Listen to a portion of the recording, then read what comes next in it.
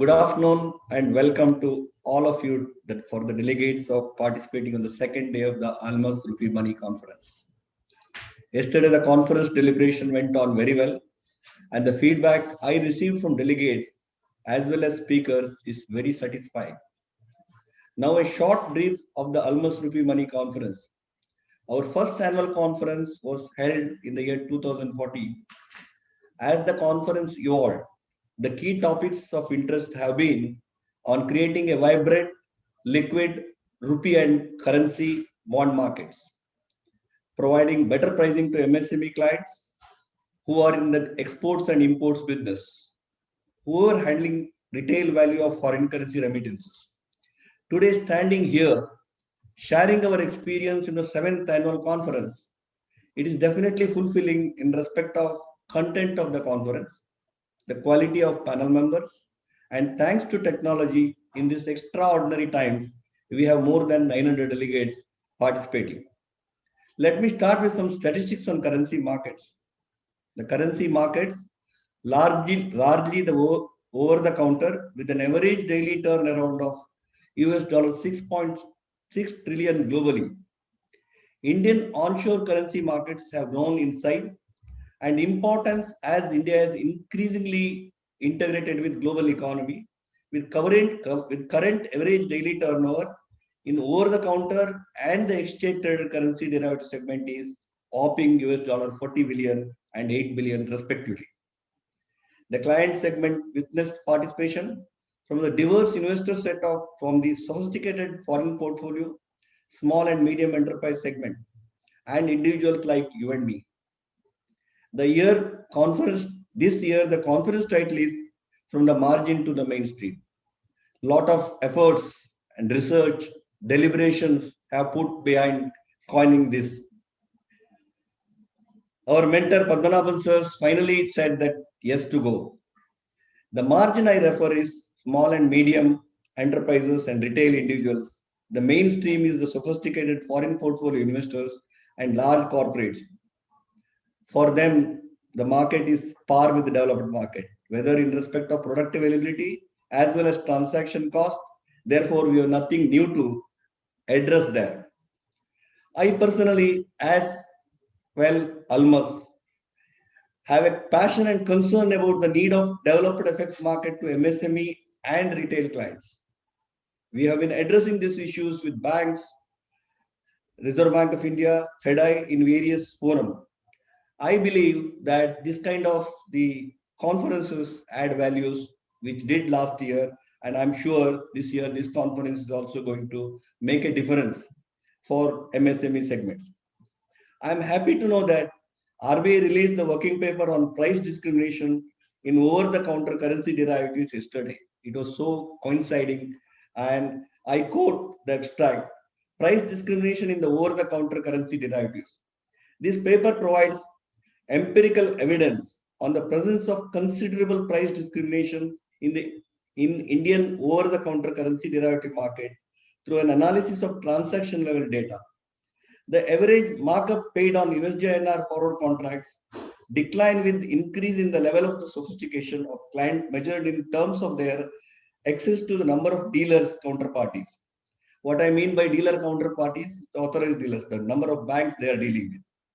Clients transacting with single bank counterparty paid an average markup up to 18 paisa, which falls to 9 paisa for clients transacting with two banks and close to zero for clients transacting with 10 or more banks. While retail clients, individuals, proprietorships, and small firms, it also comes to MSME, exporters, importers, unlisted firms, paid an average markup of 19 and 11 paisa respectively. Listed firms and foreign investors paid a much lower markup of 3 to 4 paisa. Since large majority of clients, 83% transacted with a single dealer, the finding of the study makes a case for improving the market access to enhance the competition, which may result in better pricing for clients. Now, I would like to share my thoughts how to do it, and it's very simple and doable. Allow MSME segments and retail individuals to book their transaction through currency future and RBI permitting to take delivery through the exchange. In recent SOFX webinar addressed by Mr. Mahalingam, full-time member of SEBI, he said that this is easily doable. Longer trading hours for banks is a good step for banks and larger corporates. That is the mainstream. Again, margin clients are not getting these benefits. So there is an immediate need for longer trading hours to exchanges. This will give benefit to MSME and retail individuals. I'm sure exchanges like NSEs are eager to extend these facilities. Globally, all types of financial transactions are digitalized. Even in our market dealings between interbank is digitized. That is taking place in the electronic platform. Exchange traded transactions are digitalized. Large corporate transactions are also digitalized. However, marginal client transactions continue to be over the counter. This has to be stopped, and electronic platform has to be provided to all MSMEs and individuals. Again, doable. It is time now, after seeing the volume of offshore NDF rupee related transactions, which exceeded domestic volume of $48 billion, that we stop worrying about the underlying and speculators. Anyhow, the market evolved, rupee evolved. It is a trading currency that was given. We all have to accept the Indian rupee is tradable. Now, actually, the offshore, and it is good for price evaluation and price transparency. Similarly, all kind of rupee derivative products and linking corporate corporate bonds, government securities with the currency. Okay, offshore it is happening. Therefore, to bring rupee market from London to Mumbai, our regulator should guide, and the banking sector is to enable similar platform on onshore. Exchanges are already ready, set for that. Only thing that delivery giving at the exchange is to be done as earlier as possible. On that note, with high level of optimism of achieving the above, I could conclude my opening remarks. Now, it is my pleasure to invite Mr. Vikram Limai, MD and CEO of NSE.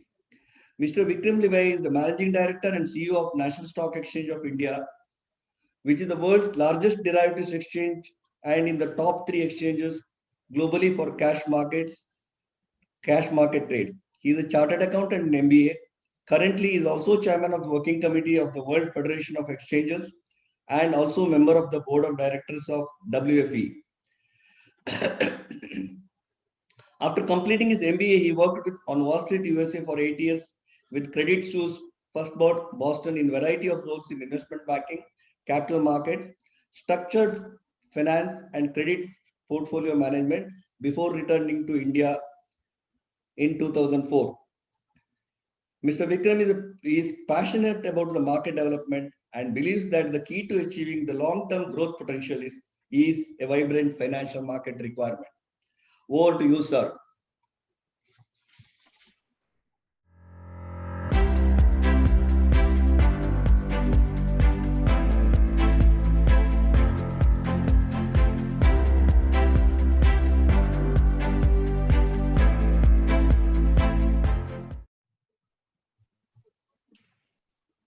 Thank you very much, Mr. Biju, for that introduction. Good afternoon, everyone. Respected Mr. Mahalingam, whole-time member SEBI, other dignitaries, ladies and gentlemen. At the outset, let me extend a very warm welcome to all of you to the 7th Almus RupeeMoney Conference 2020. NSE is happy to be the principal partner to the conference, and it is my pleasure and privilege to deliver this inaugural address. Over a relatively short period of time, NSE has emerged as not only the largest derivatives exchange in the world, but it is the largest exchange in India and also amongst the top 3 exchanges globally.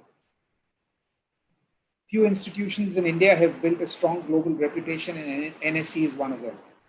As an institution of national importance, NSE plays a critical role in working with regulators, government and market participants in the development of capital markets.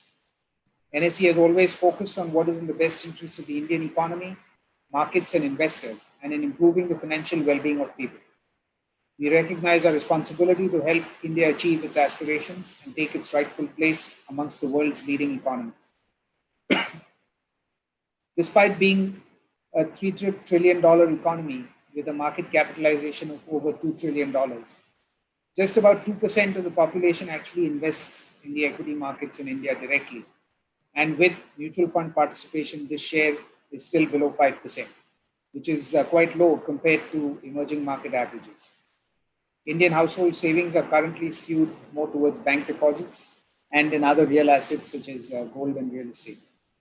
Indian household savings need to be better intermediated into markets, and inclusion of equities in the investment basket has proven long-term benefits and provides a hedge against inflation. In order to achieve sustainable economic growth, it is critical that we expedite market development and capital formation.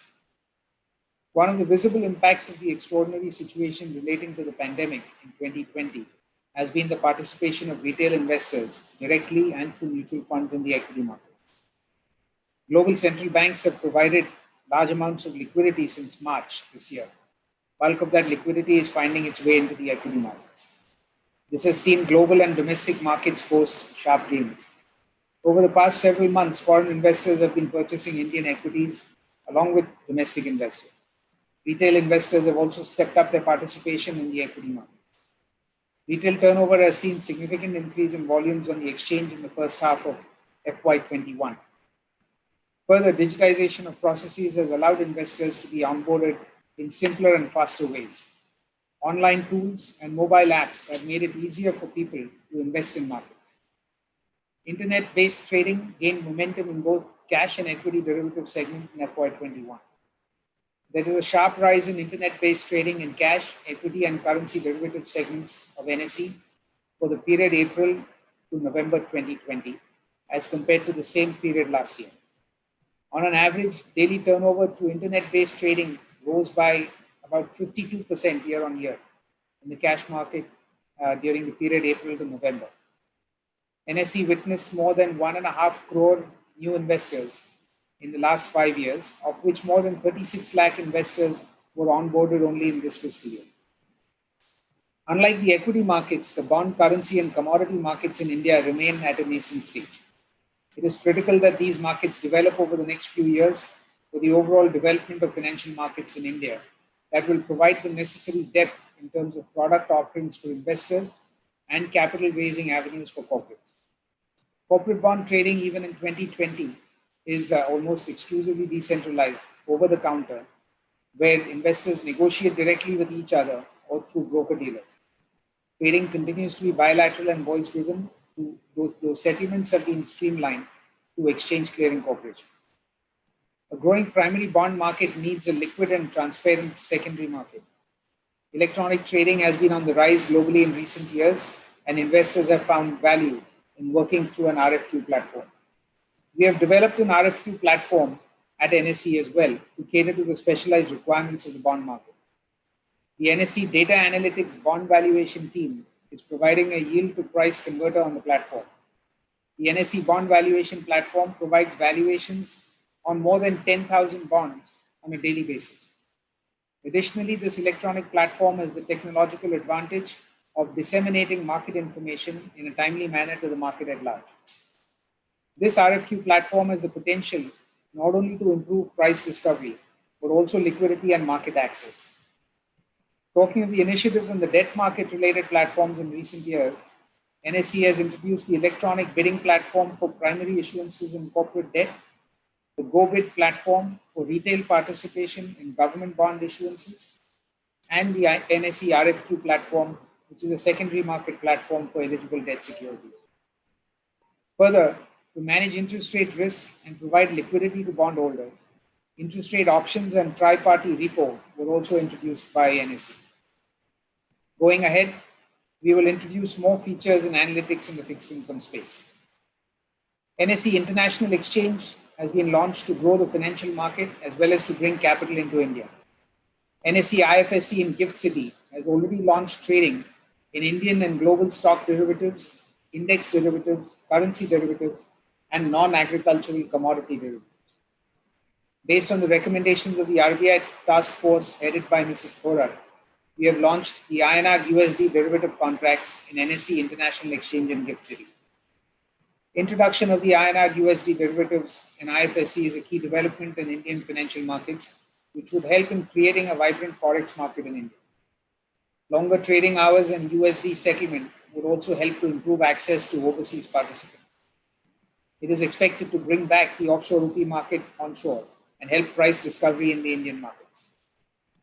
In another important development, NSE and the Singapore Stock Exchange have entered into a formal agreement to cement the key terms for operationalizing the NSE IFSC SGX Connect.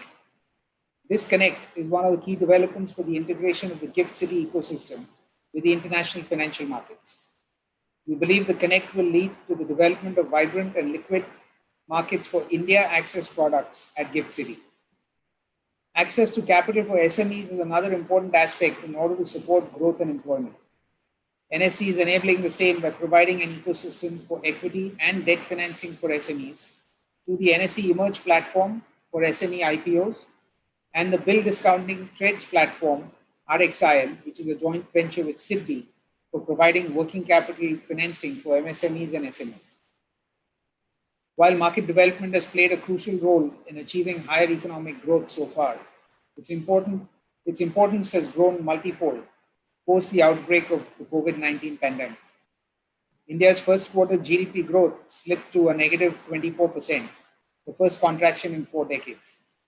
The economy showed signs of a recovery thanks to festive pent-up demand, with GDP data for the second quarter showing 7.5% year-on-year decline, led by upward revisions in growth forecasts across the board. As a result, the FY21 GDP growth estimate has been revised to a negative 7.5% by the Reserve Bank. Daily, the COVID-19 cases in India have been on a downward trend since October and should mitigate some of the economic uncertainty and support recovery. The rise in cases worldwide, especially in the US and Europe, however, continue to pose headwinds for the global economy. The prospects of rolling out the vaccine is expected to stabilize the situation over the next few months. Equity markets have rallied strongly over the past several months, with the MSCI World Index generating 20% returns over the last 6 months till November. Indian markets have seen the Nifty 50 and the Nifty 500 index rising by a strong 35% and 37% respectively over the same period. Positive global market cues apart, a faster than anticipated economic recovery, contained COVID-19 spread, strong reform push by the government, and surge in foreign capital flows have supported the rally in Indian markets. Development of markets across asset classes has a long way to go. The foreign exchange market, including currency futures, needs to be more liquid so as to enable a transparent onshore venue for price discovery. Alternate sources of capital, hedging instruments, and the ability to trade, hedge, and invest across asset classes are important for the real economy. It is critical for Indian markets to provide deeper, broader, more liquid, cheaper, and easier access to capital. This would bring down the cost of capital for Indian corporates and provide an impetus to investments, employment, and growth. NSE will continue to focus on working with the government and regulators to expedite market development.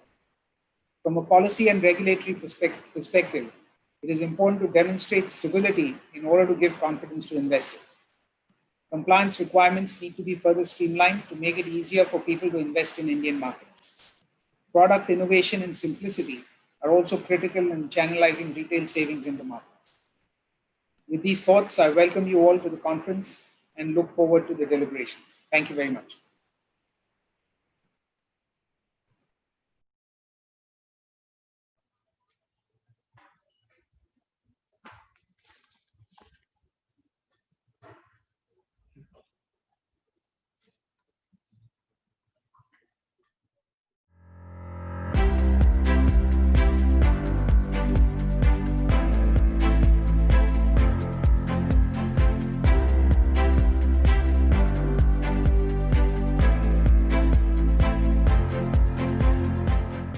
Thank you, Mr. Vikram Limai, for that insightful inaugural address where you have covered the critical need of evolvement of currency market and liquidity as well as transparency in bond market, and the need of having more liquidity in the currency future market.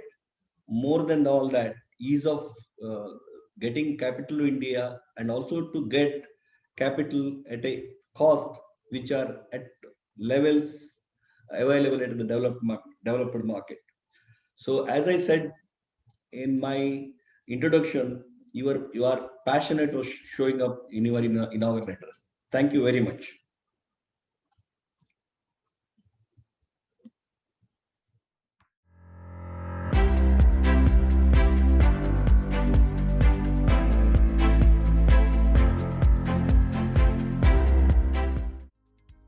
The dealing room has moved to your living room. Your mobile is the new dealing board. You are striking deals as usual.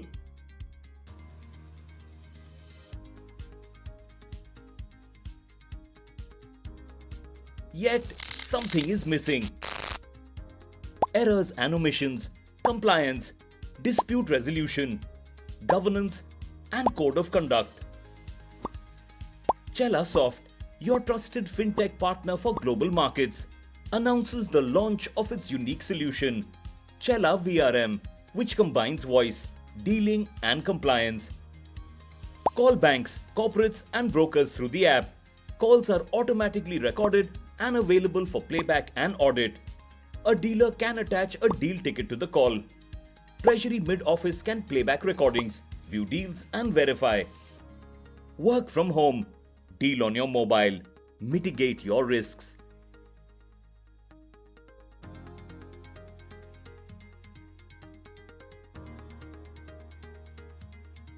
Your work from home treasury, now at the next level of governance and compliance. Call us or WhatsApp on +91 77383 67301 for a virtual experience.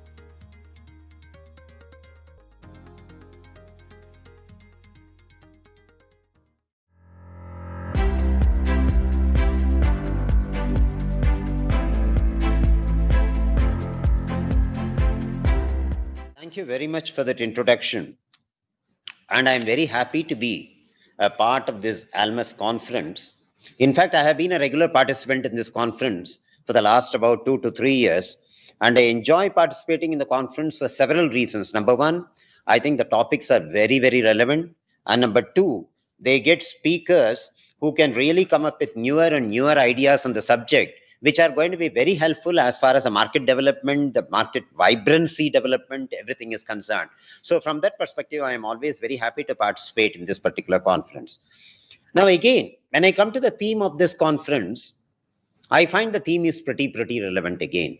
One is, for me, the topic which has been given is how do we increase, how do you improve the vibrancy and the depth of the foreign exchange market as well as the bond market. Now, these are two topics that we have been, bond markets or the foreign exchange markets, these topics we have been battling with for quite some time. Now, this is not a new topic at all, but then I would say, given the scenario that is enveloping the country as far as the foreign exchange markets are concerned, I'm going to describe the scenario in a few minutes from now. And given the scenario that the country is getting enveloped as far as the bond markets are concerned, the relevance of this particular theme is even more at the present time rather than what it was, say, a few years back. Now, I'm talking about the forex markets relevance, the relevance of forex markets being made deeper and broader, all the more because today we are seeing that slowly and steadily the markets abroad have overtaken the domestic markets. I am talking about the markets abroad. I am talking about the rupee dollar markets abroad are overtaking in terms of volumes the rupee dollar markets in India. So clearly what we are seeing is there is a huge amount of interest which is coming on the part of the market participants to take a position in the rupee. Now, I am not delving to the reasons for this. Many of us are aware of the reasons. Maybe the Indian economy is really was doing pretty well, except for the COVID recently. And perhaps we need to really do a little more reforms to bring up the Indian economy's growth rate in line with what it was about, say, 3-4 years back. That means close to about 7.5 to 8% growth rate. That should be our target in the next about 2 to 3 years' time. So given the global growth, which is still languishing close to about 3 to 4%, and our growth rate of close to about 6 to 7% will definitely stand out, and that itself will become an attractive point as far as the Indian economy is concerned and attracting the Indian investments in India is concerned. Second, I would also like to say that clearly the amount of potential that India holds in terms of talent, in terms of technology, in terms of scope for digitization is so enormous that the world has actually started paying some attention to India. I won't say that, okay, we are becoming great competitors for China, but at the same time, I would say that the world's attention is slowly riveting towards India, and we should be able to capitalize on this kind of a turning attention on India. Now, here I would like to again come back to the forex markets and look at what could be done. Now, there are several measures that Reserve Bank has been taking over a period of time to lend greater vibrancy, greater depth to these markets. But then, if we look at the kind of measures that the Reserve Bank has been taking, I mean, starting from 1993-94, when actually rupee was made convertible on the current account, which was a real big bang measure, and later, I mean, some more opening up. But if you look at what has been happening in the recent past, that means in the last about, say, roughly a decade, I think more of the measures from the Reserve Bank are coming in the form of incrementalist measures. Now, I call these as incrementalist measures simply because of the fact that these are one small micro step ahead of where we are, or two micro steps ahead of where we are. We are not trying to take a big bang measure at all. Now, we can understand, I think, as a regulator of this market, RBI will have some hesitation in opening up the market in a big way. The most important factor that impedes RBI in this direction is that exchange rate is a very critical economic variable, which is watched by RBI very closely and which is intricately linked with the monetary policy conduct of the monetary policy authority, the monetary authority of the country. Of course, the Reserve Bank has always been saying that Reserve Bank is looking towards the volatility of the rupee, and it would not like to have undue volatility of the rupee. And the Reserve Bank does step in and intervene in the market whenever it feels that the market has become too volatile. And at times, the Reserve Bank has been feeling that its capacity to intervene in this market is limited for the reason that the availability of foreign exchange reserves, the extent of foreign exchange reserves available in the form of ammunition to intervene in the market, in Reserve Bank's feeling, was limited. But clearly, today, if you look at the kind of foreign exchange reserves the bank has been holding, which is $575 billion, which is equivalent to almost about 14 to 15 months of imports of India, I think to use the same measure of what we used to do, say roughly about 7-8 years back, when this particular measure was hardly at about 8 to 9 months of imports, we have not doubled, but we are almost close to doubling that measure, which means we are now that we are at around 14 to 15 months of imports.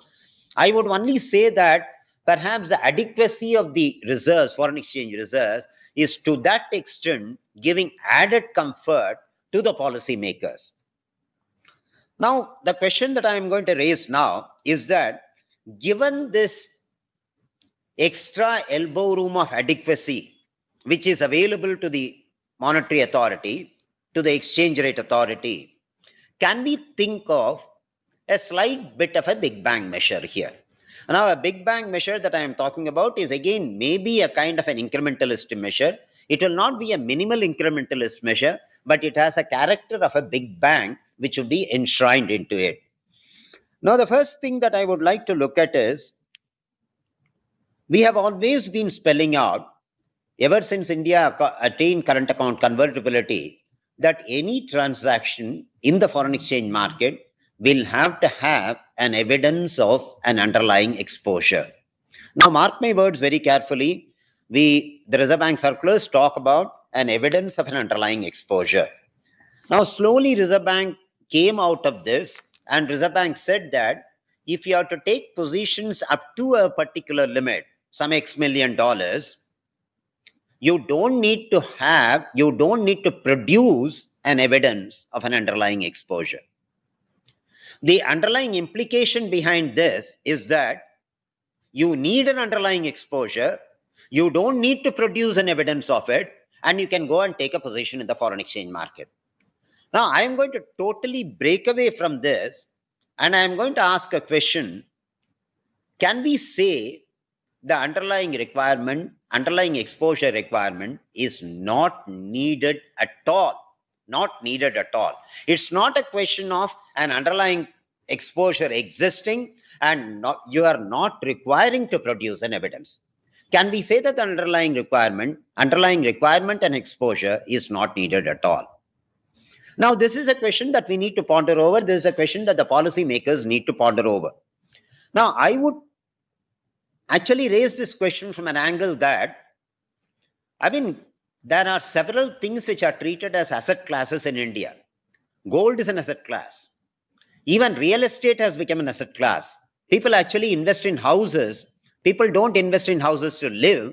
People invest in houses to trade the house later for a bigger house, or trade the house when the house price appreciates.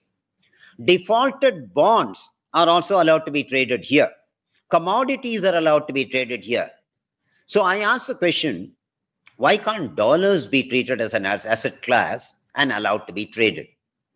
Now, obviously, the most important consideration that would be weighing in the minds of the exchange rate authority is, again, coming back to the capacity to intervene.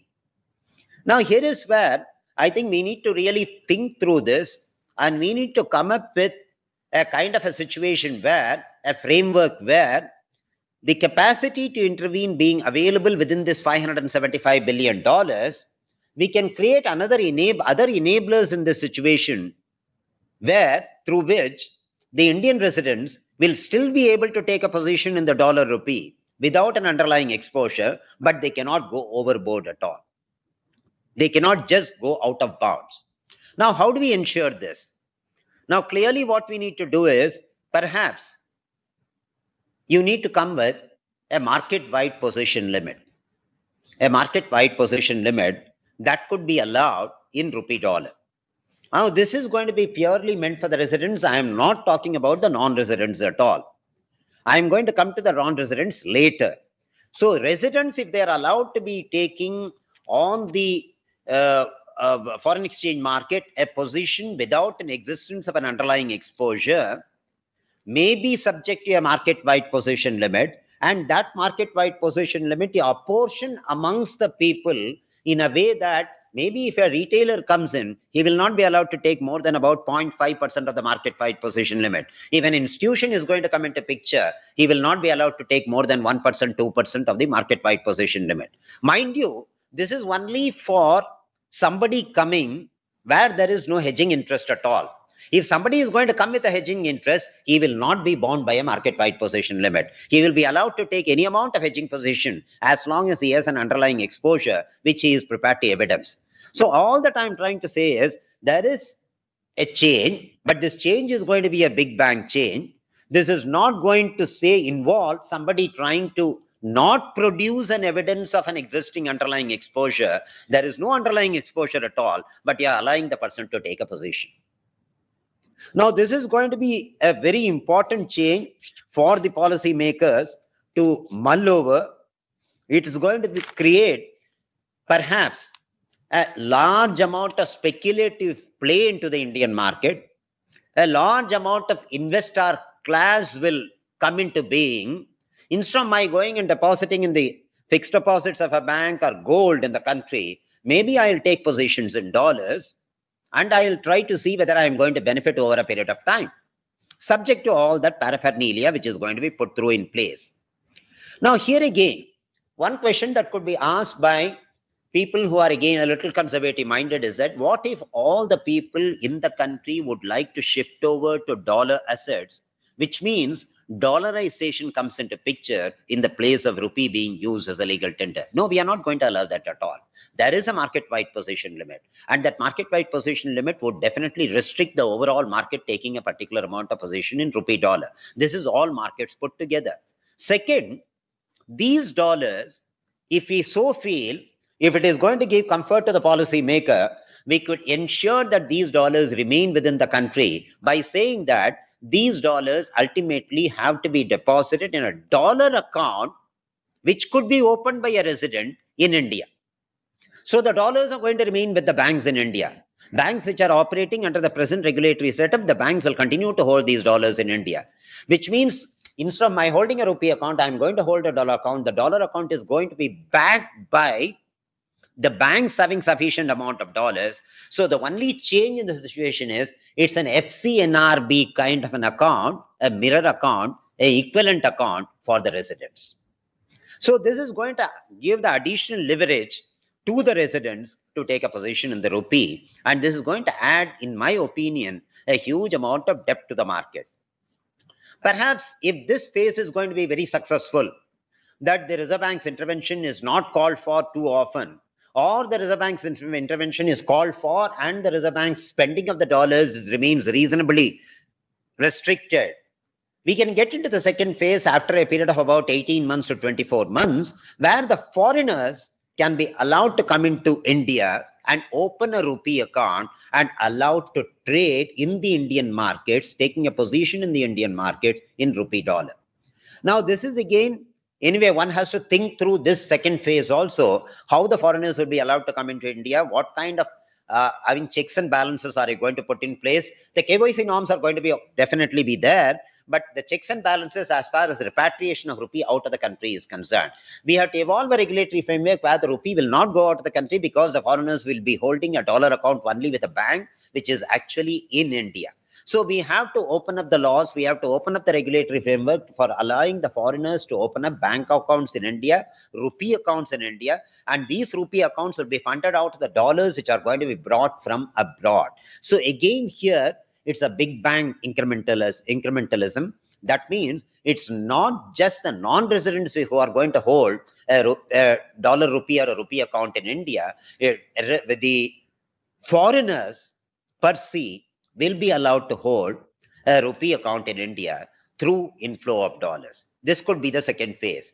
And if this phase is also successful, maybe a third phase, that, all this time calibration has to be done, where the rupee could be made officially, it could be allowed to be traded officially outside the country. Of course, this is a very brief thing that I am giving, but one has to think through all this.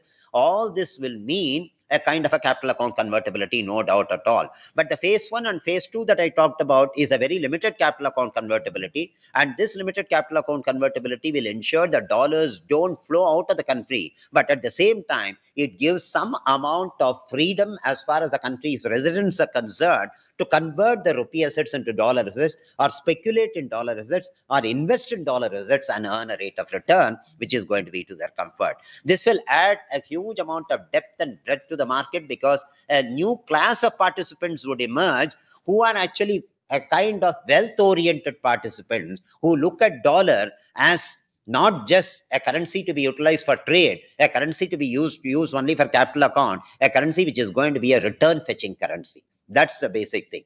So it does tantamount to some amount of capital account convertibility, but phase 1 and phase 2 will not be treated as full-fledged capital account convertibility. It is phase 3 which will tantamount to full-fledged capital account convertibility. Now, this is something which I wanted to outline. A small incrementalist measure which I had outlined even in the earlier conferences of Almus is that perhaps we should think of actually bringing the exchange-traded derivatives also on par with the deliverable dollar in the OTC market. So today, in August 2008, when the exchanges were open for derivative trading in currency, at that time it was thought that the small and medium enterprises would be able to have a better pricing mechanism through the exchange.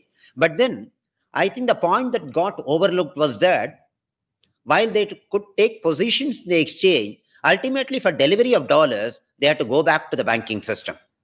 So which means Ultimately, when they took delivery of the dollars, they had to go back to the banking system, and the price discovery mechanism, which was taking place in the banking system as far as the small and medium enterprises were concerned, that would continue to operate against them. So to get out of this, I am just thinking that can we put in place a mechanism where we have a deliverable dollars even in the exchange traded currency mechanism? In my opinion, it's not difficult. In my opinion, it's feasible, it's workable. I think we need to think through it so that there is greater amount of traction between the OTC market and the exchange traded market that we are now contemplating to make it a little more deep and vibrant. Let me quickly jump to the bond markets. I'll take roughly about 10 minutes for the bond markets, to outline a few points. Now, as far as the country's bond markets are concerned, basically we can talk about only the government securities market, which are present in some way. The corporate bond markets are more or less absent. Why do I call it as more or less absent? All of us understand the reason for that. Today, although we have an outstanding of 30 lakh crores of corporate bonds, the daily trading in corporate bonds is hardly about 8,000 to 10,000 crores, which is just a minuscule fraction of the total outstanding corporate bonds in the country. Something has to be done here if we are to really make this market vibrant. And let us also understand clearly, this market has to be made vibrant, this market has to be made deeper, this market has to be made broader. Perhaps it's a question that we cannot escape now, because banks are finding it more and more difficult to take on the burden of credit on their own shoulders. I think the bond markets will need to step in to take a bit of a heavyweight lifting. I mean, the heavyweight lifting cannot be done by the banks alone. The bond market will have to do a bit of the heavyweight lifting. And here is where I feel the bond markets, and that too the corporate bond markets, assume a huge amount of relevance as far as the country is concerned. Now, what do we do as far as the corporate bond markets are concerned? Now, clearly, when you talk about the banks would like to have their portfolio of assets in loan form. They are averse to having the portfolio of assets in a corporate bond form. Now, this is something which we need to think through. If somebody is going to hold an investment asset in the form of a loan and an investment asset in the form of a bond, obviously bonds which are listed and they are tradable, they can be taken off the balance sheet at a slightly more easily compared to the loan asset. Unfortunately, in India, the loan assets are not marked to market. The bond assets are marked to market. So there is an inherent hesitation on the part of the banks to invest in corporate bonds. Now, this we need to overcome by proper regulatory tweaking here. I'm not going to delve deeper into this, but I thought that I need to flag this point. This is a very important point. Second, we always ask the question, what about the other institutional investors? Are they sufficiently interested in the bond market at all? Again, we come back to the same point. Are the mutual funds interested? Are the pension funds interested? Are the insurance funds interested as far as the bond market is concerned? Now, they are interested, but unfortunately, a good part of their interest is skewed towards the AAA rated bonds. We need to actually look down the credit curve. One doesn't need to get into the junk bonds, but one certainly needs to look down below the AAA, and he has to look at less than AAA, maybe AA, maybe even less than AA, but at least in investment graded bonds. Now, clearly, today, as far as the regulatory regime is available in the country today, mutual funds are allowed to get into less than AAA. But if you look at the insurance industry and the pension funds industry, either the regulations that are being slightly relaxed now do not allow these entities to get into the less than AAA bonds in a big way. This has to be opened up. Now, I would say the comfort factor as far as the insurance fund industry and the pension fund industry is that they don't have redemption pressures, which perhaps a mutual fund would face, which perhaps a bank could face at some point of time. because the liabilities that are going to come upon the insurance entity, except for the ULIP, of course, or the pension fund industry, they are all long-term liabilities and they are all going to come at predetermined dates. So these entities should be encouraged by the respective regulators to get down the credit curve. That will create a demand for a little more of demand for this. But even after, let us assume that this does take place, more of pension funds, more of provident funds get into this bond market. Is it going to be very attractive even for the retail investors or for the other investors who are generally looking for maybe a substantial yield pickup? Now, there are two things which are clearly coming in the way of a normal investor who would like to get into an asset class which has reasonable amount of attractive features. Now, one of the important attractive features which will be missing in this market is liquidity. Another important attractive feature which will be missing in this market is a credit hedge. Now, these two are enablers that we need to create in the market to make this market a little more attractive, a little more deeper. Now, here clearly, I think again, the regulators have to do a lot of thinking. Now, these are open questions that I am raising. We have actually started, the Reserve Bank of India has started open market operations on state development loans.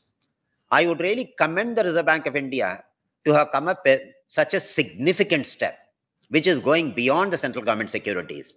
Only question that I would raise is, can we take the next step forward, go towards the corporate bonds, maybe according to the rating wise? I mean, you can perhaps open up the entire situation for buying even corporate bonds, AAA first, and go down the credit curve later. Or the liquidity adjustment facility could be opened up against the collateral of AAAs. Now, it's all an argument that maybe the legal system does not allow, the legal framework does not allow. We need to amend the legal framework. We need to make this happen. Now, if we can make this happen with appropriate checks and controls, for example, Reserve Bank can put a haircut when it is going to accept a AAA corporate bond as a part of the LAF collateral. There is no problem at all. Once they do that, I am very sure the first bottleneck of liquidity has been crossed as far as the corporate bond is concerned. We can also think of simultaneously establishing a vibrant repo market beyond the liquidity LAF repo, which can be established for a corporate bond. But then for establishing a repo market, we again need to tide over the problem of credit risk. Now that can be, we can tide over with a good repo corporation, clearing corporation being in place. Now that repo clearing corporation will be operating as a kind of a guarantor in an exchange where the repos could be traded very freely, and the buyer and the seller of the repo can be free of any kind of a credit risk, and he will be able to land up with the bonds what he gets and land up with the money that what he gets without any kind of a credit risk. Now this repo clearing corporation is going to be a must, and prior to this, another important prerequisite, we need market makers in this market. Now, clearly, if you look at the government securities market, the development is very systematic over a period of time. In 1995-96, the primary dealers came into operation. And the primary dealers as an institutional setup has really grown over a period of time. They have rendered a yeoman service as far as the government securities market is concerned. Perhaps, I think we need a similar setup as far as the corporate bond market is concerned. We need market makers who can step in and then give two-way quotes in this market at any point of time, at least for certain benchmark securities, which could build up an yield curve right from starting from 1 year, at least up to 10 years, if not more. Maybe we can think of in phase 2, building up a yield curve over about 15 years, 20 years, because ultimately a corporate bond market is going to be the most important avenue for anybody to raise finance from this market. So that's going to be a very important issue as far as development of corporate bond market is concerned.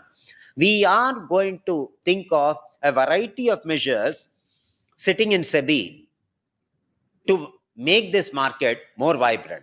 We are thinking of a repo clearing corporation. We are also thinking of, in crisis times, if the market liquidity dries up, how do we actually bring up that liquidity?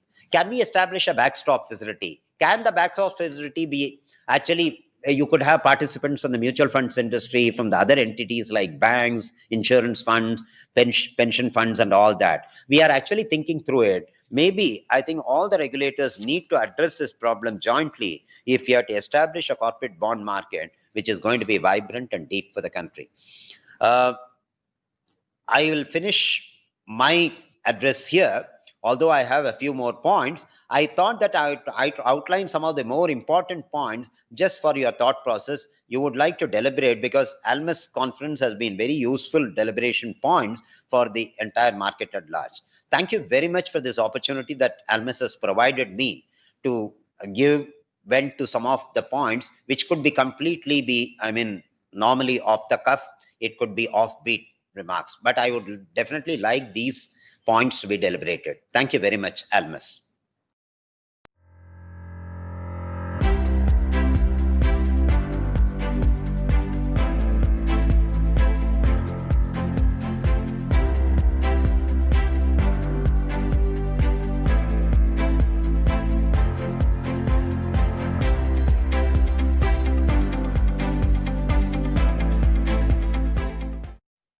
Thank you, sir.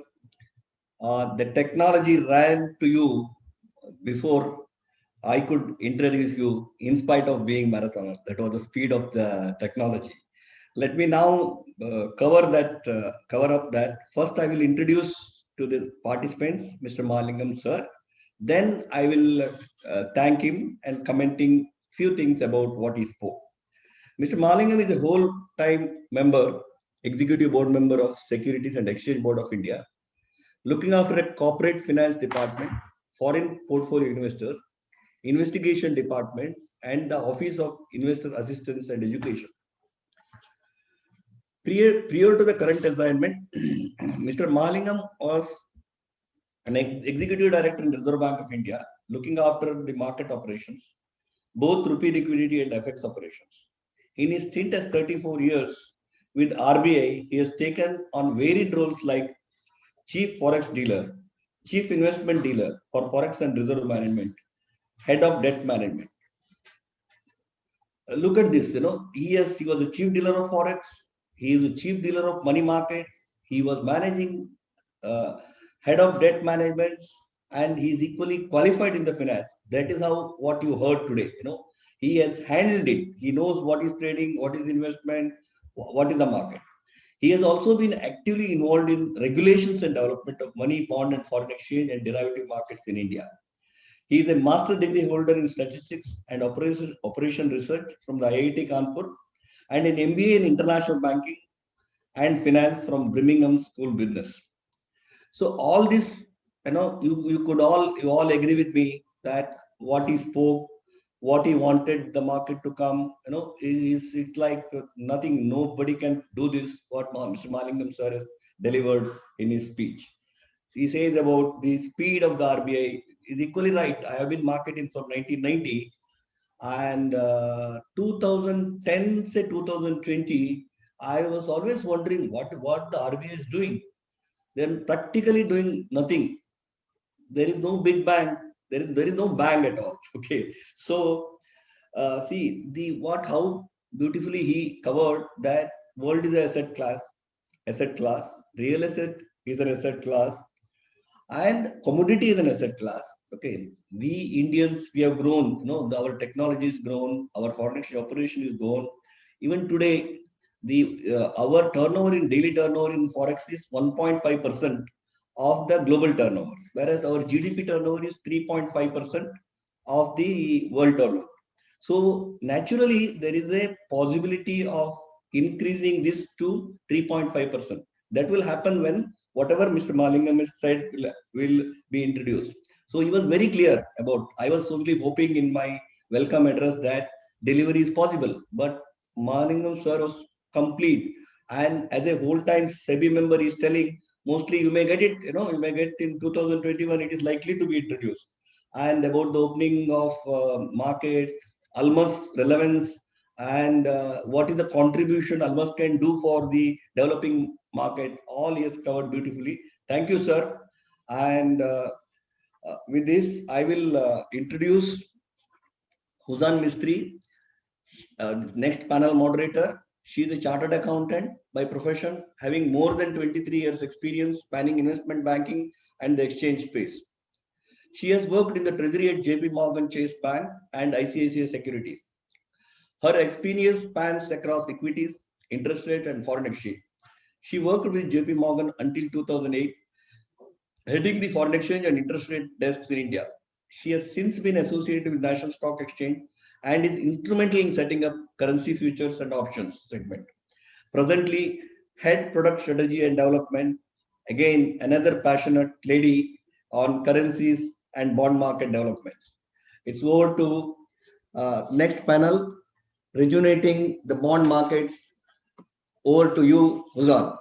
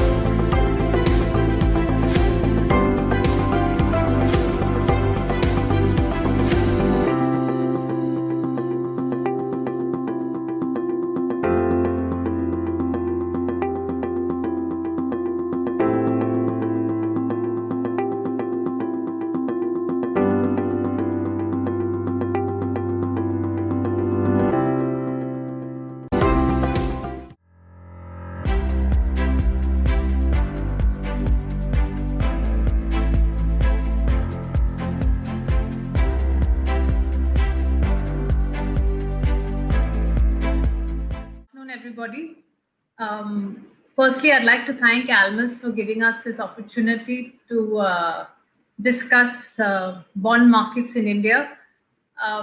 It's a topic that has been perhaps flogged quite a bit. But without further ado, let me quickly introduce myself and then introduce all the panelists to you all. I'm Huzan Mistry. I head the corporate product and support team at the National Stock Exchange of India. Our esteemed panel today has Mr. Bharat Parikh, head of product and segment at ICICI Securities, Mr. Sandeep Bagla, Chief Executive Officer, Trust Asset Management Private Limited, Mr. CSV Ramanakumar, General Manager, Corporate Treasury, Wipro, and Mr. Ashok Gautam, Executive Director and Head Treasury at IDBI Bank. If all the panelists can quickly come in for a minute before we proceed. Yeah, hi. Welcome everyone. Thank you to have us here. And I think just to briefly introduce myself, I'm in this market for 20 years now. I started my career with HDFC, Reliance Industries, and now with ISEC.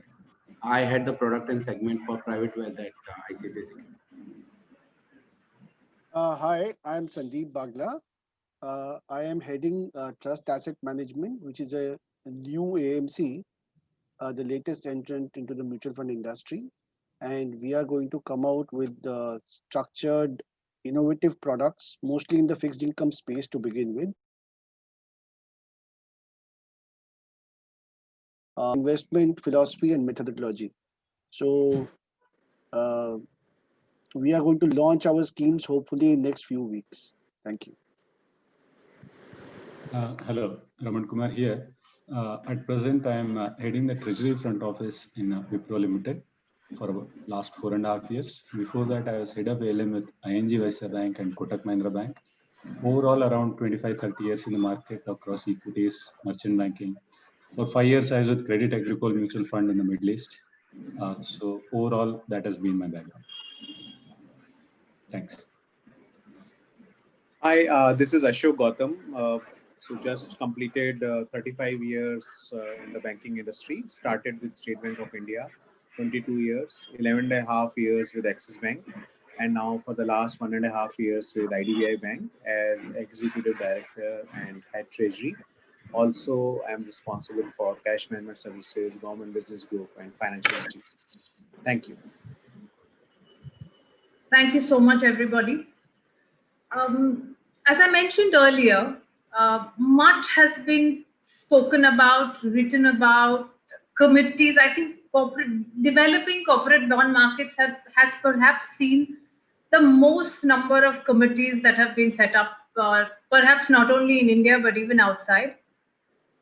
What we like to get into in this panel is to really perhaps try and define what are we calling a developed corporate bond market for India, and to have a bit of a quick glance in terms of what has happened in the recent few years and what our panelists think would take us to this vision, say 2025, in terms of what needs to be done next.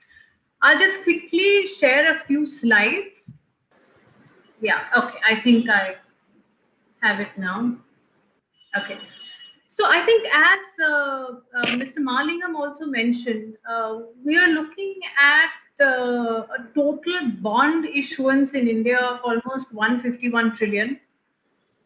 GSECs, STLs, T-bills still dominate. Almost 3/4 of the total outstanding issuance remains with government and quasi-government.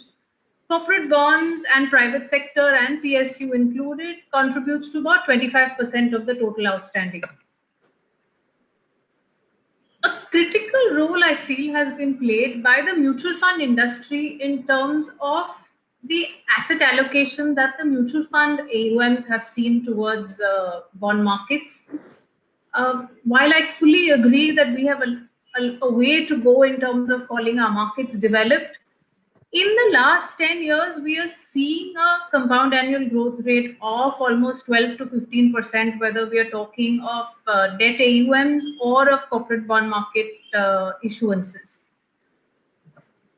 What are some of the key measures that our regulators have taken in the last 4 or 5 years, starting from the electronic bidding platform to debt market repositories, mandating corporates to raise a minimum of 25% through bonds, capping the maximum number of ISINs in a financial year, standardizing day count and holiday convention, very critical to create some decent secondary market liquidity, and more recently, the introduction of repo and the introduction of the request for quote platform. Very briefly, we launched the RFQ platform only in February of 2020 and then went into the lockdown, unfortunately. But since mutual funds have been mandated more recently, in the last 2 months, we've seen almost 70 to 80 participants logging in almost every day, and we're seeing about a growing percentage of the bond reporting platform moving to RFQ. It is still very nascent, but we hope this trend continues and we see more transparency coming through. I will now quickly move to my first question to our panelists. As I mentioned earlier, developing bond markets, we've heard enough and more about. But giving our due to various regulators and market participants, multiple initiatives by infrastructure institutions like ourselves, what is the one initiative that has been implemented in the last few years that you believe has pushed the needle on the development scale for bond markets? Should we start with Sandeep, you? Yeah, sure, Huzan. First of all, thank you, Almus. Thank you, Huzan, for inviting me to this panel. You know, I have been trading corporate bonds in India for the last 25 years. And I have attended, like you said, many corporate events where we talk about more or less the same things, the need for development. And I see that the market has developed quite a lot.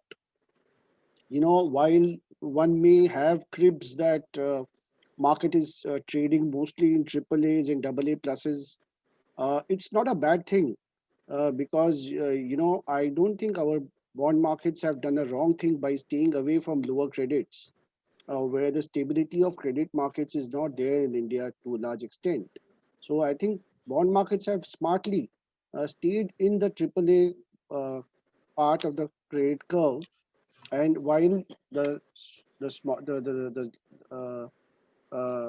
lower part of the credit curve requires development, the infrastructure has still to catch up. And so I think it's a function of the infrastructure which will catch up, and we will have a greater trading in the lower credits.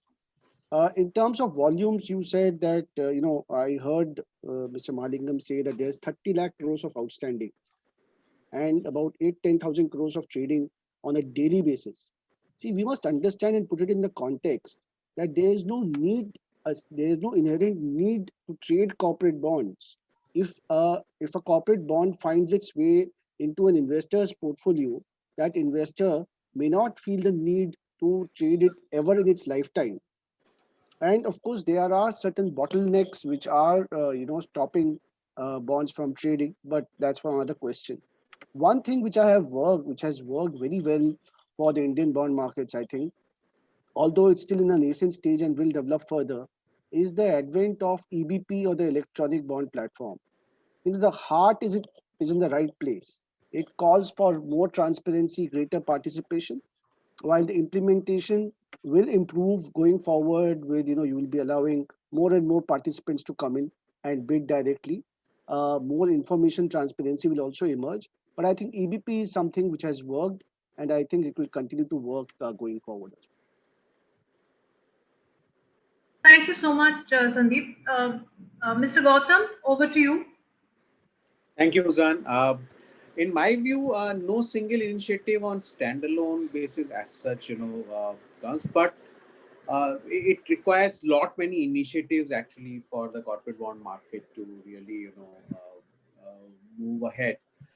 But if I have to point out one initiative, it is a requirement that the large corporates have to fund their 20% of the incremental borrowing requirement in a financial year from the corporate bond market.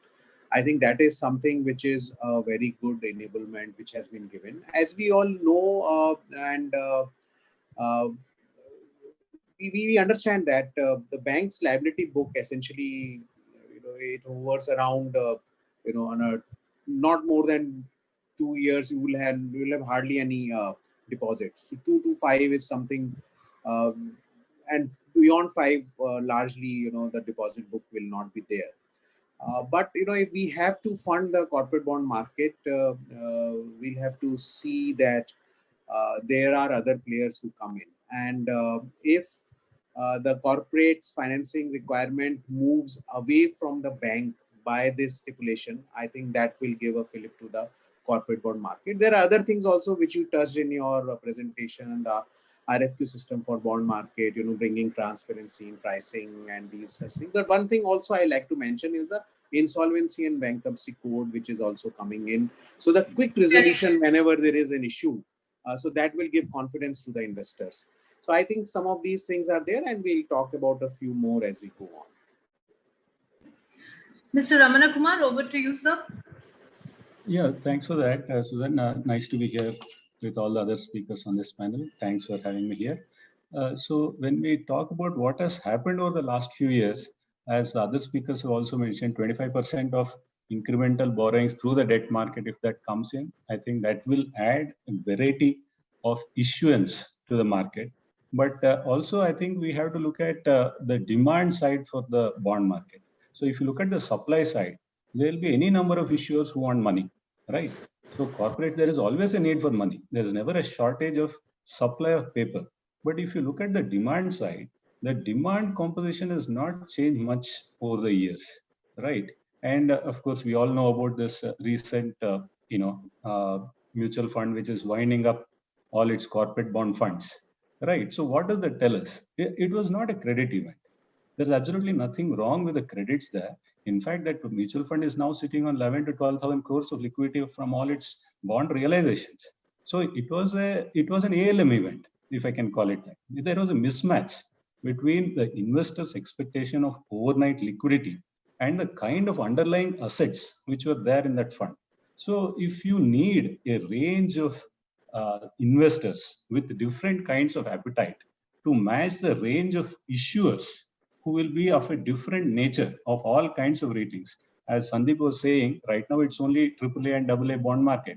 And that's the way it has been for 20, 25 years. But if you want to develop the market, what is it we are looking at? When we say it's a developed market, what we would like to see is anybody who needs funding, right, who is of a reasonably good standing, should be able to fund his project, whatever his working capital or project or any kind of requirement. Now, are we there? Clearly, we are not there. We are not there because we don't have a range of investors who can take different kinds of credit risk when you have a different range of issuers. So how do we get there?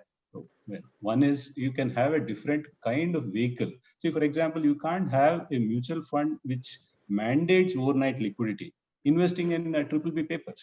So what do you need? You can look at a different kind of vehicle, right? You can have an interval fund, or SEBI can come out with a different kind of mutual fund where you can't demand overnight liquidity. You can have T plus 15, you can have T plus 30, T plus 45.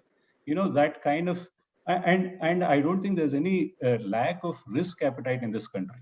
If you just look at the way the equity funds have come into, equity flows have come into mutual funds this year, in spite of this COVID crisis, in spite of that, the SIP inflow has been $1 billion every month.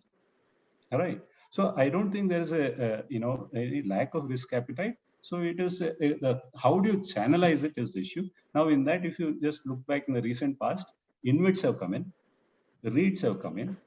These are new good innovations because see, as we all know that the good old development banks went out, right? IDBI, ICICI, and so on.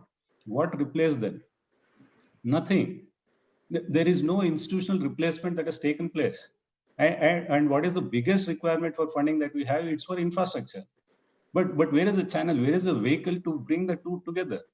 Okay, InvITs and REITs is one small solution. So you have to create other channels for the demand and supply to meet. So that the kind of vehicle that you create is number one. And number two, if as a corporate, if I look at raising funds, right, it should be a little bit easier to go outside the country also. So we have a cap of L plus 450 basis points. Now, is that cap necessary? I mean, if you look at the country rating, it's the outsider will look at it as starting from BBB minus, right? You can't raise funding at L plus 450. There has to be a different approach to that, make it a little more liberal.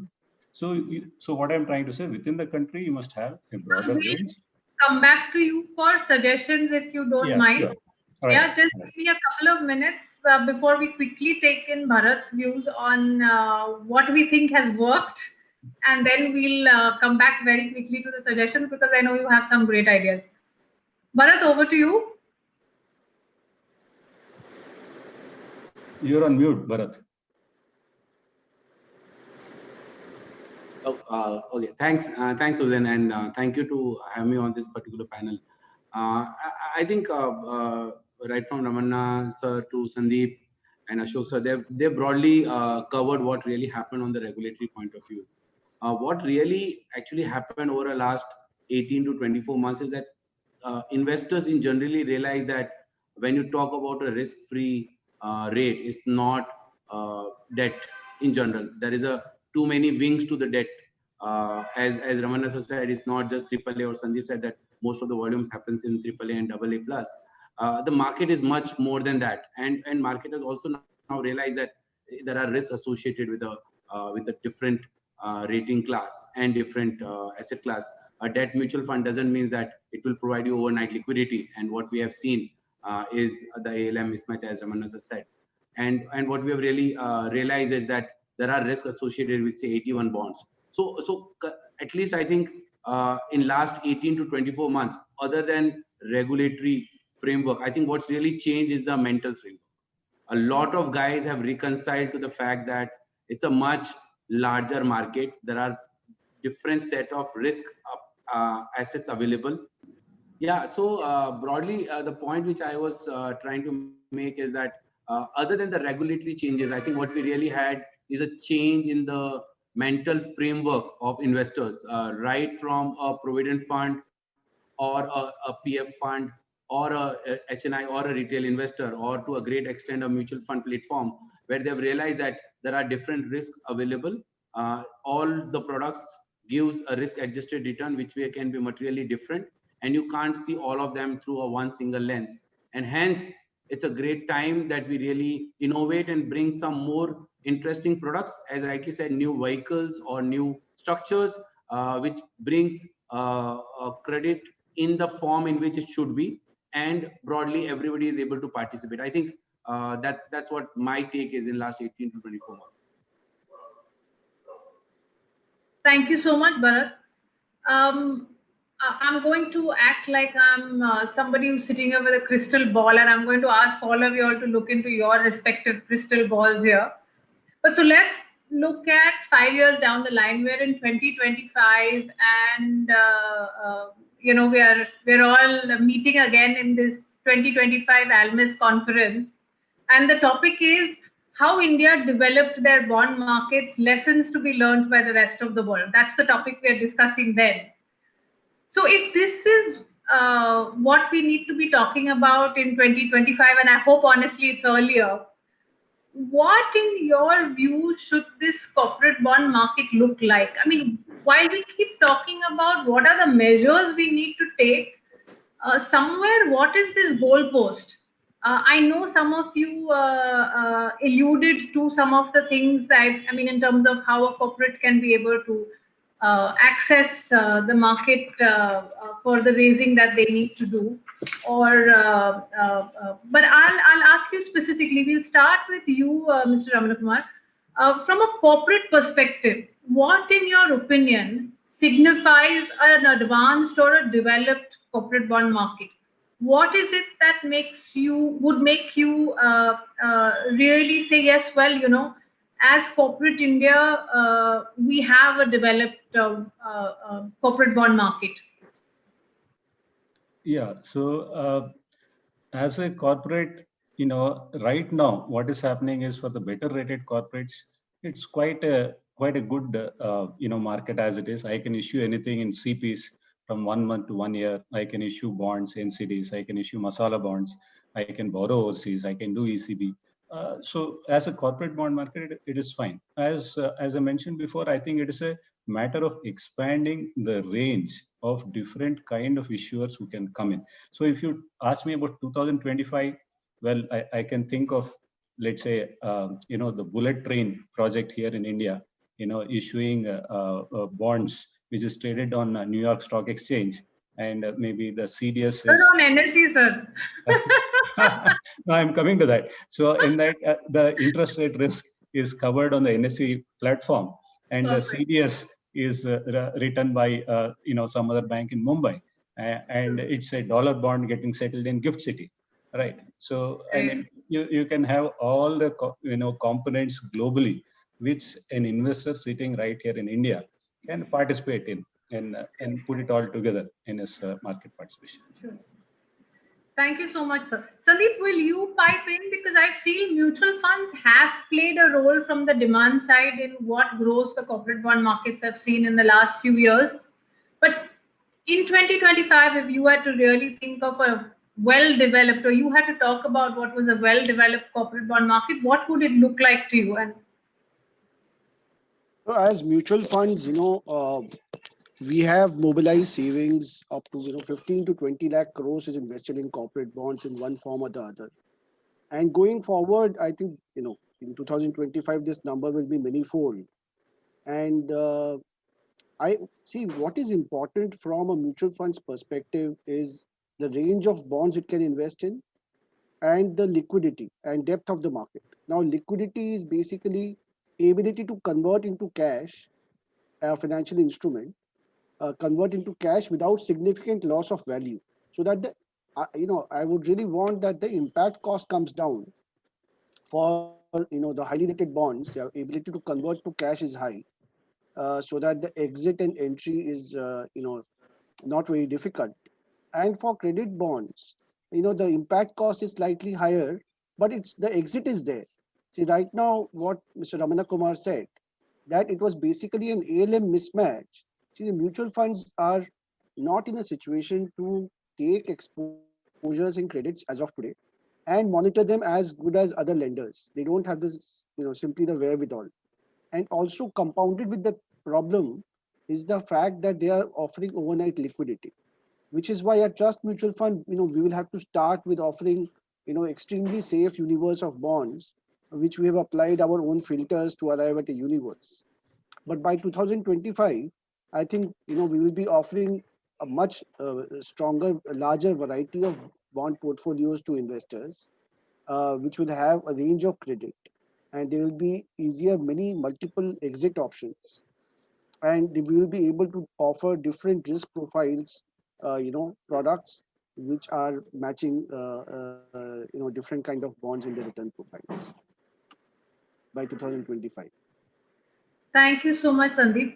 Bharat, over to you. As a market intermediary, you interact with, you offer to your clients all asset classes, whether it's equities, whether it's currencies. We heard Mr.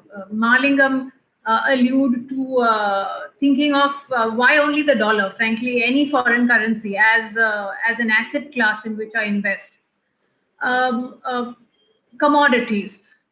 Each of these markets, I think, in India are at a different life cycle in terms of their development life cycle, I would call it. How do you see? I mean, if bond markets had to find their place in the sun, what kind of market regulation, market infrastructure would attract more?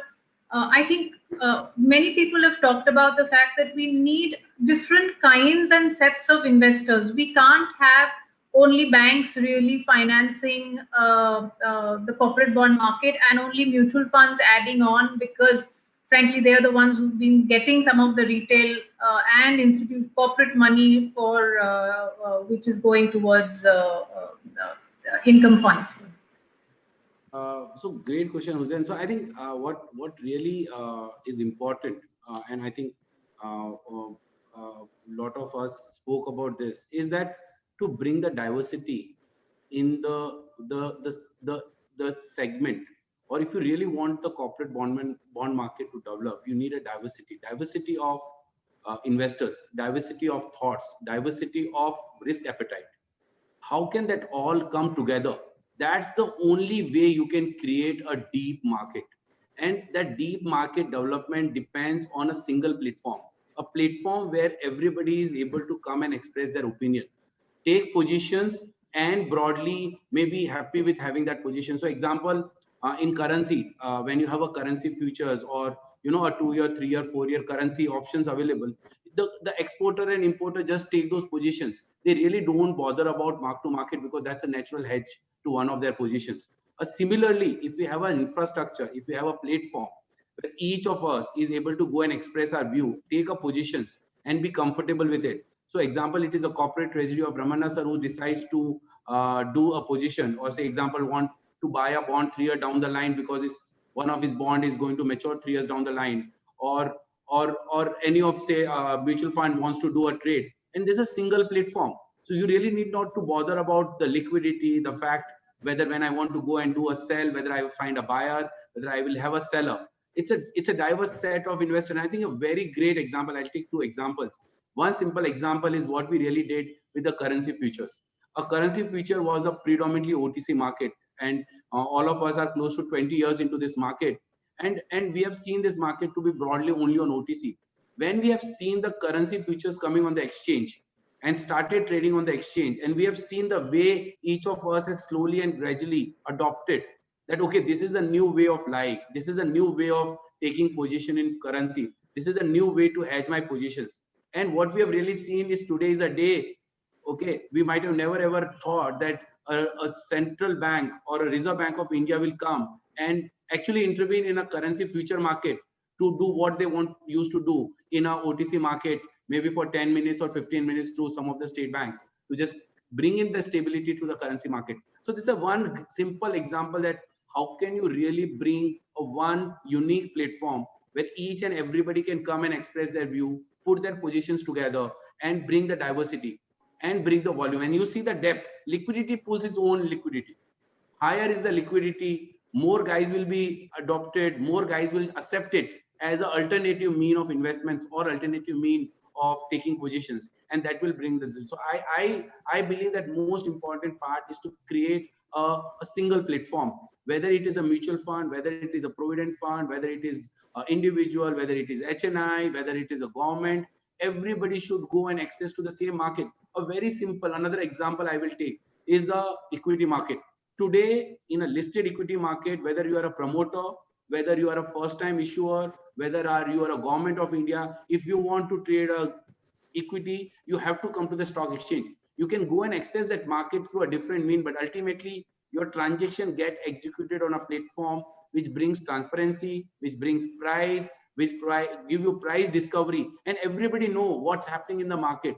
Okay, everybody knows where the price are trading, everybody know what volume is happening. A one single platform where everybody is coming and doing it together is where you will find the liquidity. And that's another very simple example that how creating a single platform for execution can only bring a multiple channel, multiple pool of capitals available together and provide you a diversification in terms of the thoughts, in terms of capital, pool of capital and idea. And I think this can be one of the major reason why we can actually see a developed market. Now, how do we really do this? Through a different structures, through ETFs, through multiple forms. There are 10,000 ways of doing these things. First and foremost is just remove this small segmentation of investors and their ability to trade outside the market and create unnecessary arbitrage. Sorry to use that word, but unnecessary creating a hurdle for others to access that market. Bring a unique market. You say, okay, block deals will happen, but the cross will happen only on the exchange. Everybody know where you did a 5,000 crores trade and where you did a 5 crore trade, or whether you want to do a 5,000 rupees trade. Everybody comes to the same platform for execution. We'll come to you, Mr. Gautam, for the simple reason I wanted your views last on this, being that frankly banks have been the fuel to fund corporate sector's capital requirements to a huge extent. Bond markets are still dominated by government borrowing and our fiscal deficit. From a bank's perspective, if 2025 saw a developed bond market, for you, what would that really look like, and what impact would it have on banks' balance sheets and ability to finance corporate India? So Huzan, it's like this, I've gone to sleep today and I wake up in 2025 and That's what I'm talking about. And on my alarm clock, the jingle is corporate bonds sahi hai, because that is something which has been, going on. When I wake up, I am also so excited, and I suddenly realized that 5 years back I was having a conversation with Huzan, and immediately after that conversation, Reserve Bank of India has already come up with some guidelines where they had said, oh, they are also going to take corporate bonds as part of their repo program. And it is already 4 years that this is going on, and as a bank treasurer, I am quite happy. So Reserve Bank of India already has for the last 4 years started accepting the corporate bonds as part of its repo program. And that makes my life easier, that as a bank treasurer, I'm comfortable that at any point of time, the portfolio which I'm running in my book, I can actually raise liquidity. I am also quite excited to... Hello, am I there? We can hear you, sir. Yeah, I'm also quite excited that just like the Japanese Mrs. Watanabe, who used to at some point of time change the course of their forex market, I have a battery of or army of Mrs. Patels, Mrs. Singh and Mrs. Subbalakshmi all over India, investing in the corporate bond market. And my dealer just now rings on my phone and says, they have a large order to buy from one of the many investors, retail investors who are now actively invest in the corporate bond market. And I'm also excited to know why they invest in this corporate bond market, because it has become very transparent. There are no hidden factors. There is a platform which is being run by National Stock Exchange. There, the price discovery is very efficient. And not only Indian public, but I also realize that the non-resident Indians from outside India and even the foreigners, they are also very actively looking at the Indian corporate bond market, and my order book is full. This actually, gives me my early morning coffee shots. I'm also quite excited to realize that my bank, which earlier used to take the large, load of this corporate financing through loans, is now actually concentrating on the shorter end of the corporate loan requirement, and the larger end is essentially disseminated large investors, not only in India but also abroad. And I'm also quite excited that in 2020, Reserve Bank of India governor in their MPC in December had talked about the financial literacy centers in every block. And that has actually helped the reach and understanding of the corporate bond market to the large investors. And the financial inclusion in the last 5 years, the government's initiatives and the central bank's efforts, and all the bank NBFCs and other players in the banking sector who have come together, this has ensured that there are large asset classes which are available to them to invest, and corporate bond actually takes a cake, as well as, if not the cake, maybe the cherry on the cake. So that's what I believe. And also, I'm so happy that there is a CDS market, which essentially, takes away risk from my head, and I can always buy a risk against any of the junk bonds which are also in my book. So that's what my 2025. And suddenly, oh no, sorry, this is again 2020. I'll have to come back. Sir, I'll bring you back. Hold it. So many things we are expecting in such a period of time. So great dreams there, Mr. Gautam. Okay. So fantastic. I mean, this is, so I can see this, the Economic Times or the Mint headline saying corporate bond market volumes crosses equity market volumes, which obviously are also growing for the first time in Indian history. Very, very interesting. And I hope that, as you mentioned, not only Mrs. Watarabe, Mrs. Patel, Miss Smith, and Mr. John are all trading on in corporate bond markets. So, I'm going to kind of take a quick question with you, Bharat, in terms of the role retail can play in bond markets in India. I just want to add a brief statistic. The Reserve Bank of India allowed exchanges to participate in the non-competitive bidding in government bonds in 2018, and in the last 2 years, what we have done is we've seen almost a collection of from primary in the government bond market, and this has been with more efforts on the exchange side and not so much on the intermediary side. But we've seen almost 300 crores worth of pure retail collection in the government bond space. So what role can really, and I think many of you have mentioned this, that a single platform, which we see in equities today, which we see to some extent in commodities also, a single platform for bonds rather than the multitudinal little pockets of private, public, and I know there are risks to be managed, so that needs to be in place, of course. But what role can retail play, Bharat, in corporate bond markets, in your opinion? Thanks, Susan. See, broadly, if you see, I think globally, it's ultimately pool of capital what determines really. So whether you look at insurance companies, whether you look at mutual funds or a provident fund, ultimately it's a pool of capital of individuals, which is basically institutionalized. And what we see is a large institutions which have a large corpus to play. Ultimately, it's a vehicle. And I think there's a space. The way we see equity, it's, we have been looking at a mutual fund redemptions from an institutional. I'm just trying to correlate between an institutional and a retail. Is that today we see a consistent redemption from mutual fund industry, and we say that okay, money is getting pulled out, HNI is pulling out the money, or the SPAN investors are trying to book profits. On the other side, you see close to a $21 billion what has been infused by retail investor in direct equity. This is, if you look at this number, I think the total money which has been infused by retail investor in equity market post March crash is more than what we have seen from FII.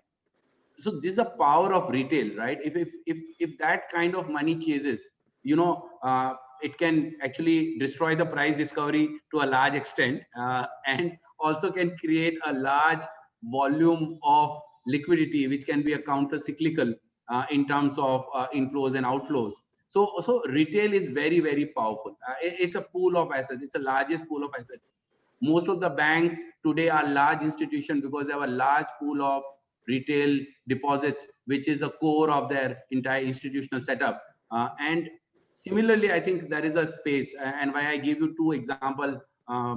Sorry to keep on using this example, because I feel it's easy to really correlate the two things when you see with a live example, and hence I believe that a retail investor can play a very, very big role in a corporate bond development market. And as I mentioned in my earlier point, is that if you provide them a window to express their view and take their positions, I think they will come and participate. After looking at a 40 to 50% drawdown in their capital because of the market crash, still the guys can come back and give you a $21 billion check and bring the market back to the 52 weeks high or a life high. They can actually help you to survive any of the large, a default or a large crisis in the markets as well. And I think if you can provide them that window, non-competitive bidding, what you spoke, Hussain, is one example of a 300 crores what you spoke about. But you give them a window, give them an opportunity to invest. Somebody wants to invest for their daughter's wedding, 3 years and 7 months away, he should be able to go and buy a 3 years and 7 days down the line a Government of India bond or a corporate bond or a AAA bond. Why should he go and put a deposit with a bank? Give him an opportunity to go and trade. He take a risk, and as Sir said that okay, there's a problem with this. He know that I can just pay option premium, just like a call and put option. I can just go and buy a CDS on HDFC Limited because I have kept a large chunk of my money in HDFC Limited bond.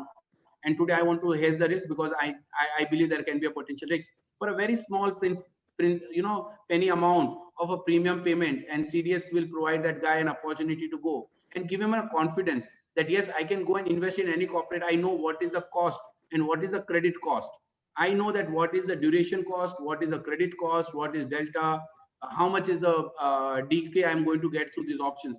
Give them an opportunity, give them a learning, tell them how it really works, how it's going to add to their portfolio, how it's going to create value to them, not to get into the ALM issues and all.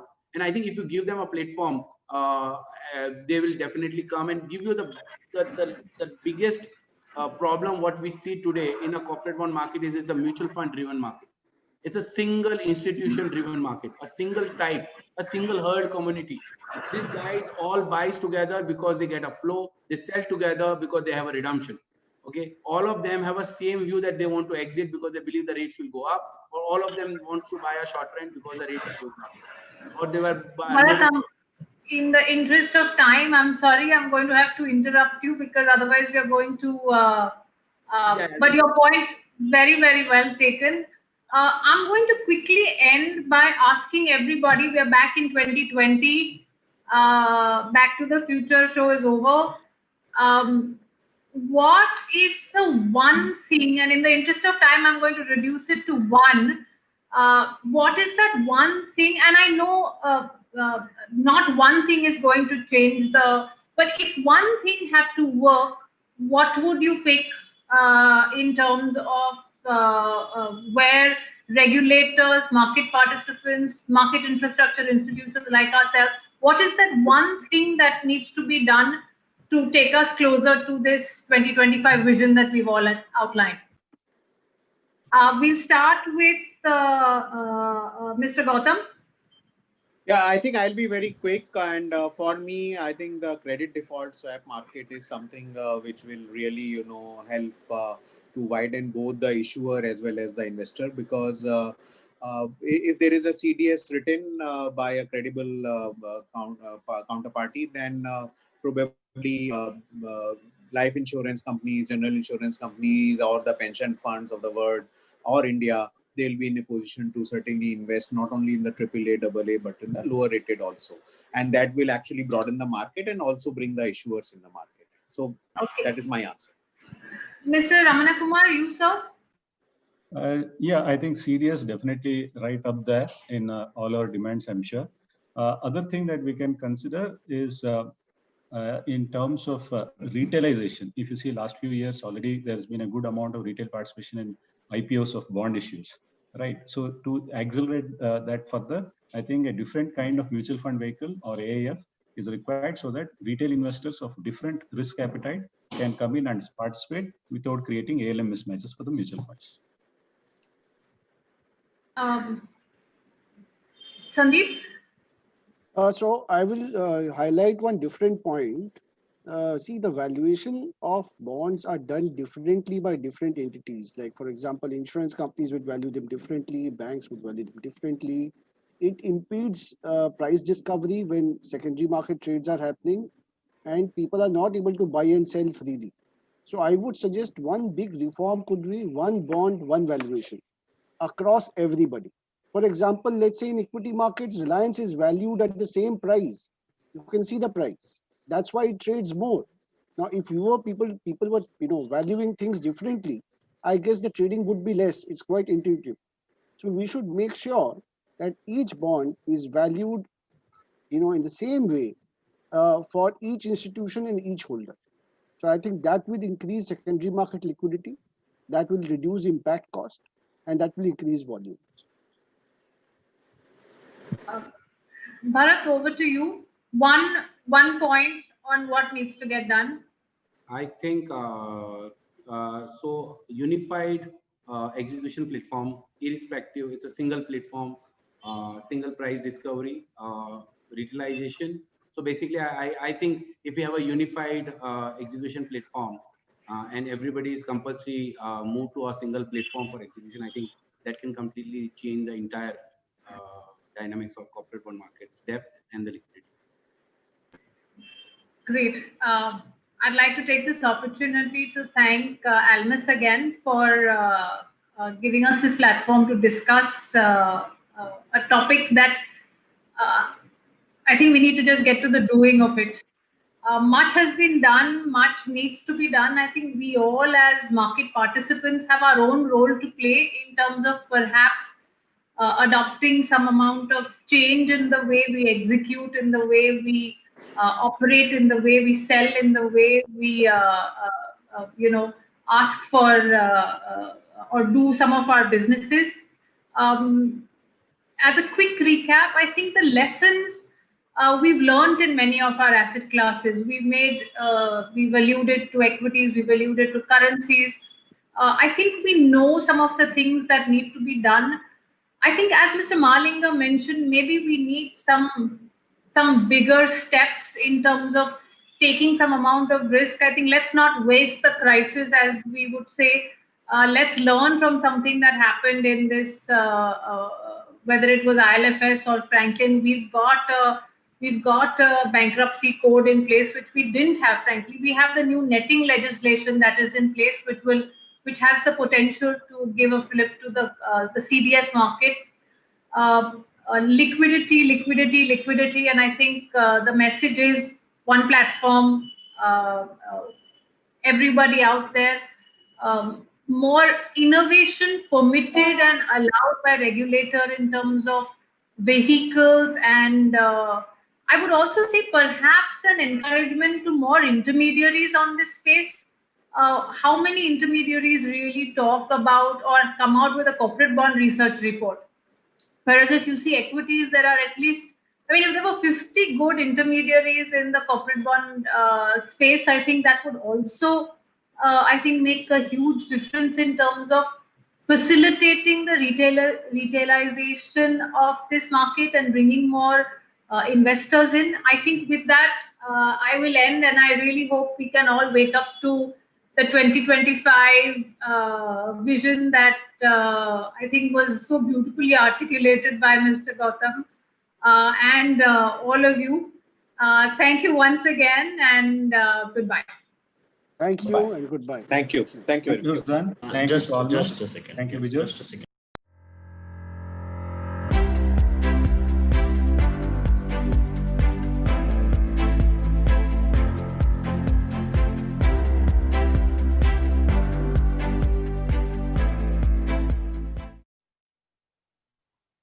Thank you so much, Hosan, for that wonderful trip to 2025. And special thank you for setting the agenda of Almus RupeeMoney Conference 2025. And that was so great. What we are hearing from all the speakers is, like Mr. Ashok Gautam talked about, he's hearing the bell ringing, the corporate debt market, increasing the volumes of equity market, the bullet train project bonds being listed into the New York Stock Exchange, and the interest rate being hedged here. I mean, there is no better explanation and a visualization of what is really in store for years to come. And thank you so much, all the speakers. I must really say, when I heard the earlier panels, where Mahalingam sir talked about the way ahead for the bond market, what we have and what we are experiencing in the two panels, connecting the two, we have a willing regulator. In fact, he also talked about the demand, for the bond market. And I heard Mr. Ramana Kumar talked about that there is an enough risk appetite in the market, enough liquidity in the market. All that is required is to really put the blocks, in place, create the structure, channelize those savings. So that was a wonderful discussion and very relevant for all the corporate world, I would say, because they are in need. There is a huge supply side traction, but not the demand side. And that's where the role of the regulator. So if you have a willing regulator and a demanding market participants, Almus RupeeMoney Conference willing to play the role of the catalyst to really make this happen. So thank you all very much. And all the participants, happy to be back at the center, and hi to everyone. I'm going to announce a break of 5 minutes. Now, before we go to the break, here is few announcements. Use this opportunity again to navigate this wonderful digital space that we have created. And thanks to our digital partner, this has been one of the, we have been getting a number of compliments over, last 24 hours about the platform.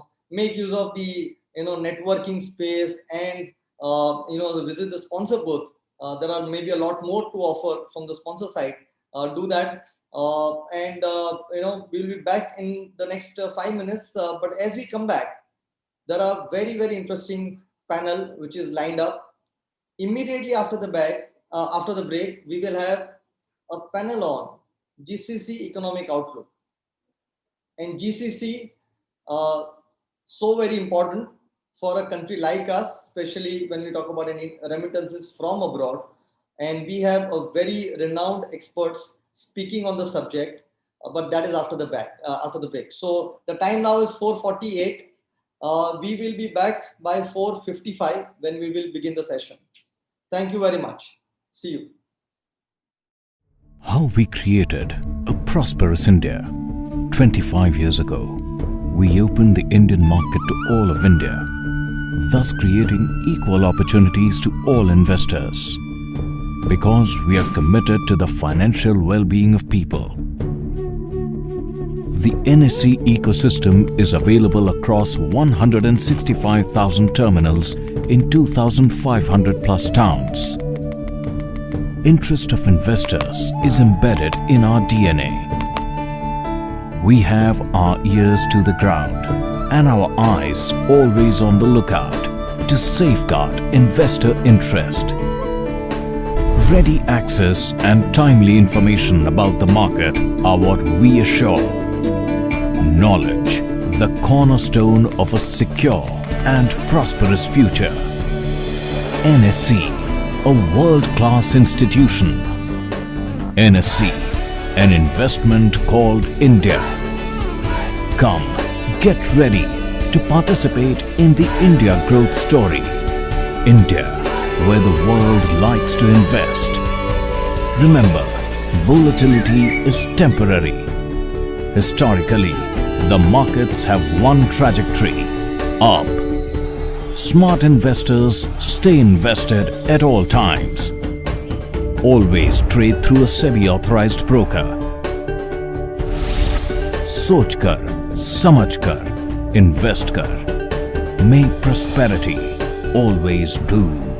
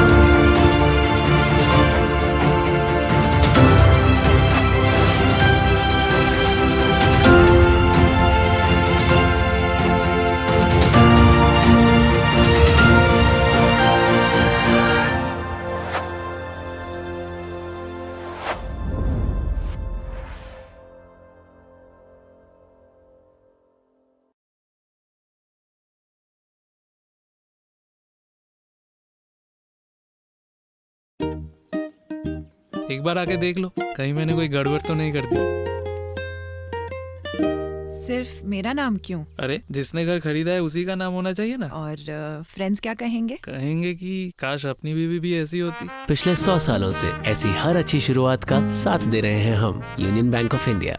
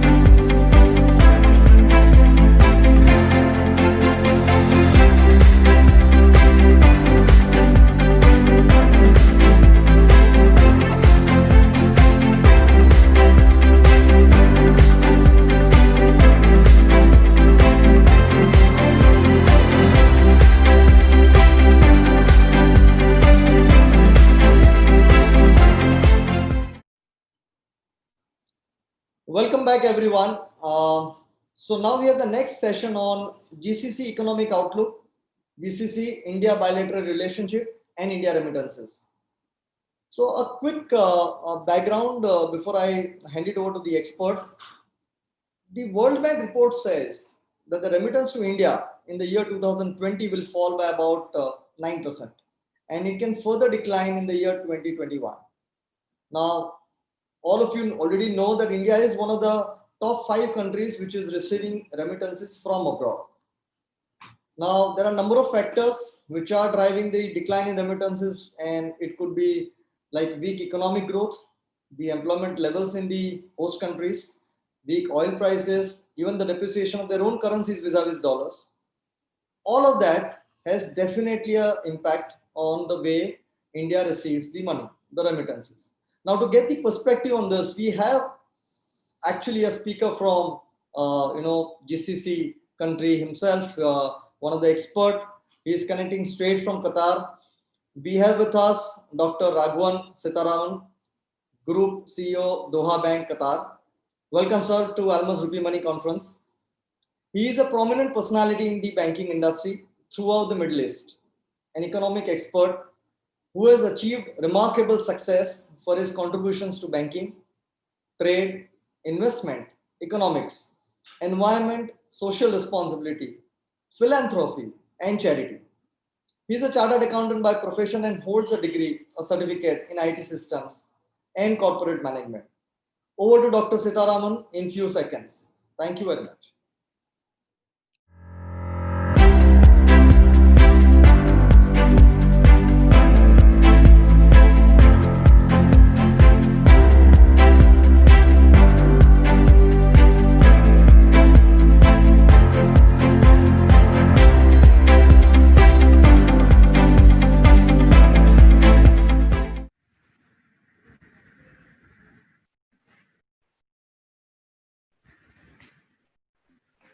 Good afternoon. Distinguished guests, dear friends, ladies and gentlemen. It's my pleasure and privilege to be an integral part of this interesting combination of speakers in this Almus RupeeMoney conference. Thank you, Maulik, for your introduction as well. I've been given a topic of GCC economic outlook, a GCC-India bilateral relationship, and remittances. We live in a changing world. Extraordinary set of challenges and changes are happening on account of COVID-19, the pandemic. The global economic outlook has been foreseen as, in aggregate terms, 4.4%, while there is a definite contraction of 5.9% for this year. 2021 is going to be promising as at least conceptually a positive outcome. Advanced economies are grossly underperforming, and they have a regression of nearly 6%, and possibly they will be going upward in 3.9% next year. Emerging markets, which had the contraction for 20 on account of this COVID-19 to the tune of 3.3%, is set to propel in positive terms nearly 6%. India itself has seen the contraction of 10.3%, and possibly economic indicators are suggesting 8.8%, arguably the best performing in terms of emerging markets next year.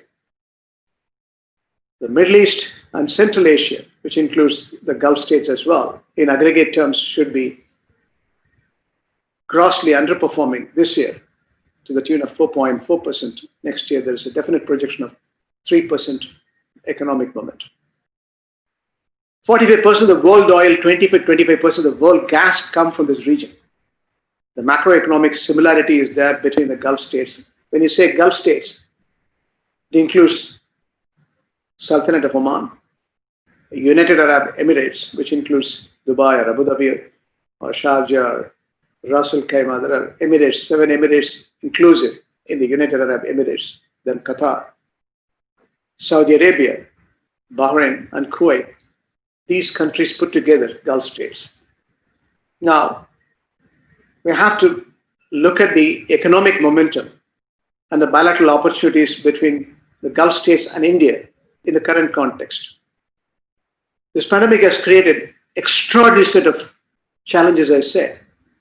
Nearly 75 million, I should say, people are impacted. We lost nearly 1.7 million people. Gulf states are not exceptions again. Qatar itself has got a population of 2.8 million. And again, we have tested 40% of the populations, and this resulted in nearly 4% rather positive in terms of COVID-19. And we lost nearly 241 people.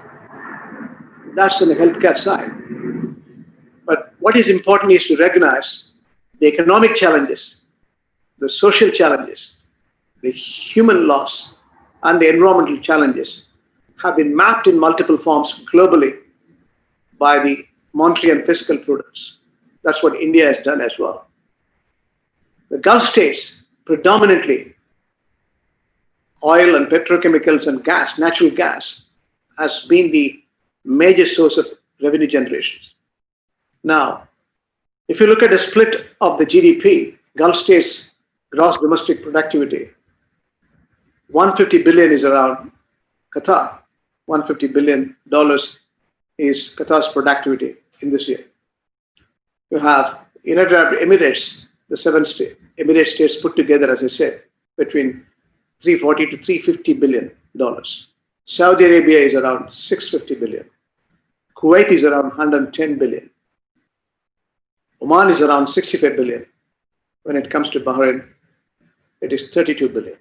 That's the biggest sketch in terms of productivity. Now, when it comes to the mapping these challenges, the Gulf states are in line with the fiscal and monetary prudence. For example, Qatar has pumped nearly 75 billion Qatar riyal, that is 20.5 billion US dollars, to support the sustenance of this COVID-19.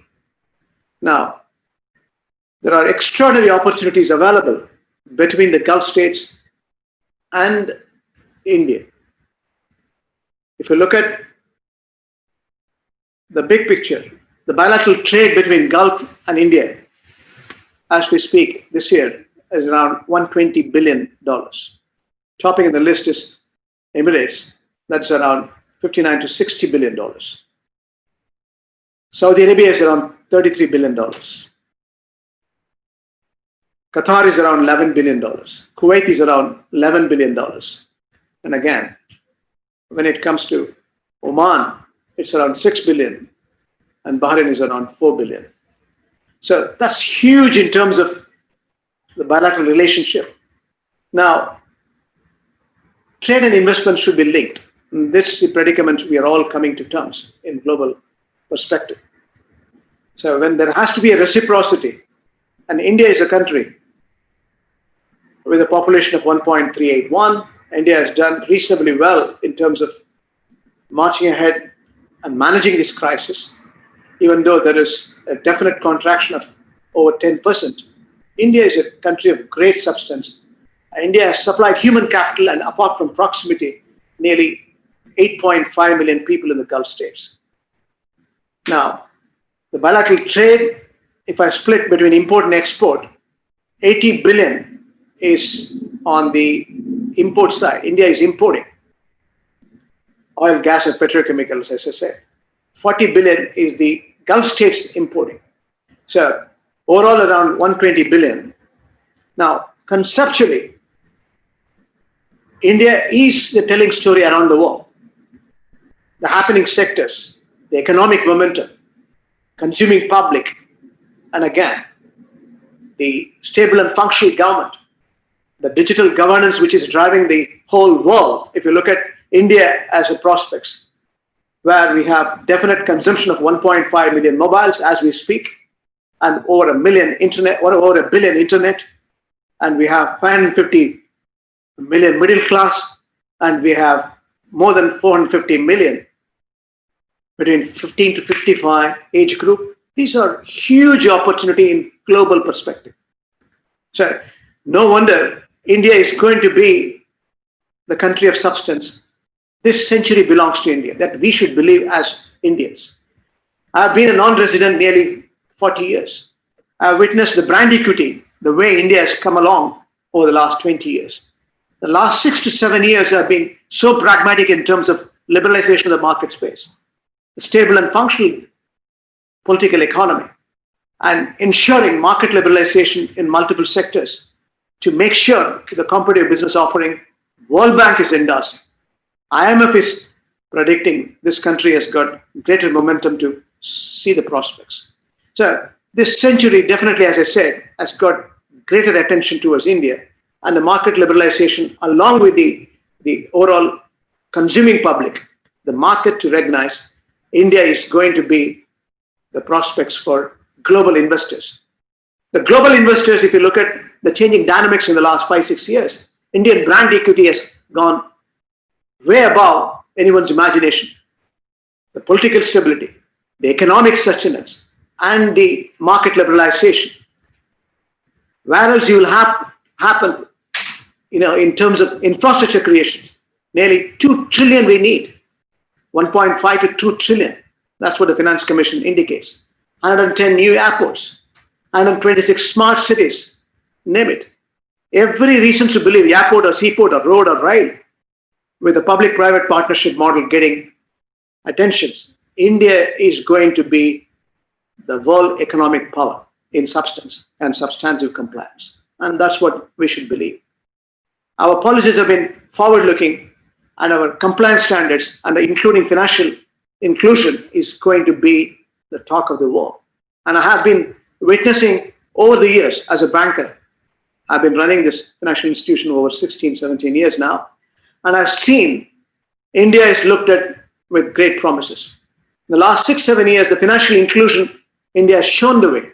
While we have parallel economy, the black money systems, which we have to contend, but the steps initiated in ensuring, including demonetization, is grossly misunderstood in domestic terms. Globally, financial inclusion has been the way. Economic sustenance comes out of reducing the income inequality, elimination of extreme poverty, gender equality, again, environmental sustenance, building the partnership for reducing the global warming and climate change. These are some of the initiatives, including the digital governance. India is marching ahead. India is going to be the prospects for the global market, economic engine in real respects. And that's what we as Indians in India or outside India, which itself is a bigger community. Today, over 35 million people are across the globe, whichever be the country they are engaged in, whichever be the profession they are engaged in, they are the source of dignity, hard work, commitment, and performance. That's what the brand equity we built in as Indians. Our heritage, our culture, our civilization is second to none. It's recognized world over. Indian human capital is the world best. Today, the crisis has added extraordinary momentum to the gross welfare. How? Now, the digital governance is redefining the whole prospects. We have seen the semblances of those inclusion in India itself. The global tech giants are sitting in India as well. They see the prospects, how this market momentum can be reignited further to augment productivity and performance. Ericsson, machine learning, IBM, big data, Google, artificial intelligence, Samsung, telecom, name it. Today, with the changing dynamics of the world, where the location-centric prospects are ruled out, it is information-centric. India can replicate Silicon Valley in every city. That's what it is. We live in an interconnected, interdependent world. We have greater prospects of reducing the income inequality. The market access become totally global. That we should understand. These are underlying changes and the changing dynamics we should understand. If we understand, everything will follow. And Gulf states are the better reservoir of such connectivity. Now, Maulik was talking about the remittances. I'll come in a minute. But there are greater prospects for Indian individuals or Indian institutions, whether small or big, has to leverage in global space, predominantly in the Gulf space. Why? These countries are oil-rich, gas-rich, and petrochemicals, and the per capita is huge. What's our focus? India has to reduce the income inequality. India has to eliminate extreme poverty. But India has got very strong economic fundamentals, as I said. Then we have invested our human capital. Now we need to look at objectively how to set up Indian business houses in the Gulf where we can create a global gateway. That's the most important point. Small and medium-sized entrepreneurs who are engaged in India can come to the Gulf. Countries like Qatar, for example, where the cost of capital is very much cheaper. Cost-effective labor you can sit in from India itself. And again, proximity, as I said, it is an opportunity for you to have a free zone. It is opportunity, airport or seaport or road or rail network is well enabled as Gulf states. And again, the economic fundamentals on account of the energy security which emerging markets require, these countries are going to further augment additional advantage. So you have to believe this is a place to do business with India. It is not far. It is just 2 to 3 hours. If you say Qatar to Mumbai, it's just 4 hours. And that's it. And that's the level of opportunity we have. So come and set up your infrastructure here in the Gulf, especially Qatar, where if you need an equity, we have prospects. There are seed capital can be arranged. Institutions like Doha Bank is always there. Now, if you need a debt, again, as an institution, I take joint risk participation, partially guaranteed, nearly 85 to 90%, 87% to be precise, by the government. So for me, funding SME is an opportunity. And that's what we have done. As an institution, 42 years old, with over $30 billion balance sheet. I have 3 branches, apart from Dubai, Abu Dhabi, Kuwait, and 20 odd countries. We have offices as well, right from Australia to Toronto. We have 3 branches in India, Mumbai, Cochin, and Chennai. We are supporting Indian corporates, whether Punch Lloyd or Wipro or Infosys or Tata's. We have, or Shapoorji Pallonji, name it. So we have reasons to believe Indian corporates have greater prospects because, again, the modernization, the huge amount of development expenditure these countries are committed is opportunity for Indian corporates, big corporates to come in, small and medium sized to come in here, step in here and enjoy. That's what the opportunity you have to realize. In terms of trade, further prospects are definitely there. Food security, Gulf needs. Come and set up your infrastructure. Send your consignments. Make sure you have leverage in terms of all the incentives, market liberalization, including the tax. Tax advantages is a flat tax system, 10%. If tax is there are tax holidays for minimum period. And that's the free market dynamics we are talking about. So India, the logical fitment is the Gulf states. So economic prospects comes out of various factors. Trade, we have bigger opportunity. Investments, again, the Gulf states are nothing but reservoir of sovereign funds. What is sovereign funds? Investable surplus. Over and above the investable budget, they put it in investable surplus, which is oil and gas money. Across the globe, you have 6.6 trillion is the sovereign funds. The Gulf states alone has got 2.2 trillion, 1/3, 1 trillion I'm talking about, 1/3 of the global wealth sits here. And that is getting invested in multiple sectors and multiple markets. India is an opportunity. India is second to none in terms of FDI. India has mobilized over $43 billion 2019 and 20, ranking less than the 10th position in global space. India is promising. You have to understand, India has taken right kind of steps in terms of trade liberalization, market liberalization. And again, Gulf states have got reservoir of money, as I said. Now, my suggestion is as follows. When I met the Prime Minister, when I had the opportunity, when the government of India recognized me, Pravasi Bharatiya Man, and also subsequently when the Prime Minister came here, I suggested that we have to set up, a clear model where the trade and investments can be linked. We have to put across a clear model. When we have 120 billion as bilateral trade and nearly net import is around 40 to 50 billion on account of energy mix which we need, oil or gas or petrochemicals. So convert the debt into equity with a sovereign guarantee and with an exit strategy. The sovereign funds, for example, Qatar Investment Authority or Abu Dhabi Investment Authority or Kuwait Investment Authority can invest. So linking investments along with the trade, the balance of payment can change. Our fiscal prudence can change. India has got enormous prospects because it's not one-way traffic. It is reciprocity in substance. Now, you have huge opportunity. I also mentioned about non-resident Indians. Non-resident Indians, you have 8.5 million people out of 35 million people across the globe. Now, whoever living in the Gulf, predominantly they are Indians. Their passport is still Indians. Their back home is Indian. For me, even after 40 years, I'm proud of my passport. I'm proud of being an Indian. And that's why I will not change a passport, even for economic reasons, sustenance. That's the point.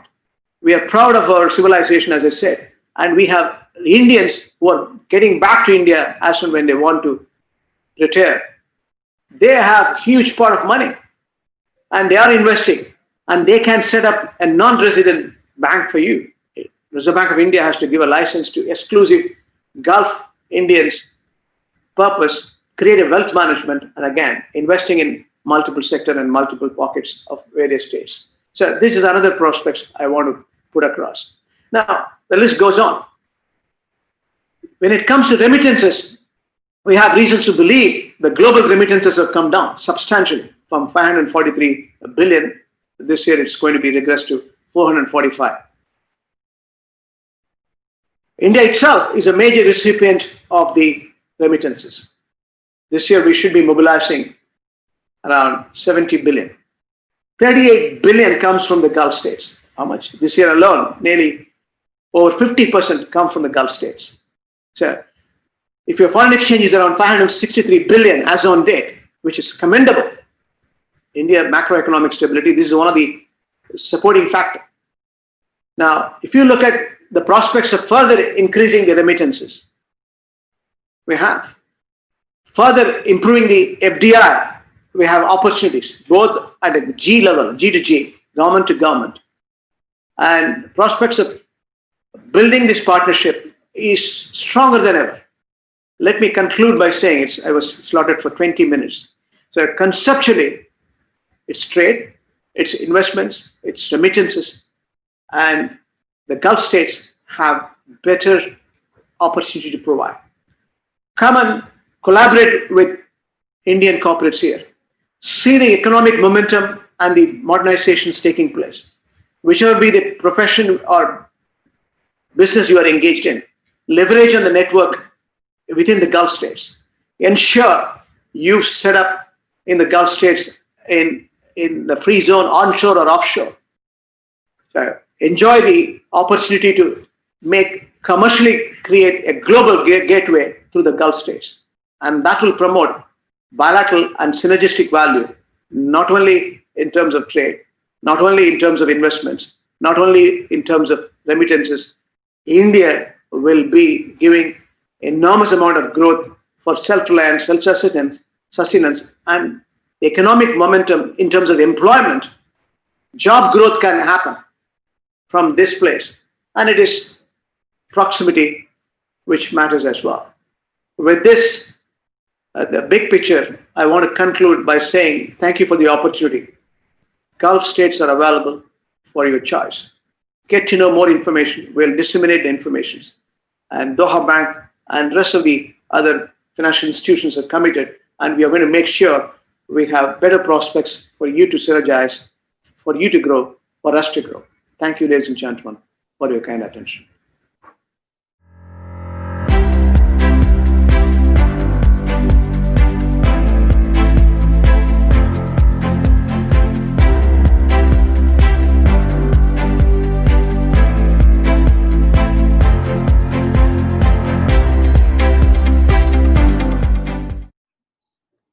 very much, Dr. Sitaram, for a very passionate speech. And coming from you, especially from Qatar, means a lot to all of us here. One thing I must tell you, sir, we have many corporates who are today on the platform, on this virtual platform, who are listening. And I'm sure it's a great invitations that you have laid down the entire, it's like a red carpet welcome to all the corporates to set up offices, shops, and have a bilateral relationship with Qatar. So thank you so much for the entire, the warm welcome to all of us here from India. And also you have touched upon quite a very strong fundamental that India has today. And some of the lines that if I were to pick up, this century belongs to India. That was really, really encouraging for all of us. We firmly believe so. And I think the crisis has been another test of the strength that as a country we possess. So thank you so much once again for coming on this platform and sharing your perspective. Thank you, sir. The next in line, and picking up the strong fundamental that Dr. Sitaram talked about, I mean, we all know at some level that India definitely has a lot more in terms of the strength, the population, the geography, the demography, the whole ecosystem is strong enough for us to really take off. The next in line, what we are going to hear is from an economist. She is an economist turned entrepreneur. She is rather, I would say, a celebrity speaker. She appears on CNBC, ET Now, BBC World. She has been working as a chief economist in some of the leading banks. And I'm going to introduce you next in line the speaker. That's Dr. Shubhda Rao, the founder, Quantico Research, a boutique firm that she has set up to serve the corporates. She earlier worked, as most of the market participants would know, she has been earlier with Yes Bank as a group, senior group president and chief economist. Prior to that, she was a chief economist with Kotak Institutional Equities, CRISIL, and Times Bank. So, and the topic that she has picked up is also very interesting. She's going to share her insights on amidst the global technotic shift, India's opportunity and adversity. So over to you, Dr. Shubhda Rao, in few seconds from now. Thank you very much.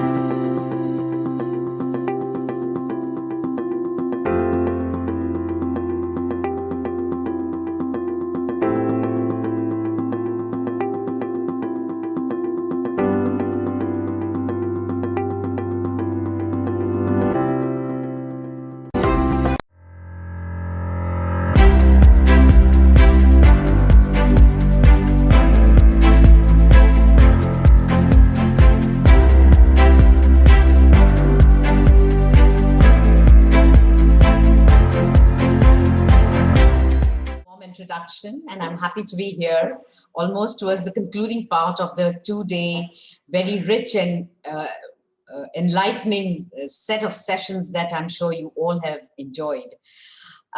Being one of the last speakers in the 2-day proceedings, it's always an advantage to just make it sound as a more of a roundup and a conclusion kind of a story. So here we are, just to take you through as to what we make of it in terms of what has happened over the last 8 months, the most unprecedented, unforeseen event that unleashed upon us early 2020, and the ensuing tectonic shifts that the global economy has witnessed, right from the lockdown episodes to its culmination into contraction in economic activity and so on. India obviously was not spared of either, and having been grappling with the severity of the COVID pandemic issues and the consequent lockdown, India too has had its share of severe contraction in economic activity. But we believe that there is no such time as a time of crisis to build and rebuild and reboot and revive. So that is basically what we're going to see over the next 15-20 minutes as to, is India really getting positioned itself to get back to the global economic order with a meaningful step, making a global footprint. So over the next 20 minutes, we're going to be sharing some of our views here. As the title suggests, this is amidst global tectonic shifts, India's opportunity in adversity. Quite clearly, the pandemic has yielded the most unprecedented global meltdown, and it was essentially because of the health scare, the pandemic scare, that almost the entire world came to a standstill between April and June. And that's exactly what we saw in terms of mapping the stringency index, the global stringency index, juxtaposing it with the global growth, particularly in the quarter of April-June. And this chart very interestingly shows that India was one of the countries which had the most severe, stringent lockdown, as a result of which it actually resulted in the GDP growth or economic growth, posting the deepest contraction in India's history at about 24%. But if you look at other economies as well, like UK, Mexico, these two also had fairly stringent lockdowns and also went through much sharper growth, around say 15 to 20% odd. But interestingly to note, Japan was one economy which had a lower lockdown stringency index, but it still had a 10% contraction. The bottom line, the message is that no country was spared of the severe impact of the pandemic-led conditions that were unleashed by various governments across the globe. And this is where we actually see, if you track the history of global economy and growth right since 1980s, we've had two episodes of contraction, where particularly in 2009, in the global financial crisis aftermath, we saw a very minor degree of contraction, just about 0.1%, while the advanced economies contracted in a much deeper way. It was the emerging market economies which saved the day in 2009. And as a result of it, what we did see was a fairly shallow contraction, almost a flattish growth. But subsequently, we have seen actually the severest episode of economic contraction in the post-pandemic kind of manifestation. And this is where we see the global growth all set to contract by almost 4.4%. That's what the IMF is estimating the world to shrink by. However, going forward, it does expect a rebound in the growth recovery, projecting a number of about 5.2% going into 2021. It's basically a work in progress, how each economy addresses its repair and mend story. And that's going to be paving the way for overall global recovery to take shape.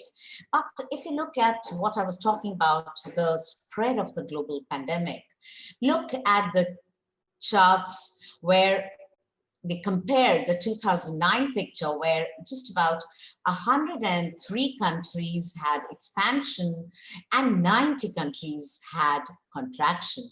This was in the global financial crisis aftermath. Come to 2020, look at the number of countries in contraction mode. From 90, it has actually jumped to 167 countries witnessing economic contraction. Short point to make very clearly, it's a world over witnessed pandemic-led shrinking of economic activity.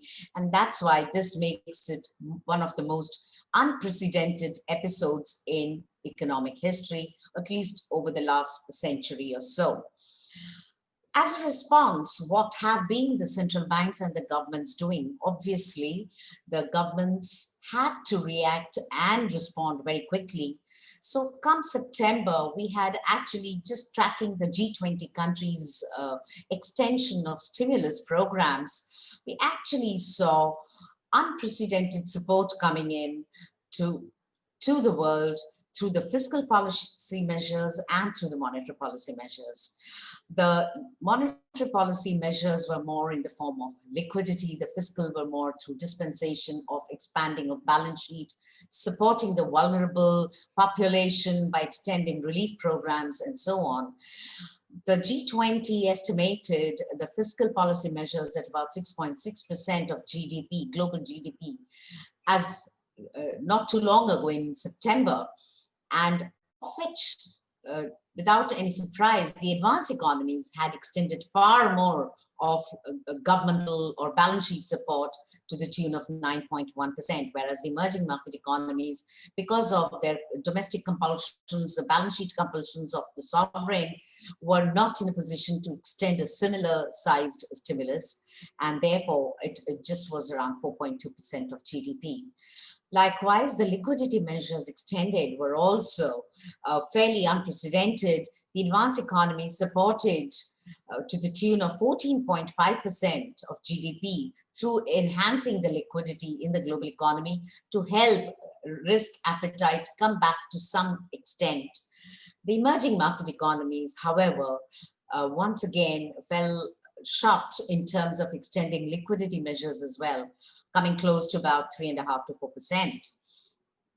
The recent annual report of IMF actually pegs the overall stimulus program, be it through fisc or through central banks, through monetary policy measures, to the tune of about 12 trillion US dollars through the governmental support and a $7.5 trillion through the monetary policy support.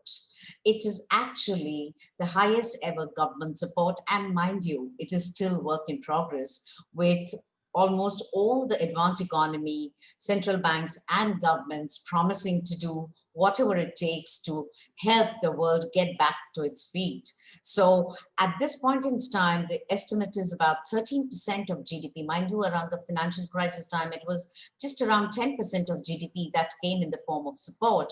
But here we are 13% and still counting. The numbers are just to reiterate the extent of damage the global economy has witnessed over the last 8 months. And in consequence, what has been the policymakers' response to help get the world back to its feet. However, it's still a long shot, but I think most of the governments and central banks will be pondering as to, while they are helping through fiscal measures for the world economy to recover and revive, the governments will also have to pay enough attention to managing the higher government debt levels. So in short, what the IMF director pointed towards was that it's going to be a very, very delicate balancing act as we really go towards a semblance of normalcy, which in our estimate is still some time away, because let's not forget the second and third waves of the pandemic have hit a fair number of advanced economies, and localized lockdowns are being witnessed. However, as I mentioned earlier, it's a story still unfolding, and that is what the uncertainty of the path forward is ridden with, is basically we are still trying to grapple with the containment of this pandemic. The good news is that vaccines are around the corner, but executing those to the huge population across the world is going to be a challenge by itself. But till such time, the policymakers are going to put their best foot forward in supporting the global economy to come back on track towards a positive growth, which will happen as soon as in 2021. One would be more of a rebound, a V-shaped recovery, but importantly, it needs to get accompanied with attendant set of policy measures and so on and so forth. So what are we going to see? A broad brush scenario that we look at in terms of global reset in the post-pandemic world. There are about 4 or 5 issues that one would like to bring to notice. One is very clearly, globally, most of the economies are going to review and relook at where do they yet lag behind, or are they dragging in their domestic structural and institutional reforms? I think this would be the right time to revisit and bring back in action a lot of the reform agenda, which perhaps over the last few years was on a slow track. Very clearly, the pandemic has made it very obvious that the health expenditure and the health infrastructure, particularly in the emerging market economies and developing economies, has been very, very minuscule, and that these expenditures need to get extremely focused in terms of creating more than adequate health infrastructure. Although I would like to say that advanced economies too have been grappling because of the sheer scale of the pandemic.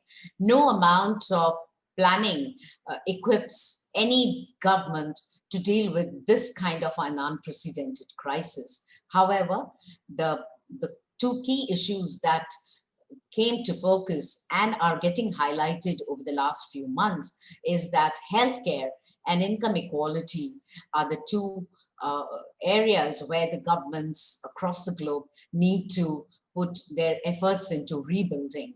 And that's where we are going to see the global energies getting driven to. As I mentioned earlier, it's going to be a balancing act for the governments and central banks, but maybe that is a topic to be left for much later, as we are still grappling with the mid of pandemic kind of issues in the form of resurfacing of 2nd and 3rd wave.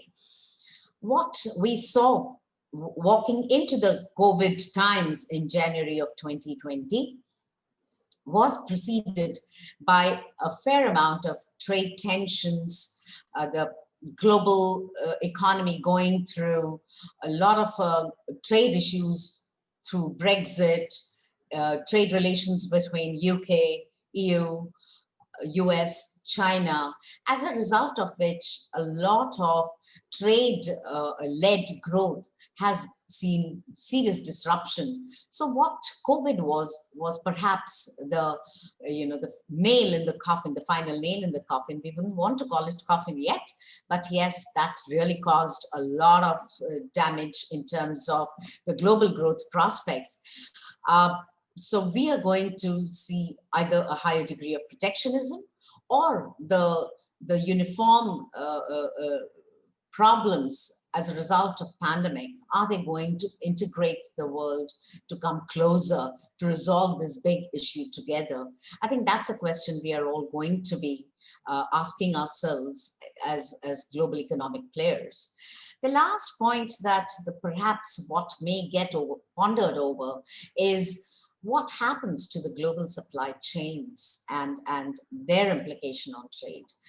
Very clearly, we saw that soon after China locked down its economy, the global supply chains virtually came to a halt for a brief while. And most of the economies which were over-dependent on one economy to supply the intermediates actually saw the entire global supply chain break down. And that actually would probably make everyone ponder over, do we need a more diversified base of creating global value chains, which would relatively insulate from any such future accidents of this kind of a magnitude. So these are some of the points that we would see the global policymakers and all the stakeholders ponder over as we spend time on recovery and revival of the global economy. Very quickly on to the India macros then. Over the next 5 minutes, I'm going to spend some time on where did India stand and how does India look to shape up in the current year, in the current fiscal year. So if we look at the first quarter GDP, I already spoke about that we had the deepest contraction on record of 24%. That was more a culmination of the sharp stringency that we introduced through a lockdown. But as we progressed between the first quarter and the second quarter, we saw systematic unfolding of unshackling of lockdown measures, and the economy gradually began to open up, both in terms of manufacturing and to some extent services, particularly the financial services. So if you look at the map of the stringency index pertaining to India, what we saw in April, May, June was the severest.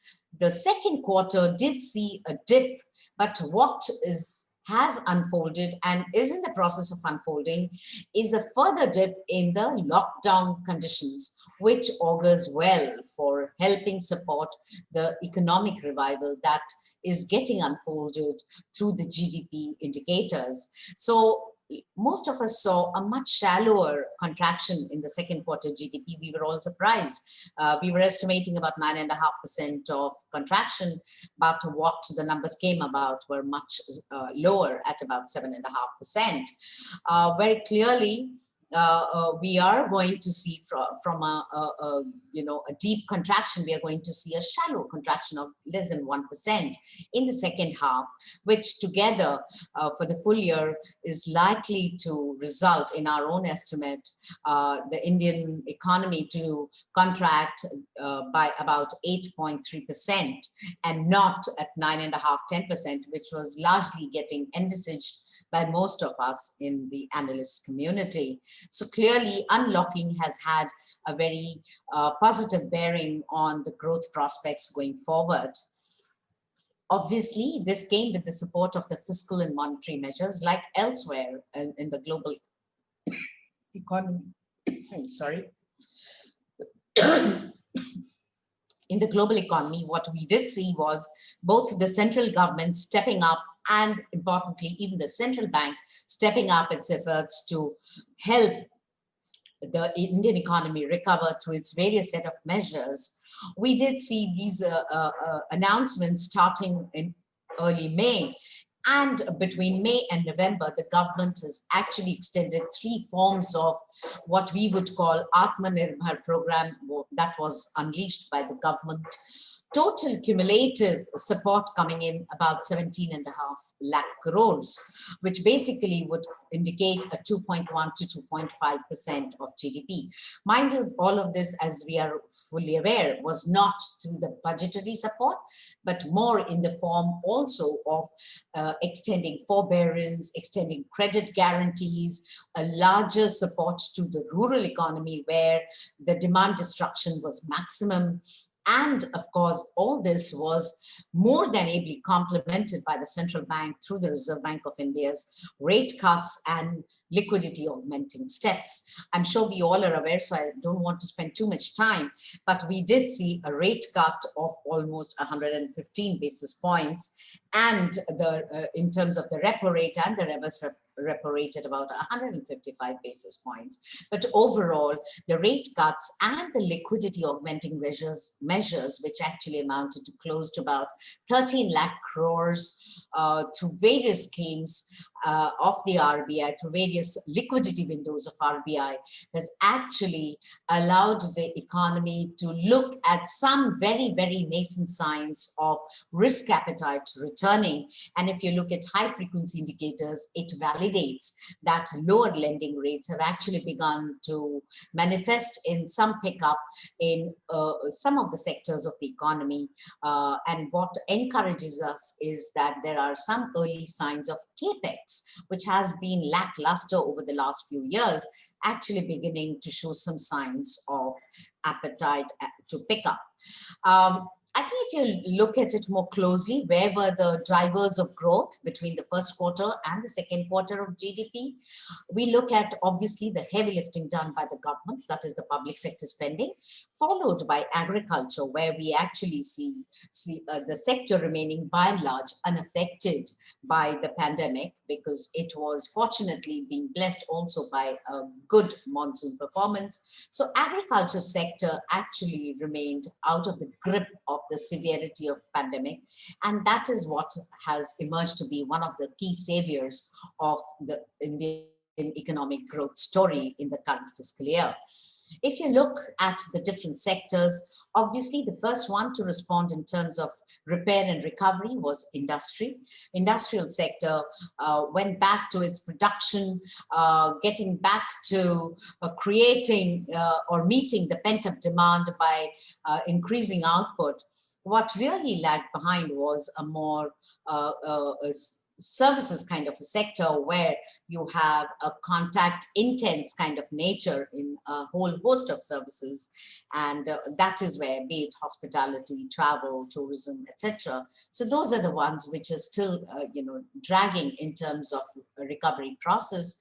But I think early indicators, even through PMIs, do seem to indicate that last couple of months, even those are on the path of recovery and repair. So overall, we believe that, going forward into the next fiscal year, we are going to see a kind of a V-shaped recovery take shape. But if we were to look at the level of output that India has lost in the interim time, it's probably going to take us a couple of years more to come back to positive growth on a net basis if we were to look at the level of output matrix. I think what the government did, which I did speak about, was the Atmanirbhar program. It was this pandemic that was taken up as the opportunity by the government to know and unleash a medium-term kind of a growth impulse into the economy. Obviously, with high fiscal deficit ratios, the government had limited headroom to directly support through the budgetary allocations any huge revival program, something that the developed economies were able to put forth.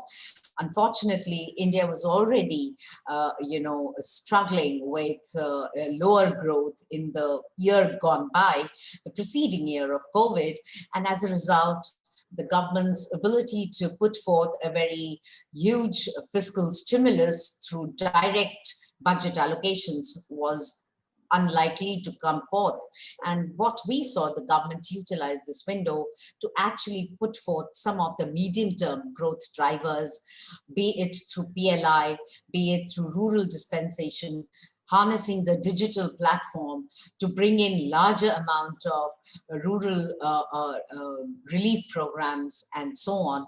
And I'll talk a little bit more going forward, but if you look at the extension of PLI to all the 26 sectors, automobiles, of course, have had seen the largest share, but in addition, the electronics, the pharma, and you have the, the networking related electronics industry, etc.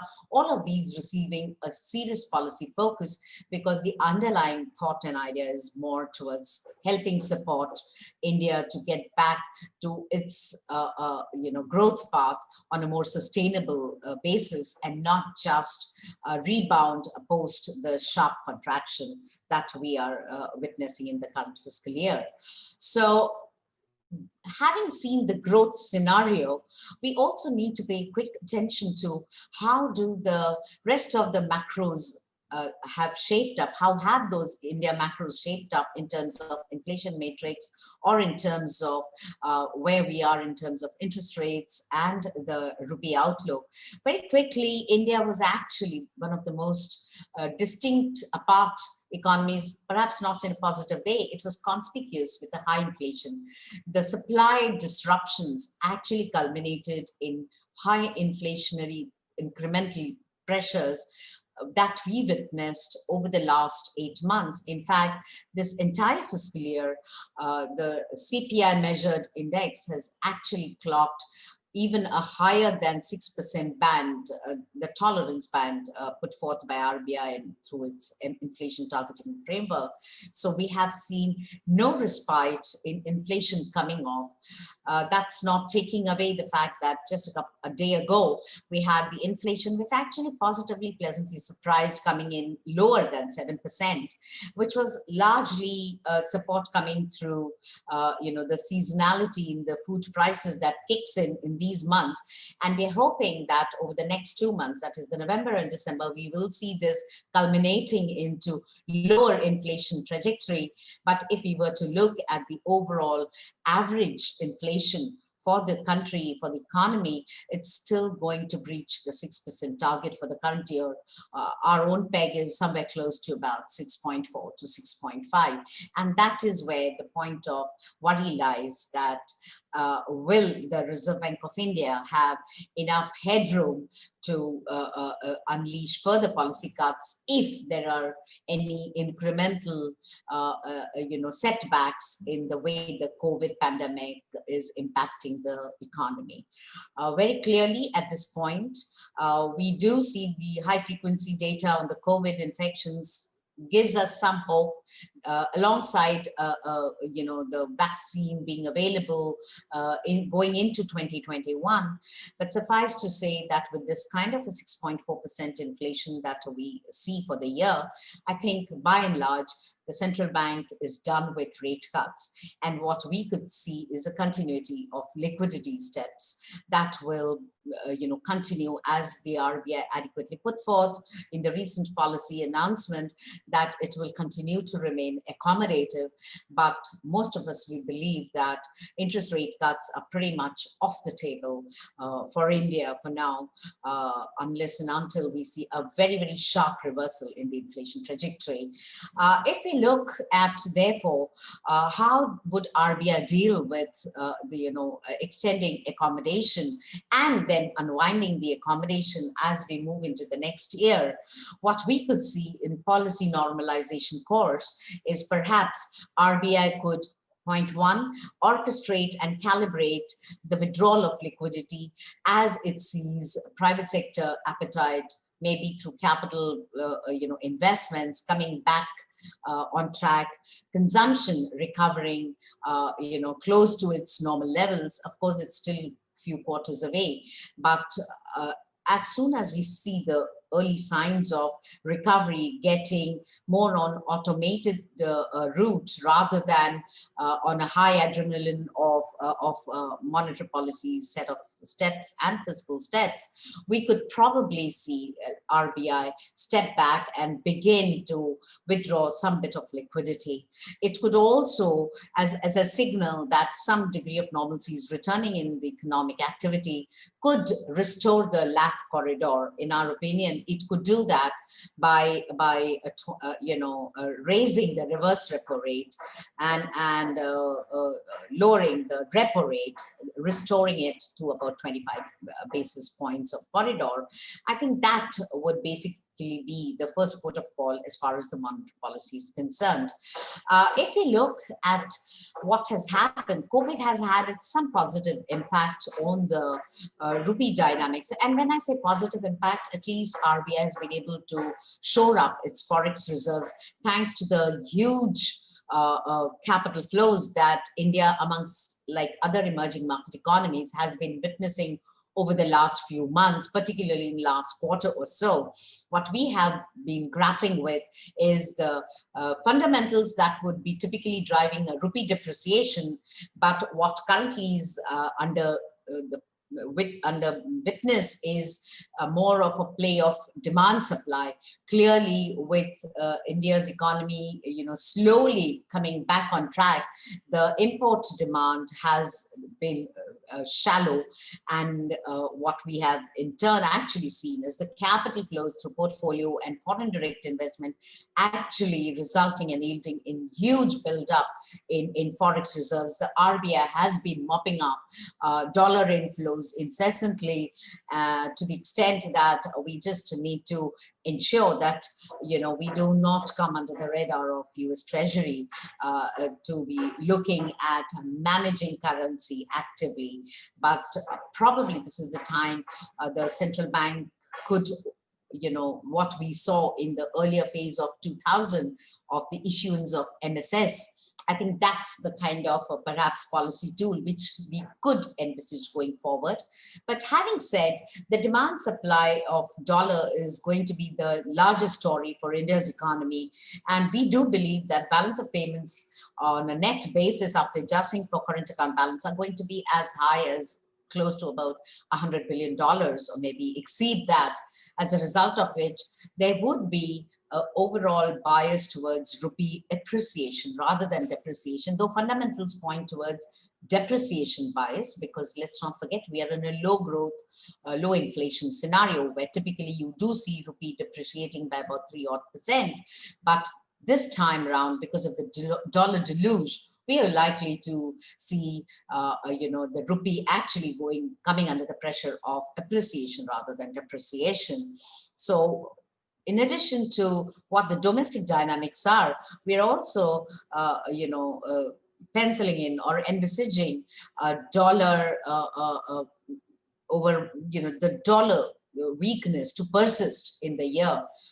As we see extended stimulus, we are likely to see the dollar weakness to unfold in the coming months.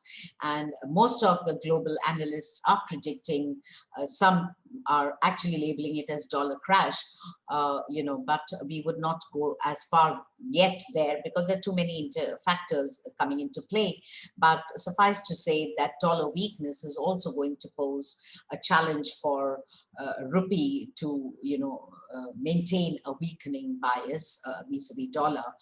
As I said, having got the macros behind us, and we believe that India always brings out the best reforms under crisis. And this is where we need to put our next 2 minutes of pondering over what India needs to do and what India has done and what it needs to build over incrementally to ensure that we are actually looking at restoring growth back to normal on a net basis, say by fiscal 22-23. Until that time, it's going to be more of a recovery and path of reboot, revive, whatever label we may want to give it to. Very clearly, the government has responded and initiated well in bringing in structural reforms, FDI liberalization, enhancing the production-linked incentives to a large number of sectors, labor reforms, and of course, the agriculture sector reforms coming in through farm bills. We believe that over a medium term, these are extremely growth positive. The key is efficient and early execution of all these reforms will actually allow India to get back quickly onto a more sustainable, respectable growth path. I think what in the recent past, pre-COVID, we had seen over the last 2 or 3 years was a lot of institutional reforms getting embedded and placed into the economy. The 3 key reforms that one would talk of is FRBM, inflation targeting, and the bankruptcy code. I could add that one more reform, which is a GST. GST is still yet to get perfected or a near perfection. But importantly, the 3 reforms of FRBM, inflation targeting, and IBC, we believe should not get diluted, or they need to get reinforced and reinstated with a renewed vigor so as to bring in the discipline of macroeconomic environment, which will create a macro stability kind of an environment for India's economic growth impulses to take shape in a more confident manner, in a more sustainable manner. We spoke about the breakdown of supply chains. I think this is the best advantage for India, where world looks at China plus kind of a model. India really needs to step up its effort in huge investments across the sectors that we have the relative comparative advantage in by bringing in scale, bringing in quality, and that we believe will get ably guided by the technology that India has a natural advantage of. I think with the digital kind of a platform, India can actually quickly embark on building scale, building quality, which actually become the key ingredients or key premises on which the global supply chains actually get, into the system. As I said, healthcare and inequality, these are the two glaring weaknesses in most of the emerging market economies, India included, and probably India where it has an advantage of is, as I said, the digital prowess, and that perhaps needs to get harnessed even more intensively and extensively to be able to provide healthcare and make sure that we do not leave people behind in the recovery process, the income inequality, the labor force participation of women. These are the issues that policymakers will have to bring to fore to make a more inclusive and sustainable growth going forward a reality, and not just a phrase which sits on a slide of the presentation. I think where India needs to really buck up perhaps is quickly move to more beneficial trade agreements in the aftermath of what China has been parallelly doing through RCEP, or there is a TPP which has got revived. India needs to get on to its natural allies to bring to fore its trade maximization policies, trade agreement policies, which actually, in our opinion, should be more of a consultative process with all the stakeholders of the economy, domestic industry, and likewise. So we believe that, if all stakeholders are in a participative mode in helping shape the trade agreements, it could pave way for domestic industry actually benefiting in a big way and helping aid the story of global supply chains also along the way. So that is going to be a critical element of India's growth story going forward. Last and not the least, India has showcased it in its infrastructure deficit rather well. An unfortunate showcasing item, but nevertheless, I think India has a huge gap in the infrastructure kind of design, and it probably needs to bring in most bang to the buck where infrastructure finance is concerned. Get the global long-term institutions, pension funds, sovereign wealth funds, etc. We do have an NIIF, but probably looking at the requirement of India's infrastructure needs, we probably will have to have multiple global institutions participate. But key to that participation would be that at the incipient science, we need to address the incubation risks. We can have subsidies, but we need to have sunset clauses equally put in place, which are hopefully of a shorter duration, not going into a perpetuity, which actually will pave way for a more economic, I would say, a rather a rational platform, having user charges instead of prolonged subsidy regimes getting into being as far as the infrastructure kind of projects are concerned. I think infrastructure has the biggest multiplier for India's growth. We saw it happening in the roads project right since early 2000, and we do see that construction and infrastructure are also one of the key drivers of employment and a more well dispersed growth impulses. So we hope that the government is addressing the incubation risks while attracting the global capital and the domestic long-term funding institutions to make good of the infrastructure deficit that India has. If India over the next 1 or 2 years addresses all of these issues and creates these as opportunity items for growth, I think these are the ones that will pave way to India's growth story coming back on track, which should not be hopefully too far away, maybe a couple of years down the line.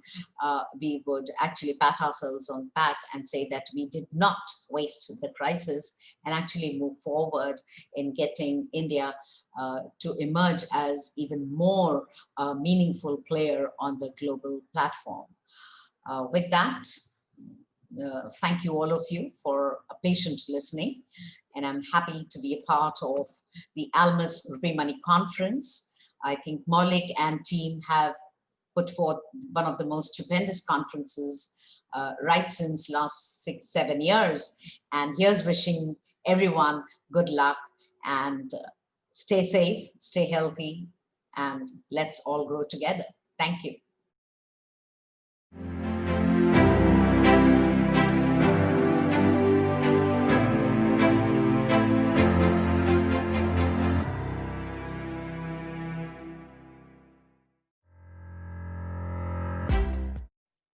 Thank you, madam, for a wonderful optimist view, and that too coming from an economist. It was a very well insightful information that you have shared. A very quick takeaway, if when I have to pick up threads from your talk, worry on inflation means no rate cut. Balance of payment may be close to about $100 billion, means rupee likely to be an appreciating bias. Liquidity accommodative tend to continue. However, there could be some bit of a withdrawal of that, maybe second half of next year, and finally the dollar being weak. Apart from that, you talked about the opportunity in the adversity, and thank you so much for a very elaborate presentation on the economy. So thanks for all the time and effort that you have taken, madam, and really it was a pleasure to have you as a partner in this conference. With that, here we are with the next big panel, and when I say big, it is both big in terms of the experience, the size, and the number of people that we have. And the panel is moderated by none other than Tyagu, who's known in the market as Tyaguji. And I have the honor of introducing, so I'll be taking a couple of minutes to introduce each of the panel member. But before I do that, few words about Tyaguji. Now, most of you know him as a market player, but and also he has been a regular face in Almus RupeeMoney conference. I have talked a number of times in the previous conference that he's been a great well-wisher. One thing which I'm going to share today with all of you is that over last 2 days, you all have gone through a detailed subject discussions on a very relevant topics. And Tyaguji has been a big contributor. In fact, he has really framed the agenda and actually put across his thoughts into what really goes into deliberations. So I take this opportunity to thank you, Tyaguji, and we have the honor of him moderating the next panel. Now, this next panel is discussing the topic which is probably one of the most relevant for each and every corporates. The new age treasury preparing for the future. And to discuss that, we have a combination of very senior bankers, the corporate CFOs, and an independent treasury coach that he would like to be called himself as. And I'll come to the introduction in a minute. So let me first begin with Tyaguji introduction. A formal introduction, Tyaguji, doesn't require one, but still let me go over it. So he has been in the forex market with, I think, more than 25 years of trading experience. He teaches both fundamental and technical analysis now in his professional training programs in the country and abroad. He began his career in Syndicate Bank in 2003 and then moved to Reliance Industry as a senior forex dealer. And since then, he had risen to being in charge of forex treasury. Now he's retired and he's actually, in fact, leading one of the initiative SIFX, and they've taken up that to giving back to the market. And that's his next venture, and of course with Almus RupeeMoney conference, very, very closely associated. So welcome, Tyaguji. The next, I'm going to introduce the senior bankers that we have on this panel. Mr. Raghavendra Rao, Chief General Manager, State Bank of India. At present, he oversees treasury operations of the bank, consisting of investment portfolio, money market, equity, private equity, and forex operations of the bank. Prior to the current assignment, Mr. Rao worked as CEO of SBI London, handling the wholesale banking division of SBI UK operations, consisting of syndications, bilateral credit, trade, and investment departments. Welcome, sir. Mr. Sudarshana Bhatt, General Manager, Treasury, Union Bank of India. He is a Master of Commerce from Karnataka University, CAIIB. He has done his diploma in financial services and a host of certification from IBF. He has 35 years of experience in the bank, covering all aspects of banking, and with more than 20 years experience in treasury, dealing room, foreign exchange, and trade finance operations. He's an active participant in FEDI and Forex Association of India, and had been in many technical committees and also was a part of management committee in the past. Now let me move on to the corporate CFOs. And here we have two very experienced CFOs. I'll begin with Mr. Amitabha Mukhopadhyay. Known him for many years, worked with him. He has been earlier a CFO of leading Indian corporate houses, CFO of Thermex. He has been earlier a CFO of Tata Autocom Group. But I think one thing which really fascinates me, and from the number of deliberations that I've had with him, is in-depth understanding on the subject and the ability to articulate and give it back to you in the form of the solutions. It was commendable, and it is indeed. In fact, last year we tried having him at the conference, and maybe unfortunately at the last moment he had some emergencies to deal with. He couldn't. But this year we are very happy. He's in fact logged in from Pune, and really a pleasure to have you, sir. Thank you so much. In his current capacity, post his CFO assignment, he advises companies on transformation of finance functions and corporate governance in their growth journey. And he's the mentor of finance, legal, and information technology functions of Sudarshan Chemical. Welcome, sir. Mr. Partharai Chaudhary. He is the president and CFO, Lakshmi Organics Industries Limited. And firstly, let me congratulate you, sir. The company filed the draft red herring prospects yesterday, and it's a big day for them.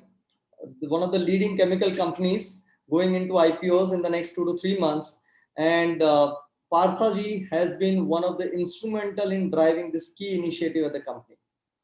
In fact, again, someone whom I know very well over last many years of association with him, he has been extremely vigilant about the P&L line item monitoring, and someone who has really had the experience of both finance being an integral part of the business. So he has not just worked as a CFO, but he is actually, in the interim period, he has been a CEO at the company as well.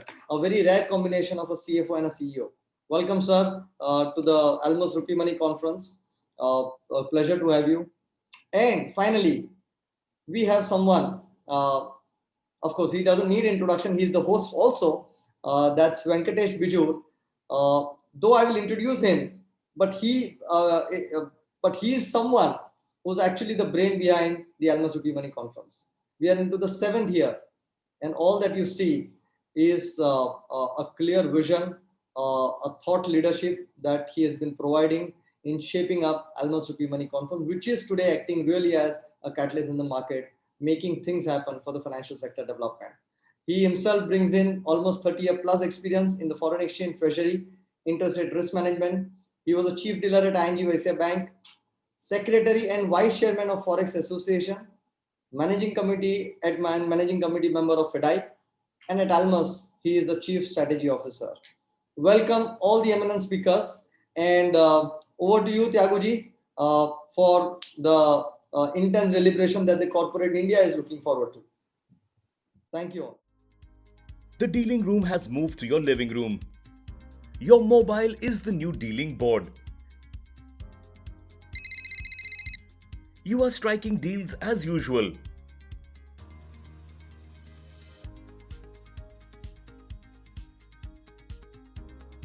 Yet, something is missing.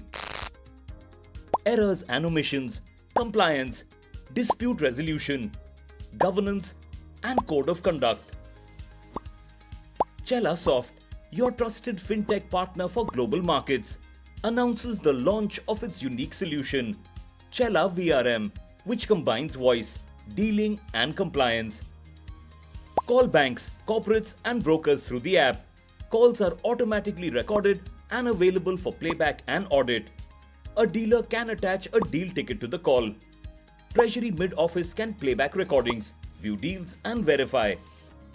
Work from home. Deal on your mobile. Mitigate your risks.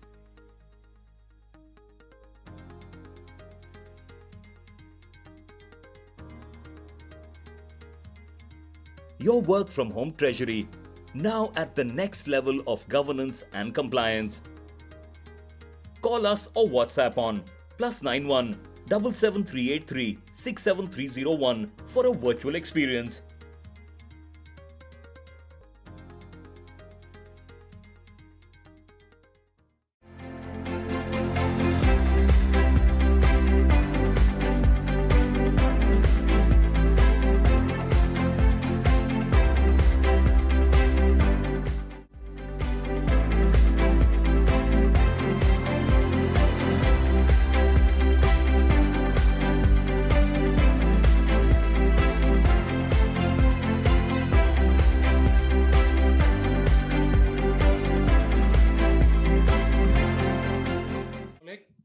For the introduction. Thanks, Almus, for the opportunity. Ladies and gentlemen, it's indeed a pleasure and privilege to moderate a panel of this eminence. We are going to talk about the treasuries of the future, actually. That's a kind of some sort of a subject today that we are going to debate. Luckily, we are not going to discuss about the markets. I think you must have been tired about it right now. And I also don't want any panelist to tell me what will be the dollar rupee level come 16th December 2021. So to that extent, it is a big relief. Anyway, as we know, all treasuries actually, basically, it is all well known that all of us in treasury, we know that there are three defining requirements for any treasury. The first is product, process, and people. If all the three have to be in tandem with the market, otherwise, actually, basically, if they age or if they are not keeping in tandem with the market, naturally, if they fail to innovate, then actually the treasurer fails to deliver the critical element, that is performance. So at every point of time, the product, process, and people, this is going to define whether it is a 20th century treasury or 21st century treasury. These are all the three important elements. Now, actually, so it has always been a difficult task for a treasurer to keep pace with the developments that are happening in the market. It is often said, of course, nowadays overused, that 2020 is going to be some sort of a game-changing year for all the sectors, especially the treasury. Yes, of course, we all know what has happened in the last 9 months. Actually, the strategic importance of the treasury is well known to everybody. So, as we go along, the treasurer actually, what has happened actually, basically, just the slide was showing you, the treasurer has become a resource manager for the balance sheet. They are always under pressure and they are always under scrutiny. And every time they have to manage the growing burden of regulation, at the same time being proactive advisor to the business and then ensuring focus on the bottom line. These are all the three important elements in that treasurer's work. Using products, people, and process, the treasurer balances performance, risk, as well as efficiency. So technology is a major tool that is available with the treasurer for undertaking all these tasks. That is why treasurers could keep on embracing newer technology. And then with the trading bots, artificial intelligence, and then possibly automated intelligence will be the key technical tools in the future. This panel is set to debate on the evolving future for all the treasuries. Of course, everybody is involved in this. And then how we are going to prepare for that future. So the panel is going to discuss on 4 segments. Let's have it. The one is actually we are going to talk about the past experiences and how it will hold for the future. Number 1. Number 2, the importance of data analytics. Number 3, the skill set and expertise required for the treasury. And number 4, the strategic value of the treasury in the overall corporate architecture. So strictly speaking, we will start with looking back and thinking ahead. That's the first segment. So I will bring in Mr. Rao. You have been there in 2010. You have been here in 2020 also. You have seen the treasury developments in the treasury in the last 10 years. What do you think is the most important development that have happened in the last 10 years? That's the number one question. Number two question, as the treasury has evolved, actually treasury has taken a major role in the overall corporate architecture. But whether the systems have not kept pace with it, that's a complaint that everybody is making. Is it true? Rob. Yeah, thanks, Tyaguji. Thanks, Almus, for giving this opportunity, and good evening to my co-panelists and all the participants. Yes, I was there in the treasury between 2008 to 12. Then I moved to credit. Then another 3 years I was in London. There also it's a mix of credit and treasury. Now I am occupying this seat for the last 18 months. The basic difference, as you already mentioned, that you very clearly mentioned about people, product, process. I am of the view that the major innovation is, one is the currency futures. Of course, spot, forward and all remain same. It's moving. But the volumes in currency futures and that derivative products is enormous. Even I was an NSE advisory board member. Their members, they showed me that in derivatives, in certain segments, they're world number one. Even they beat Chicago Mercantile Exchange. My view is that in the last, though we, after post-2008 financial crisis, the derivatives was little slow, but with the recent guidelines, especially in the March, about opening of NDF market and the new derivative guidelines, allowing all products, the prescription by the RBI from prescriptive regulation to principle-based regulation. So these derivative products, though because of on account of COVID, we are not seeing much, what I can say, volumes. But I'm sure the next coming years, these are the real game changers, the derivative products. In my view, this is one of the most happening change. And another thing regarding that products, I can add, people may take it lightly now about the FX retail. This platform launched by the CCL, because RBI is very much behind this, and they're keen that SME customers should get the best rates. So in my view, next couple of years, this is one of the best product. I think whether you like it or not, you have to live with it. This is a good opportunity for corporates and a big challenge for the bankers. These two things, it comes to my mind. Regarding process, a lot of things have evolved now, especially with the CCPs, centralized counterparty settlements. Now CCL is there. Earlier we used to bother about limits. Now being a central counterparty, we are practically not too much fuss about the limits. Today CCL is taking a lot of settlements up to even 13 months forwards, MI4, OS, you name it, they are there. This is one of the good opportunity for the banks. So regarding people, I think we never anticipated that most of the treasurers, even we work in the bank some days because of building ceiling, though we work from BCPs, we demonstrated that entire treasury can work from home. You need not come to office. Most of the corporates now, they're operating from the, even work from home.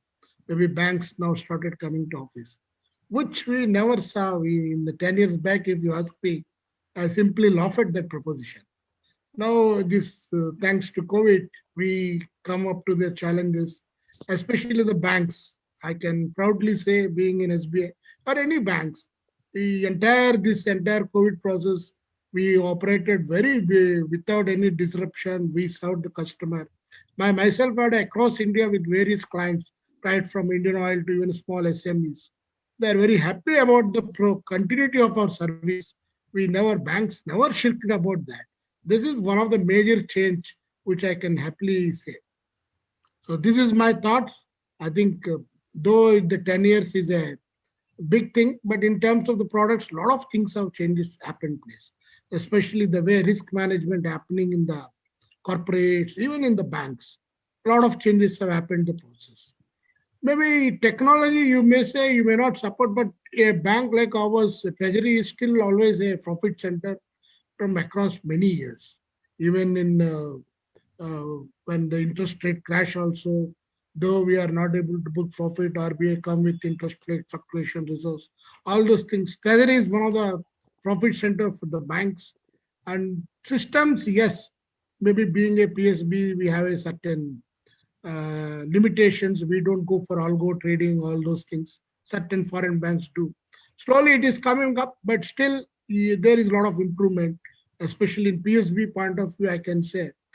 But it's not they're lagging behind. They will, they're gearing up. Slowly we are catching up. Maybe a few years back, we never think about the matching platforms. Now, most of the trade happens through matching platform. So we have risen to the occasion.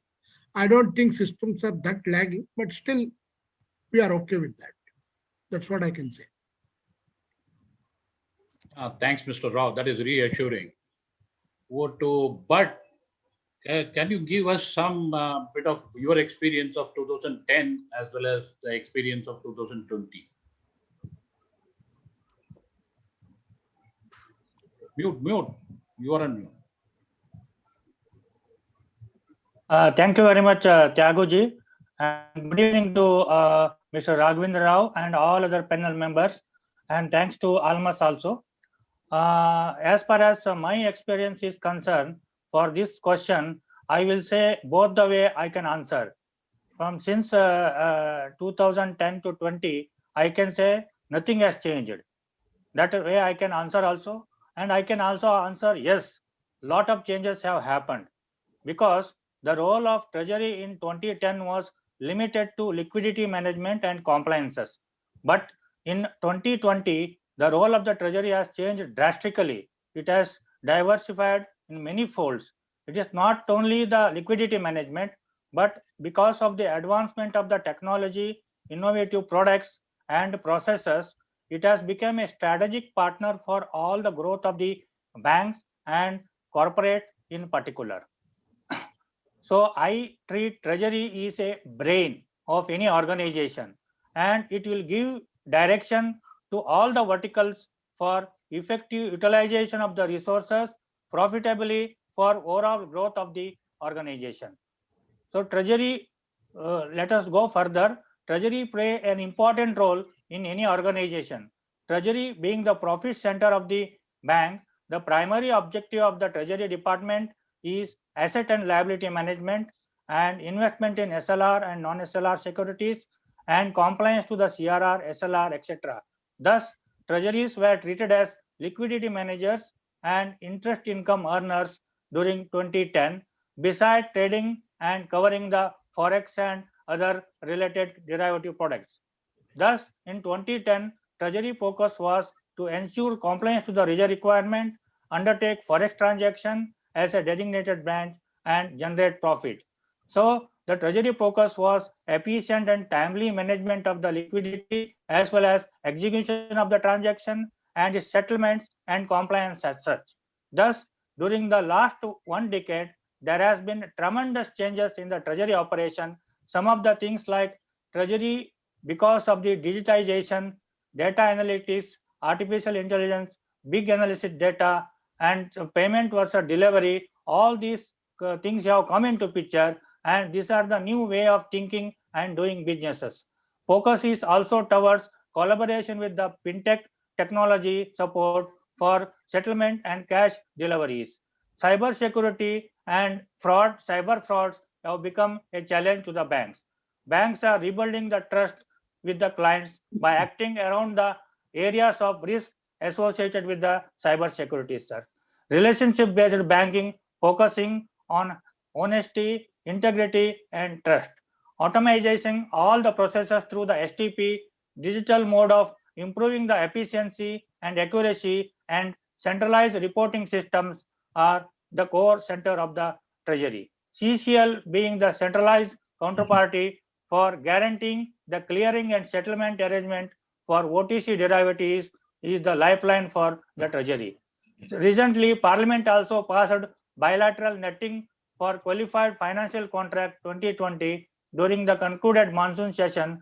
This gives efficiency and accuracy and reduce the counterparty exposure to the banks to go ahead. Thus, in the last 1 decade, I can say the Treasury is involved with the people having the finance and accounting background. In 2020, the people and Treasury are looking towards IT background, having a soft skill, including the relationship-based banking, self-awareness, negotiation skills, etc. All these developments are led to change the role of the Treasury in 2020. Treasury is now the resource manager for both assets and liabilities and a strategic business partner to all the verticals of the bank. The role played by the Treasury has grown and higher, and it contributes nearly 30 to 35% of the asset size as well as operating profits and balance sheet size of any bank.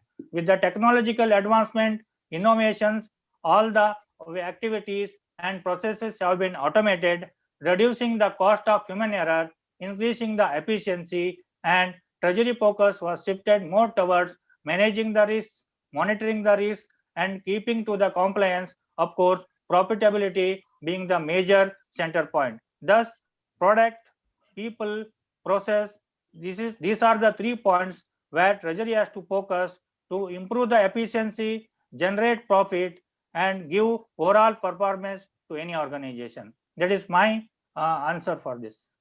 Absolutely. You brought the entire concept of treasury so well, actually, basically, whatever that has happened in the last 10 years, actually. Now I will bring Mr. Amitabh. Amitabh, actually, basically, whether the corporates are seeing the treasury as a revenue generation center, as the banks have been doing it.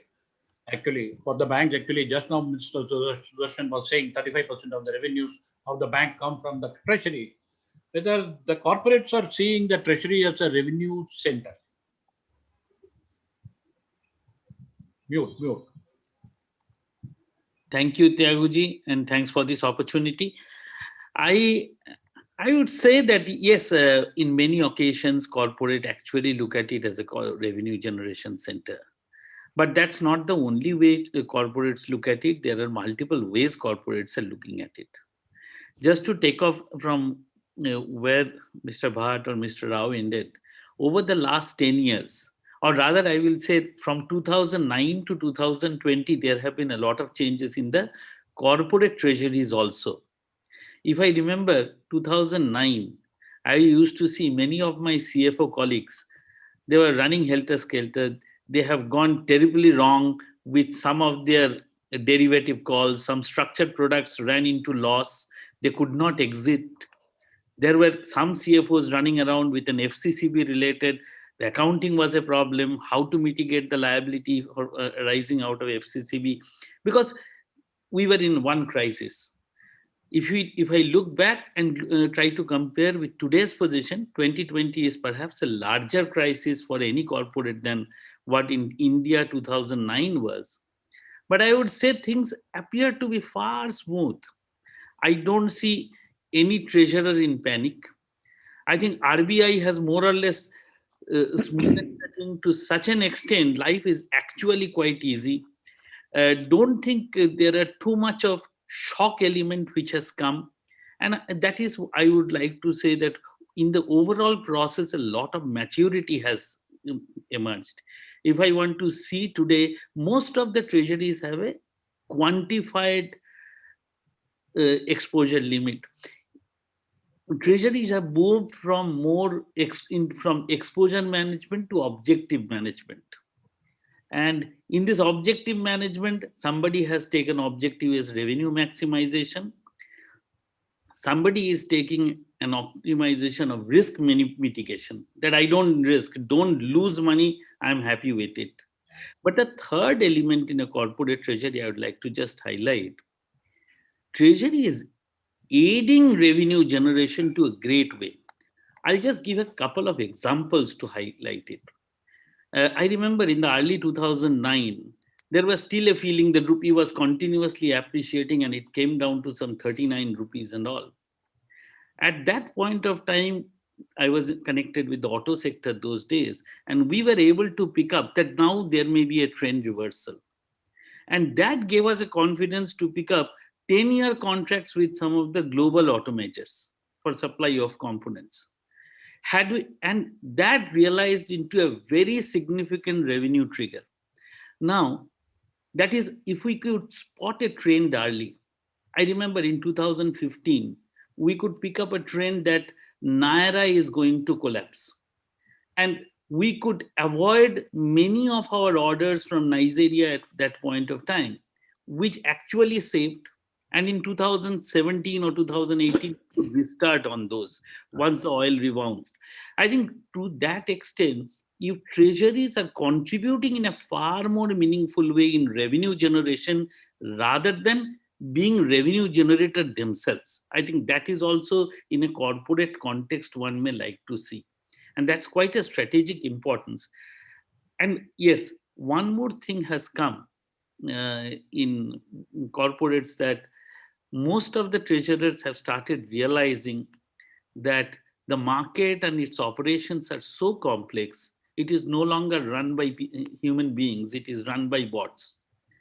So it is better to stay away, and rather than taking punt, just take, are you in a safe zone? Are your objectives getting met? And based on that, take your decisions. I think that maturity is helping. Absolutely brilliant articulations. Thank you very much. Sir, Partha sir, I just wanted to ask you whether the CEOs of this generation are more risk-seeking. Thank you, Mr. Tyagarajan, and good evening to all the panelists and the participants. And an excellent articulation by Mr. Amitav Mukhopadhyay. Now, I would slightly rephrase this to say that there has been a scaling down of risk aversion among the CEOs. And I think it is predominantly of a function of the environment that we are operating in. On one hand, we have the uncertainties which are far higher than what they were probably 10 or 15 years back. And on the other hand, we today have solid analytical support. Therefore, I think we are able to take decisions which are well thought out. And I do not think that I think that the quality of the decision making has substantially improved. And another thing which, has driven the entire migration is, see, today what has happened is the investor aspirations have undergone change. Technology interventions are available. The frequency of disruptive innovations are far higher than what they were maybe 10 years back. The geographical or political boundaries and boundary of the financial boundaries have also started melting down. So an event in some part of the world can have a very immediate, direct, and dramatic impact in some other parts of the world. Therefore, I think it is call of the hour that the CEOs operate in a manner that they are operating today. And by and large, there has been a decline in the risk aversion, I would say. They are not taking risks. And there are various frameworks in place today as well. For example, 15 years back, we didn't have a disclosure of the risk in the annual reports of the company. Today, the auditors are commenting on it, shareholders are able to see it, investors have a view of the risk view of the company. So yeah, I think this is a decline in the risk aversion. Thank you, sir. I will bring Biju here. Actually, Biju, are you seeing any perceptible change in the behavior of the corporates, let's say 2010 to 2020, number one? Number two, whether the corporates are willing to participate in the technological revolution that is happening right now. Yeah, see, people have talked about perception changes, starting with Mr. Rao sir from State Bank of India. I'm happy that they could work from State Bank of India, all from home, big change. Then Mr. Bhatt is telling that Treasury is the brain of an organization. Again, it's a good big shift. When I left bank 2002, the Treasury was not considered brain in at least PSU banks. Now coming to how what Amitabh sir has said is that aiding and contributing, Treasury, aiding and contributing, that is necessary. And what Parthaji has said, that quality of decision making is improved. I could see, all these things I could see in corporate treasuries. It is improved. But having said that, and title of the conference, from the margin to the mainstream, there are many people are marginalized, and they don't understand all these things. Big number of corporates with a good turnover, they don't understand. So in my own opinion, what is important is that all treasury should have a foundation. For any treasury should be a good risk policy, good value addition policy. That is critical. See, clients like Sudarshan, LOL slowly started understanding it. They are moving from medium to large corporates. Maybe 250 companies in India, they understand. But again, when we talk about margin, as Bhatt has said, that if it's 2010 or 1990, 2000, 2010, no changes. What they expect from people like me and you, where the dollar rupee you see. Okay, so what is the view? Agar aapka view ठीक नहीं है, there you are of no relevant. So you experienced, I and you have gave a very good analysis and talk about how the corporate should manage the cash flows and what is important. The MD walked out of the room and saying that Tyagarajan belongs to old thought of leadership. Okay, so this is what we get. Now coming to technology, of course, yes, clients started investing. See, where was 2010? There is absolutely no products available to manage treasury management system or risk. Now, 2-3 companies have come forward. Our sponsor, Chella Software, is a pioneer in it. His products are very good, and companies like Sudarshan's are using from last few years. LOL also tried, but there is a big demand shift. People have realized that without technology, they cannot manage the risk. See, treasury means earlier what only about flows, exports, imports. Even corporates, they are integrating their borrowing cost to treasuries. And as Amitabh said, moreover that what is happening in which countries, what the products. So treasury, what Bhatt said as brain, corporates also thinking to connect it and to do all that. It's a must. And even I was in the business from 2003, almost 18 years. If you ask me 4 or 5 years back, I was not for supporting a digital treasury management technology system. But today, it is without the system, you just can't prosper or you can't manage the risk. Forget about adding value. Thanks, Vijay. Thanks. Absolutely. Actually, the first segment comes to a close, and the broad conclusion is the treasuries are more reactive. Actually, earlier the treasuries used to be reactive, now more proactive. That's a kind of a consensus that comes out. Now, actually, of course, we'll quickly go across the segment. Actually, that the second is on data delay. Actually, all of us receive so many reports, so many from the banks, research reports everywhere. Actually, it is all pouring. Actually, as some research showed, 90% of the world data has been created in the last 2 years. It's a surprise, actually. So much of data delay that is happening. Amitabh sir, how you manage this data delay, actually? So much of data coming into your table, and how do you segregate that data and then take the conclusions? Well, this is a problem, I must say. And the data is going up. And as you said, so much of data has been produced in the last 2 years. And going forward, the rate of generating data is going up at an exponential rate. So we are going to face the problem more and more. So we need to understand what data to see. I think that is one thing is required. And secondly, whatever data we see, we need to figure out how to identify what is an actionable data. anything that is not actionable, I think today we are forced to ignore.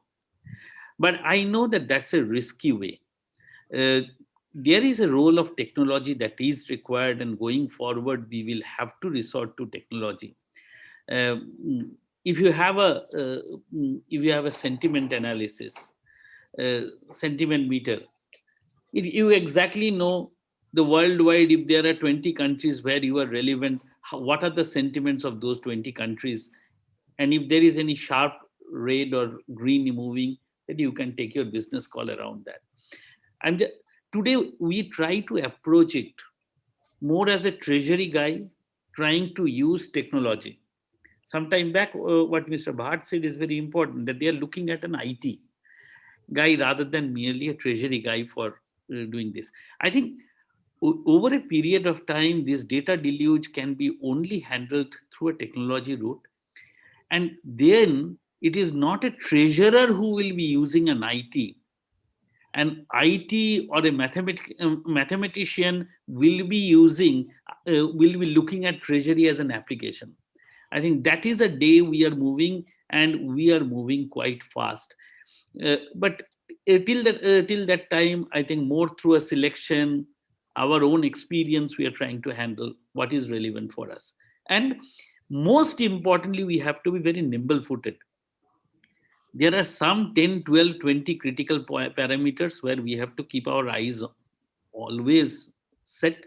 Any change, we need to change ourselves. Thank you, sir. Rao sir, actually, basically, data dissemination to the clients, to what extent it has improved the client service, number one, and then how you are able to retain the clients by data dissemination. Yeah, one thing, as Mr. Amitabh told, it is a real challenge, but it is a good opportunity for the banks. I can say, even any financial sector. One thing, we closely follow whatever the data with the digital methods. What are whether outstanding contracts available? What is his cash flow? How can we help them? There are many ways. And in this digital world, I think any corporate will prefer who gives a sound advice. Then our respect will go up with the corporate if you give a correct advice. For that, basically, we need a good data. In London, one of my bosses used to say, any treasurer, when you're interacting with a corporate, our banker should know as much data as a company CFO knows. That is the thumb, the benchmark. He says, unless you know the company, you know their data, how much they're doing, you can't be a successful salesman for the bank. So that way, data is very useful. But yes, it has its own challenge. Sometimes you bogged up with so much this thing. But in my view, if you follow data very scientifically using algorithm or analytics, it is very useful. I can quote some of the examples in State Bank of India. Good old days, we used to follow lending stuff to certain sectors, certain limits, traditional cash method, what is that, balance sheet method or Naik committee, blah, blah, blah. And it takes ages to get a credit sanction. But I think going forward, even we have implemented practically also for the last few years, we simply take the cash flow analysis of the company, where the money is coming, where is the cash flow. If we analyze the cash flow, then we know when is the limits needed, during what time, how much credit he gets. So if you know this data, assessment will be more meaningful and it will be quick. You need not bother about what he borrowed, how much he told TNW last year, how much current ratio is shown 1 year back with the balance sheet. The data will come after 9 months. It is no relevance if you ask me honestly. If you analyze this cash flow of a company, I think for us it's a good opportunity. At least if you can assess by analyzing his cash flow for the last 24 months, his trend, it will give a reasonable forecast for the future. And based on his capex, his sales projection, it will help us. Even in fact, one of the panel discussion last week in CIA, one of my co-panelists told, they are ready to lend anybody unsecured loan, provided if he has a data of his cash flow. If they're willing to give his cash flow account or his receivable account or sales account, they're willing to lend even unsecured. Maybe Paytm using that model.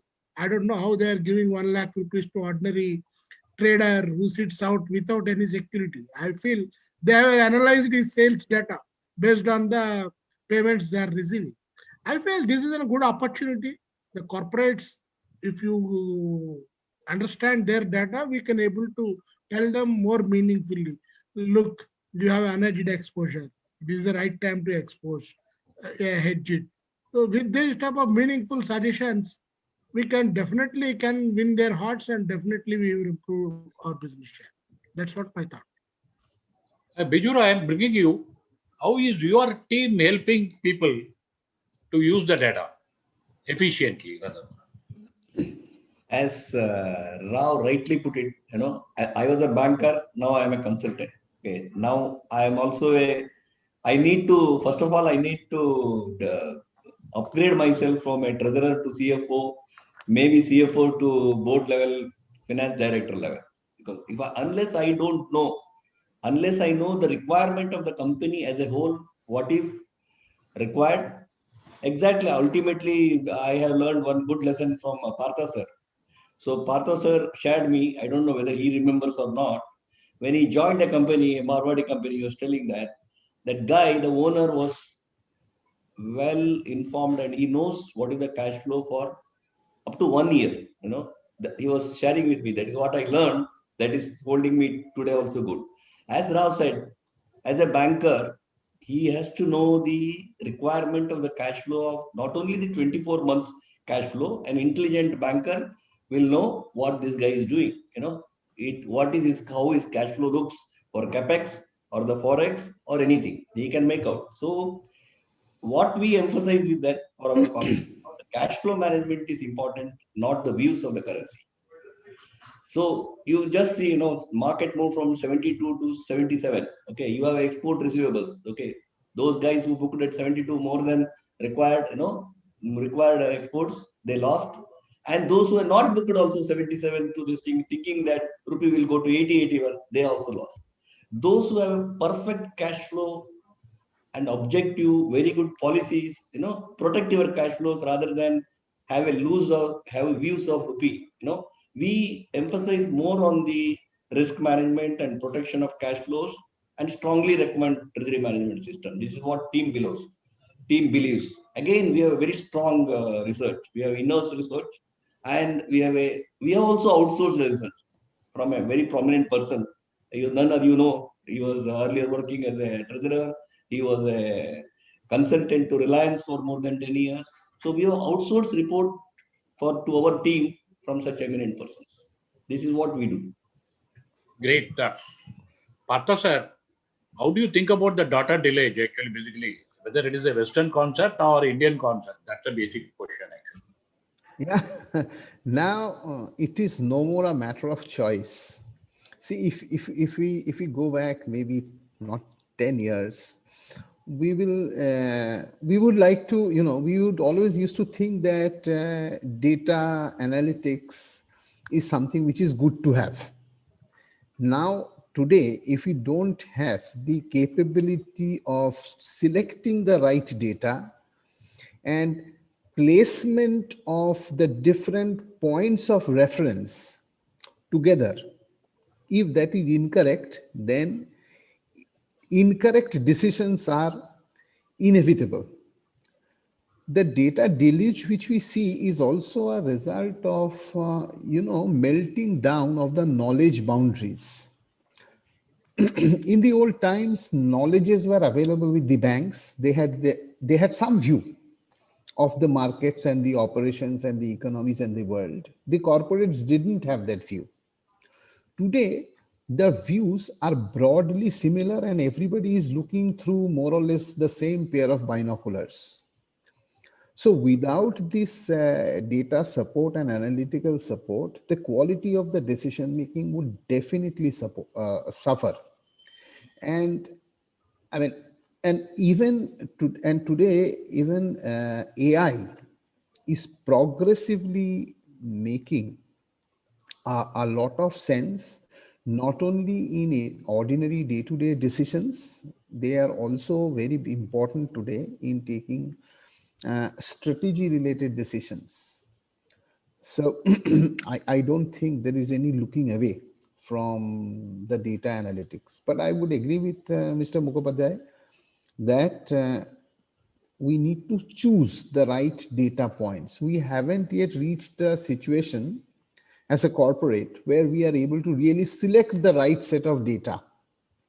So we need to improve on that. I think that should be the next part of our journey to improve our internal bandwidths. Yeah, so that would be my submission, sir. Actually, we are running out of time. Actually, Yes. the third segment. We have 7 more minutes, Tiago. Yeah. We are third segment. I will take only the two panelists' opinion. The skill expertise, actually, the skill set and dealing room. Rao, actually, what do you think about it? Actually, basically, digital expertise is a must. In my view, skill means entirely you need not be an academician. The people who are practitioners, that is well aware. I think they are capable of doing that. Technology is an enabler. It may be supporting, but that can be learned in a quick amount of time. It's not a big, I can say, stumbling block. It can be easily acquired. That's what we believe.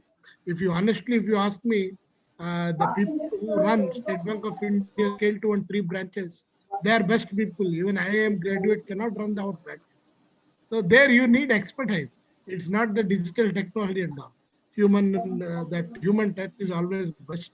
Despite all those things, people call us, people love to hear our voice and views. That indicates that along with digital, you need skill. That is my take. Okay, Bijur, actually, the outsourcing treasury concept, actually, basically, it is all catching up in the West. Whether it will catch up in the India also, where actually corporates will concentrate only on core business and then outsourcing the treasury. Yeah, it's a novel concept. See, even I started business. I started only consulting up to 2012 or 13. Then I read what is happening overseas, what is the requirement of MSME segments, and even clients like up to $100 million, there is absolute need of outsourcing. Then up to maybe over $100 million, there may be a need to set up a treasury depending on the margin of profits available for the business. So it is going to, it has a big demand. It will definitely pick up because it doesn't make sense for treasuries less than $100 million to recruit a dealer. Then also, as Amitabh said, that IT is indispensable. Whether you want it or not, you have to invest in IT. So cost will go up. So outsourcing is the best. So only thing that whether it's outsourcing or whether it is training the CFOs or the treasurers of corporates or a IT person. One good thing is that people like me and you, we are in demand. We have to either coach IT guys or we have to coach the treasurers. So we will not be out of business. As Rao said, practitioners, experience, we have much demand. That is what I am seeing. Yeah, that brings us to the fourth segment. Partha sir, actually, just quickly. Yeah. Do you find that treasury and business role overlapping? Actually, in the treasury being a strategic advisor to the business. It cannot be more true today. See, today, given the globalization that we are experiencing and given the uncertainties, as I said a few moments back, an event in one part of the world is actually disrupting or making lives, not only in business or trade, but in society at large. It is very, very important that the treasury and business work together in tandem, hand in hand. Mr. Mukhopadhyay also narrated some time back that today's day-to-day operational as well as strategic decisions are very, very linked with treasury views. simple decisions like whether we should increase the domestic volume or we should export, whether we should take higher import exposures, not take import exposures, which region to export to, what is the currency view. For example, when euro was weak, a lot of corporates thought that this is a good time to actually get into Europe when we were at the edges, and they thought there would be a correction. So I think that Treasury and has to work together. Today we have a wide choice of borrowing locally or borrowing internationally, and it makes a huge difference on the P&L. So I don't think we have any choice today. Okay, sir. Amitabh sir, can you please add actually basically a strategic value of the treasury actually quickly? Actually. Yeah, I think strategic value of treasury, as Partha rightly said, can't be overemphasized. I just want to add to what he said. Firstly, making money available, ensuring you have got money for business as well as for capex. Don't get into a debt trap. Managing the profile, the maturity profile of debt.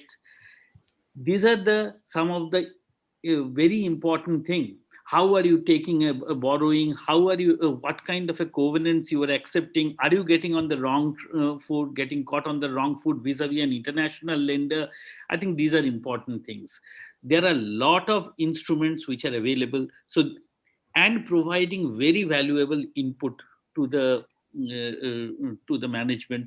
That is where it works, and it is working that way only. The role is becoming more and more strategic as the day goes, as the world become more complex. Only thing where I think we need to do a little better. In terms of transaction cost, we need to improve. Yes. I think there are still, especially for smaller corporates, transaction cost is a bigger problem. The kind of cost element, what you see in an exchange traded product, is not there. There are a lot of opacity in that. Ability to create a structured product equivalent through a platform. I think those kind of skills need to come to make it more and more strategically relevant. And those are the ways corporate treasuries are going to progress in the days to come and the years to come. I think that's what's going to happen. Thank you. Thank you, sir. Thank you, sir. Bijur, actually, you want to add, actually, basically, if you are a domain expert and then you are advising on treasury matters, and then treasury is going to be some sort of a strategic partner for the business, then you will have to have so many, that is, domain expertise in the core business too. Yes, yes. That is why I have to attract people like you. No, my team. I'm getting to choose or learn from Partha and Amitabh. It's ongoing learning, that requirement of as Raghavendra Sir and Bhatt agrees, we are fortunate to have this kind of knowledge, all four of us in the bank, today compared to other bank officers. For us, no retirement because that is our choice. But it is always required, I told you that, in fact, you are part of it. What we are doing, sir, in Zen, we train the skill set for traders. When we say that to be a good trader, you need to be fit, physically fit, then mentally fit, then your domain knowledge. Then only you can master over trading. That is what Tyagu, me, and Rao sir are sharing and giving it to the market. That's what is required. So the corporates have no choice but to adopt that. Sudarshan, the last word, actually, basically, of course, you have talked about the strategic value being given by the treasury of a PSU bank to the management. Yes. Or actually, basically, to be very honest, actually, basically, whether the treasury serves as a strategic value addition role in a PSU bank? Definitely, sir. Treasury at present environment, it holds more than 1/3 of the asset size of the bank, and it is a major profit center of the bank, contributing substantial fee income as well as contributing trading income by way of trading in equities and government securities and forex instruments. The importance of the treasury has been recognized by the top management also during our amalgamation process. The functional committees work together, 3 banks, and product processes, and people were screened, and best of the best were adopted in the new environment. So setting up a new treasury required the relationship group, syndication cell, treasury research, derivative desk. These are all the results of the this strategic involvement of the top management. In addition to that, daily basis, the treasury top management meeting the treasury by way of investment committee meetings or ALCO committee meeting and participating in the day-to-day affairs. In addition to that, all the vertical heads also involved in the decision making in the asset liability, fund requirement, capital raising or profit projection, overall business growth of the bank. So this helped the bank to get a better control as well as performance base. In the last few years, treasury role has been changed from the liquidity to ALM manager and bottom line contributors of the bank. The fact that treasury now contribute more than 20, 25 or 30% of the operating profits of the bank. Thus, the treasury new role has been changed substantially. So I recognize that they are the strategic decision-making partner in making overall growth and prosperity of the banks. Absolutely, Sudarshan, you hit the nail on the. Now, actually, basically, we have come to the end of the session. Actually, thank you very much, panelists, actually, for having shared all your opinions. And absolutely, it was enlightening to hear each one of you, actually. Of course, if I may give you a piece of advice, of course, not to you panelists, but of course, to the audience, I refer to the famous quote of Seneca: life is not waiting for thunderstorms to pass. It is learning how to dance in the rain. And for properly dancing in the rain, we need to acquire either skills or we need to outsource. Naturally, this is a major challenge, whether you are acquiring a skill or you are outsourcing. So the challenges await the future. Absolutely. Thank you very much, Almus, for the opportunity. Thank you very much, panelists. Thank you very much, audience. Thank you. Thank you. Thank you.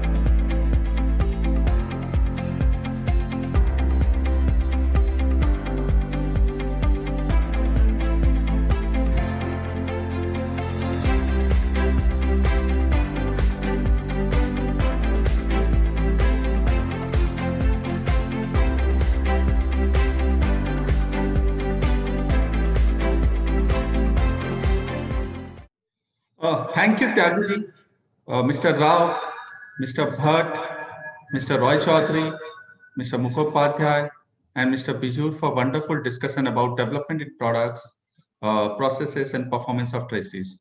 Coverage of development of market, product, and expansion of treasury role in last 10 years has created foundation for this discussion. The discussion has highlighted the role and importance of a treasury in both banks and corporates as profit center and risk management. Corporate treasury focus has shifted from exposure management to objective management. Treasury has created need of identifying long-term trends so business can be integrated with these trends. The role of treasurer has expanded from a managing exposure-based to view-based, manage risk-based on cash flows. Treasurer has a bigger role to play in coming days as they would act as a strategic advisor than only a risk manager. Overall, data analytics, technology, and timely information has improved decision making, and this trend has to continue. Well, what a delight it was to hear these veterans, their ideas, thought process, as well as their approach. Talking about approach, we now have a very costing personality coming in for our next session, who, along with the macro pictures, also uses technical analysis to provide a more thorough cross-market commentary. He takes a multi-asset class approach, incorporating fundamental, behavioral, and historical trends as well as technical signals. Mr. Shyam Devani provides key market commentary encompassing analysis of a foreign exchange, fixed income, commodities, and equities globally, both in G10 countries and local markets. Shyam delivered strategic market insights to a number of trading desks and institutional clients internationally, to fund houses, and to many other banks also. Shyam writes regular publications. He presents data, and he has a face-to-face meetings and conferences. He's also a well-known face with numerous appearances on CNBC, Bloomberg, and Singapore Radio, providing his short-term and medium-term views on markets, while being the front office media commentator during his time at Citi. Shyam also has a podcast called In Conversation with Shyam Devani. He had been commenting on financial markets since 2004, while by 2006 he was running one of the Citi's top market products, Citi FX Technicals, initially in London, followed by Singapore, where he took a lead role in enhancing the coverage of markets in Asia. Shyam Devani will join us in a while across this break.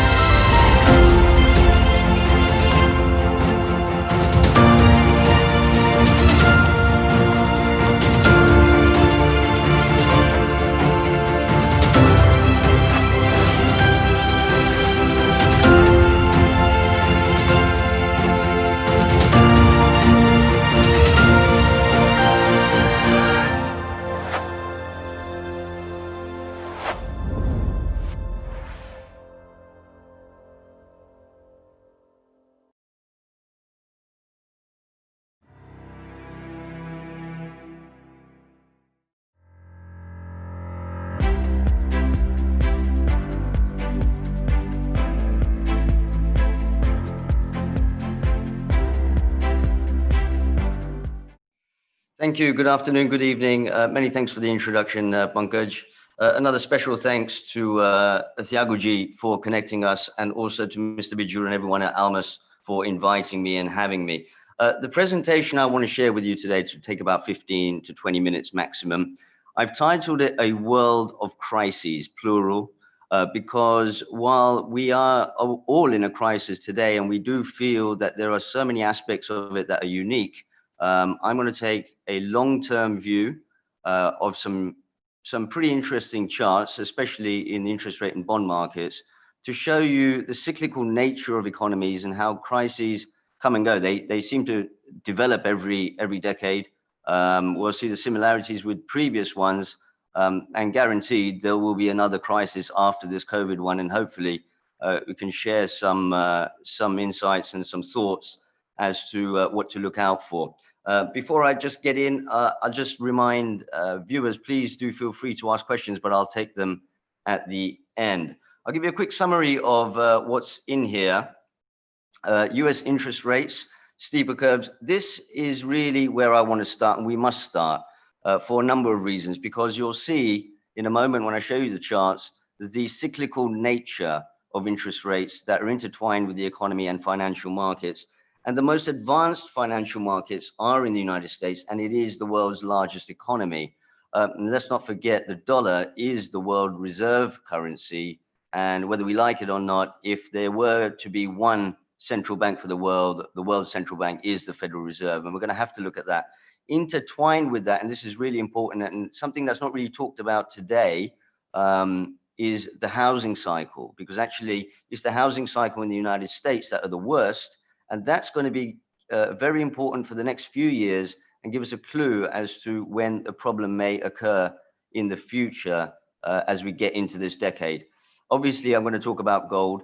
I'm a big bull for gold, but there are some short-term concerns. And with that, I'm going to touch very briefly on banks before I go into currencies.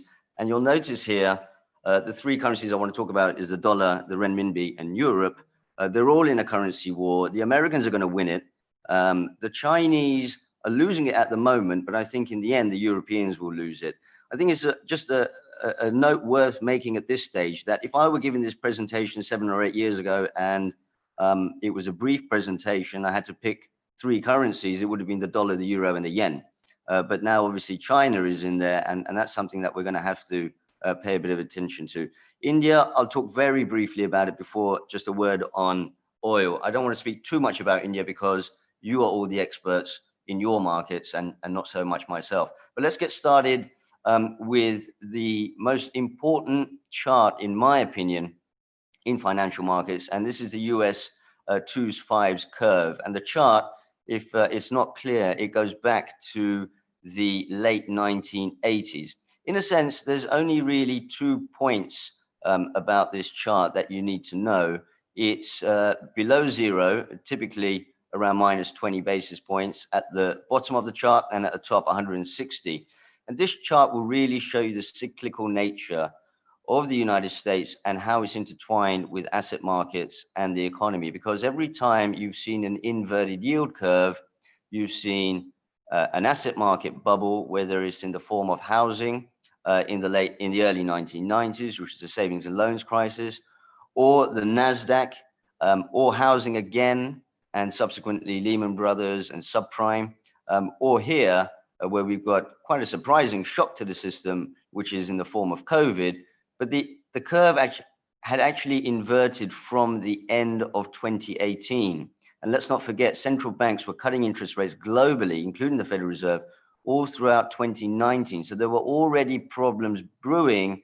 And in my opinion, this COVID is basically the knockout punch, a very big one.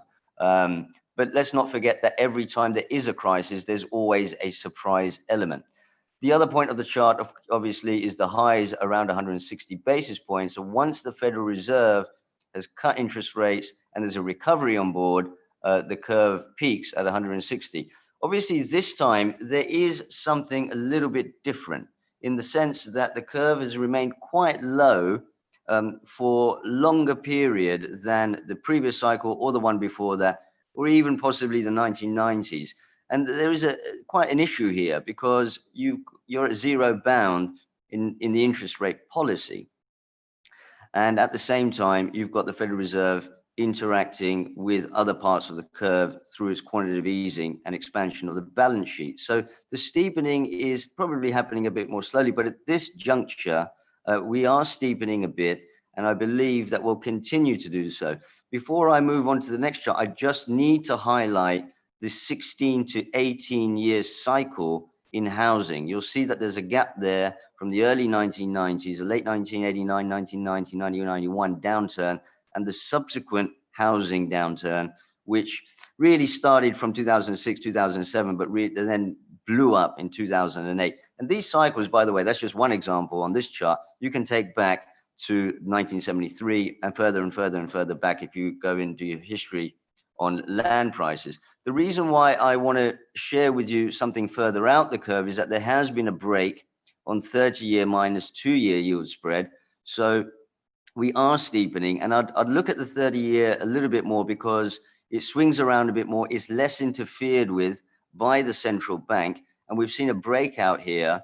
And what's important is that we're seeing a breakout with rising yields. Of course, you can't see a steeper curve with falling yields now because the Federal Reserve refused to go to zero or less than zero on the interest rate policy. So previously they could engineer this to steepen through the monetary policy. Now, very difficult. You need the long end of the curve to start moving. And when we start looking a bit more closely at 30-year yields, you've now taken out the 55-week moving average for the first time in 2 years. This whole bull market in terms of bond prices, but this downtrend in terms of yields is now really being tested. And anywhere north of 177, I would suspect it opens the way for much higher yields in 2021, possibly as high as around the 240 area. So 177 is a key level. And there's two or three ways in which this could come about, because it's always important, I would say, with respect to interest rates and curves, that you've got to understand where the market is going in terms of the curve, number one. Number two, how it's going to get there. And number three, why. The curve looks like it's steepening. How? Through a bear steepening with rising long end yields. Why? It could well be a combination of extra fiscal policy and the vaccines that are coming through, which allows the economies to open up and better growth and slightly better inflation outlook from low levels. Don't misread this as to meaning that the Federal Reserve is going to take its foot off the accelerator. I do not believe that. And so as a consequence, you'll get a steeper curve, but it will have impacts on other areas of the market. Housing therefore benefits, and this will be really key, because as I mentioned earlier, the worst downturns in the United States are always housing led. And while this current downturn that we're going through at the moment, COVID, is very sharp, it doesn't look to me like it's a long-lasting depression. We've already got vaccines coming out, and actually the curves are steepening. As you see, the stock markets are doing very well, and the housing market is booming. So private housing authorized is on the left. The timeline and cyclical nature of this suggests that we're going to carry on going up to around the year 2024. You can see new one-family houses have gone through the roof. Two other important aspects are that mortgage rates are extremely low. And the spread between those mortgage rates and 30-year benchmark bond yields are also narrowing. So the conditions are really there. You add into the mix a steeper curve, and it encourages banks to lend more money. And I'll talk about banking in a minute. But what we've really seen in the long term is the outperformance of hard currencies, stuff like gold. It could be said, actually, a better put would be the debasement of fiat currencies. And this all started in the late 1990s and early 2000s. And the first major central bank that went into QE was the Bank of Japan around then. Then, of course, you had the NASDAQ blow up and interest rates went very low and gold really started to pick up. In the middle of that chart, you see a bit of a correction down in 2008 as the dollar bounced, but then 180% rally that followed over the next 2.5, maybe 3 years. This time round, a bit more closer to recent history, as soon as the Bank of Japan cut interest rates to negative, gold stopped going down and it started to rise again. Now, if you get a similar follow through to what we got post 2008 panic, you're going to end up with a price of around $4,000. But I think if you wanted a bit more of a medium term, shorter to medium term price target, I think around 2,400 is a bit more achievable. And we're just stabilizing around the 55-week moving average. So I think that the move down in the short term is probably done, but I'm going to come to some short-term concerns. And just a note there that I've put on the left, the expansion of major currencies. So really what you're seeing is M2 growing in terms of euro, yen, and dollars, especially dollars. And you're seeing the debasement of fiat currencies against the gold price. The reason why I'm a little bit concerned in the short term, by the way, this chart here is the gold price equally weighted against the four major currencies, dollar, euro, yen, and renminbi, and we're stabilizing here. And this chart tells you that all currencies are basically being debased against the true currency, really, which is gold. The reason why I'm a little bit concerned in the short term is this picture here. So on the left, what you see is the gold price in black and the dollar index inverted. So the dollar's fallen pretty significantly over the past several months, weeks and months, but the gold price is kind of detached from it. If that gap were to fill, gold should already be back above $2,000.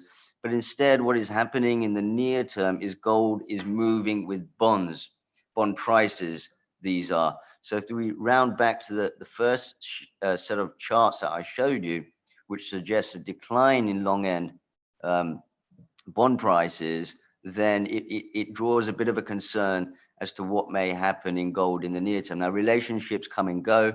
This is not set in stone. It's a bit of a tug of war, pulled in one direction by bonds falling, pulled in the opposite direction by the dollar falling. Ultimately, I do, as I've shared in the long-term charts, believe that the gold price will go up, but there are some short-term concerns. And with a steeper yield curve and rising long-end yields, as I mentioned earlier, it encourages banks to lend and credit to flow. And so therefore, a potential short-term hedge against a long-term gold position would be banking stocks. This is not necessarily an outperforming sector of the market, I would say, but there has been a bullish break. This is the S&P 500 Banks Index. You can see over the past couple of weeks, we're above this 300 area. Next stop, I'd say around 336 to 338. And who knows, maybe we'll get to 375 afterwards. But I'm really treating this as catching a break and a partial hedge against a long-term gold position. The reason why I wouldn't want to get rid of a long-term gold position is you never know whether it may readjust itself to a falling dollar and when it may do that. As for the dollar, the long-term chart of the dollar index, again, is very cyclical. I mentioned a 16 to 18-year cycle in US housing and therefore the US economy, because the housing downturns are always the worst. And you'll see a 16-year cycle in the US dollar. Typically, we go down for 7 or 8 years, up for 5 or 6, and in between, a kind of sideways messing around the lows for 2 or 3 years. In fact, the last 2 cycles are extremely similar. If I just zoom in here, you'll see that the bull market in the dollar from 1992 onwards lasted 106 months. The one from 2008 low also lasted exactly 106 months, up to the high in January 2017. And I find it astonishing that earlier this year, we really saw a major panic in the market, but despite that, the dollar could not break higher and we are way down. So I'm on this page where we're in a 7-year downturn for the dollar that takes us to 2023, 2024. And the other point worth making here is that in both cycles, after you had a housing-led downturn in the United States, a few years later, you had a crisis in Europe. In the mid-1990s, it was the ERM crisis, which set the platform for the dollar to do well. More recently, over the past decade, in 2011, it was a sovereign debt crisis in Europe, which set the platform for dollar to do well, one of the reasons for the dollar to do well. And so I think it's interesting that, again, you get this 16-year kind of, there's only been a couple of cases of European crisis. So watch out to see what happens after 2024 if you're particularly interested in Europe. And the year I'd focus on is in 2027. If all that is far too long term for you, you can see the short term levels are around 88.25, and a breach of that would take us down to 73.50. China is a very interesting currency. I find it fascinating that, let's be clear, there is a major east-west divide going on in the world. The Far East, I know India's had its difficulties, but the Far East, the rest of Asia, has managed COVID far better than any other part of the world, far better than Europe and far better than the United States. And obviously, the currencies, the asset markets in this region reflect that. And the Chinese strength, if you look from a basket perspective, it's just been at a 2-year high. So while China can celebrate in terms of how it's handled COVID, from a currency war perspective, it's losing. Some of the strongest currencies in the world have been in Asia. China being one of them is perhaps not the outperformer this year, but it's just been at a 2-year high from a basket perspective. And it hit that just at the time of the US election. And if you look very closely, it started to roll off from key levels. So I don't think that a strong renminbi is desirable, if I can say that in speech marks, but at the same time, they can't fight an enormous dollar downtrend that is unfolding between us. So who ultimately becomes a victim in this mix? I think it ends up becoming the euro. And here you see a monthly chart of euro dollar where we're just breaking out through 120, pushing now 122. The next level is basically 125, but really we're talking 140, 145 over potentially the course of 2021. So those are the kind of targets that I have on euro dollar. A significant move from here, and that 125.5 will be key as and when we test it. Very briefly on India, what are my views on India, if you were interested, are twofold. This is the Nifty index in dollar terms. And I think it's always important to look at it in local currency terms, but also in dollar terms. And it's at an all-time high. Just recently, it's broken out. And I'd follow this trend. I like it. The next level is 190, not very far away, but that's not necessarily where it might stop. It could go on through there. I think a number of asset managers will look at a number of indices against core currencies and see where the breakouts are. India is not the only one.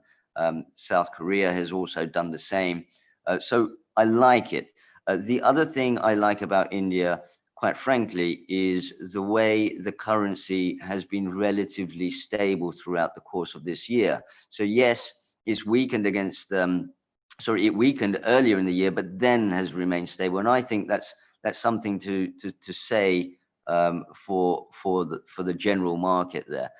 Where I would be concerned, if I may, for the year ahead of us, is have a look, keep an eye on the oil price, because that chart is a fascinating one. This is Brent, not WTI. You can see that the most aggressive declines in oil have been rather similar, 76% following Lehman Brothers, and then 77% as we fell into the lows of the beginning of 2016, and then 78% down into the lows this year. So markets are getting more volatile, because any other bear market in oil prior to this previous the last 10 years or 12 years were all lower than that.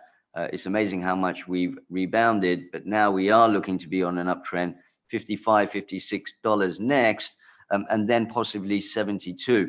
So obviously, depending on where dollar India is, a barrel of oil in rupee terms could become a concern. And as I say, India to me looks more stable than aggressively trending. So assuming that, it would imply a barrel of oil at 5,500 rupees. So which is something that, through my experience, I know can become a concern at some stage. A high oil price for India isn't particularly good. So I'd watch out for a rising price in crude in 2021.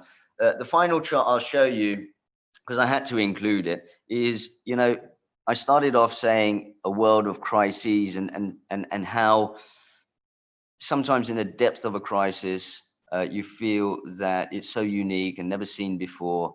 But many times in financial markets, what we see are similarities in behavior with the past. And this is one of those similarities. If you look at the S&P 500 and compare it to 2009, just 11 years ago, you'll see it's amazingly similar. We are now around 37 weeks since the low in the S&P earlier this year, and we're 67% higher. When we were 37 weeks after the 2009 low, we were 64% higher. So the pace and the general pattern has been quite similar. The behavior of the Federal Reserve has been similar. So what you see here in blue is the Federal Reserve balance sheet from the early part of 2009 all the way through into 2010. And what you see in pink is the Federal Reserve's balance sheet this year.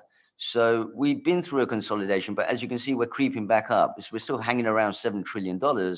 But to me, if this picture and this path is correct, the Federal Reserve balance sheet is going to continue to expand.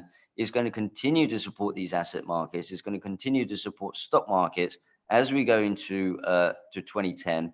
There'll be a couple of sort of target areas around 4,010 would be the first, but then around 4,400 thereafter, I think we're going to see before we see any serious concerns on the S&P 500. So the Federal Reserve balance sheet is going to go in this direction. I think that feeds in again back into the dollar, and it will feed into housing as well, as they're keeping short end yields relatively anchored, pumping more money in, and it goes into asset markets. And the market that takes the valve, sort of that compensates for it, is going to be the currency. So I'll stop there, and happy to take any questions you may have.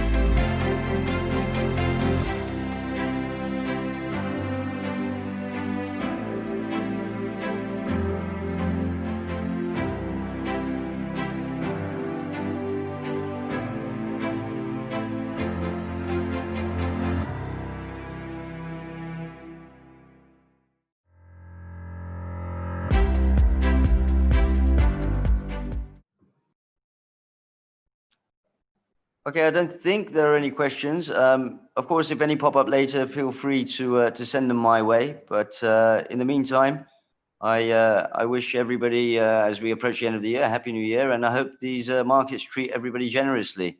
Thank you very much for having me indeed.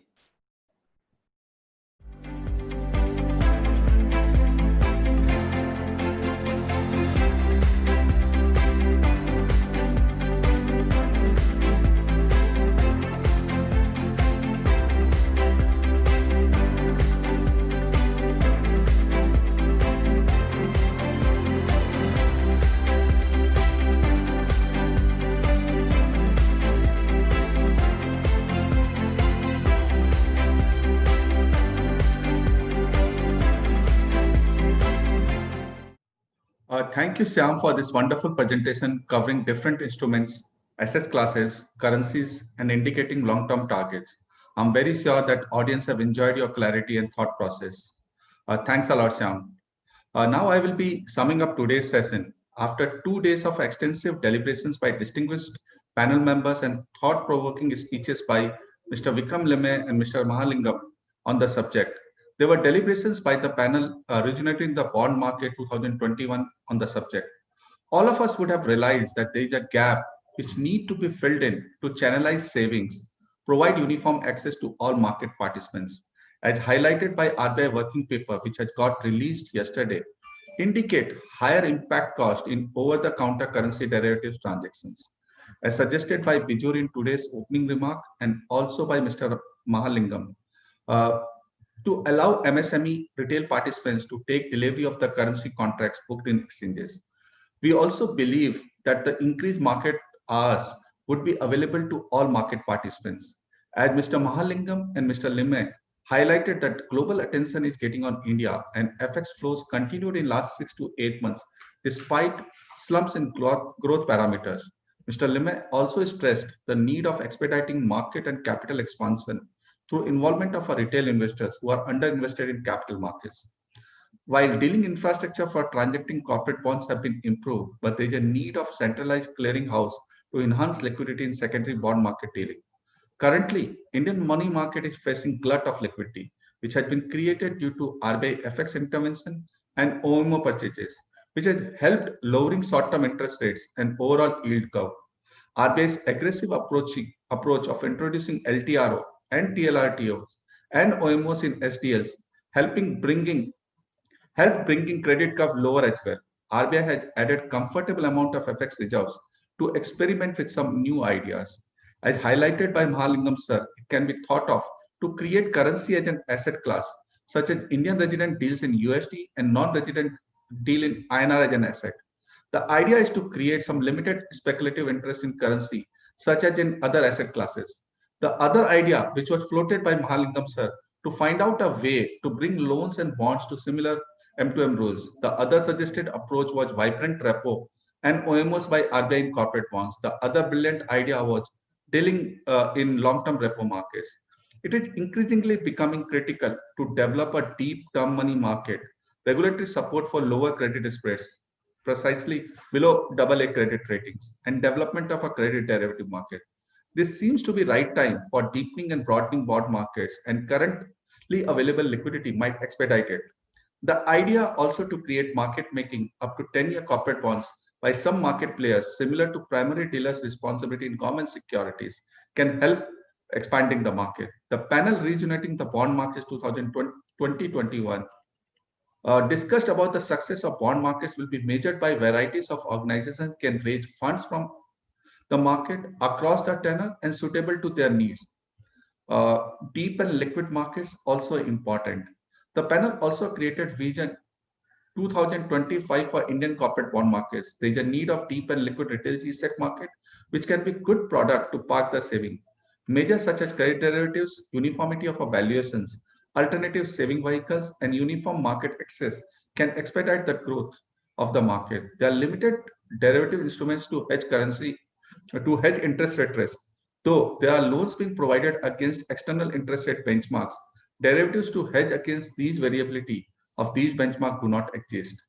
Still, lending books of banks are biased toward MCLR of individual banks, but the variation in banks' MCLR has been very wide. Illustratively, 1-year MCLR rate is 7% of a leading PSU bank, and at the same time, 1-year MCLR is 8.70% of a leading private sector bank. It is important to narrow down such wide spread among banks, which will enhance confidence of our borrowers for availability of our funds at comparable rates with different lenders. There have been several attempts by government and regulators for channelizing retail monies for government securities and corporate bonds. In current scenario, banks are full with liquidity, and fixed deposit rates offered by them are also relatively low.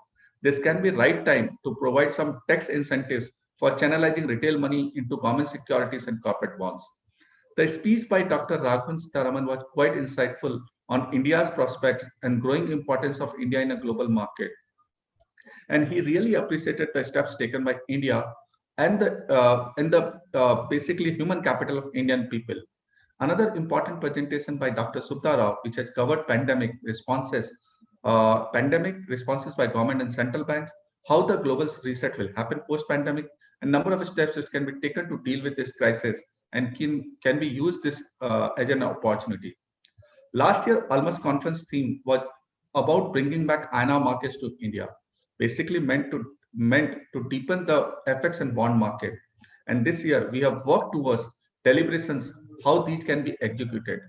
Almus promises to bring forth related issue to the fore and continue with such discussions. After completing summation of the conference, I'm delighted to propose vote of thanks today. On behalf of Almus, I begin with thanking National Stock Exchange, Chela Software, Refinitiv for their support for years. Without their support, we would not have reached so far.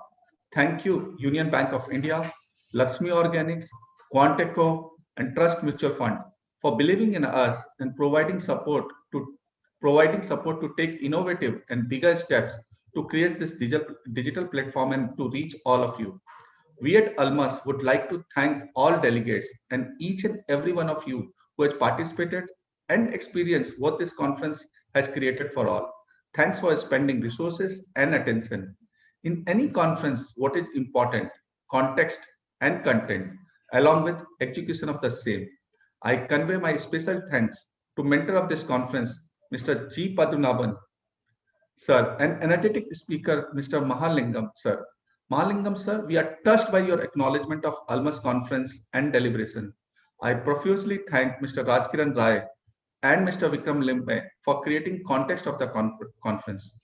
Special appreciation to Dr. Subba Rao, former RBI Governor, and Ms. Syamala Gopinath, former Deputy Governor, and gratitude to all panel members, moderators, and speakers who all have enhanced level of deliberations in this conference. A big applause to Sobij Digital for creating such a wonderful participating infrastructure on which anybody could participate from home, office, and remote locations and would have enjoyed virtual convention center. The banners, posters, and creatives for this conference have been designed by DNMG, who deserve a special pat because they created excitement for the conference and helped to reach to reality from conceptualization. Prateek, the recording agency has also done an excellent work of recording video of lamp lighting. I shift my attention to Army, which has conceptualized this conference and executed well. Let me begin with your Sutradhars, Bijur and Maulik, along with S. Sriram, who has provided guidance to execute this seamlessly. Special thanks to entire Almus family and entire Almus team, which has reached to each and every one of you and burned lots of midnight oil to bring this masterpiece. Almus RupeeMoney conference team is evolving as a Euro Money conference in Europe and planning to have more such gatherings than an annual event. Almus is consulting as an dedicated team of a treasury professional. We are one-stop risk management solution for currency, commodity, and long-term FX borrowing by any corporate. Right from sharing market advisory, framing a structured risk management policy, and executing the same within the risk framework, Almus has a wide bouquet of services to offer. Do log into our website and visit our booth in the exhibition center to speak to our team. A big thank you to all of you and happy Christmas, happy New Year. Good night.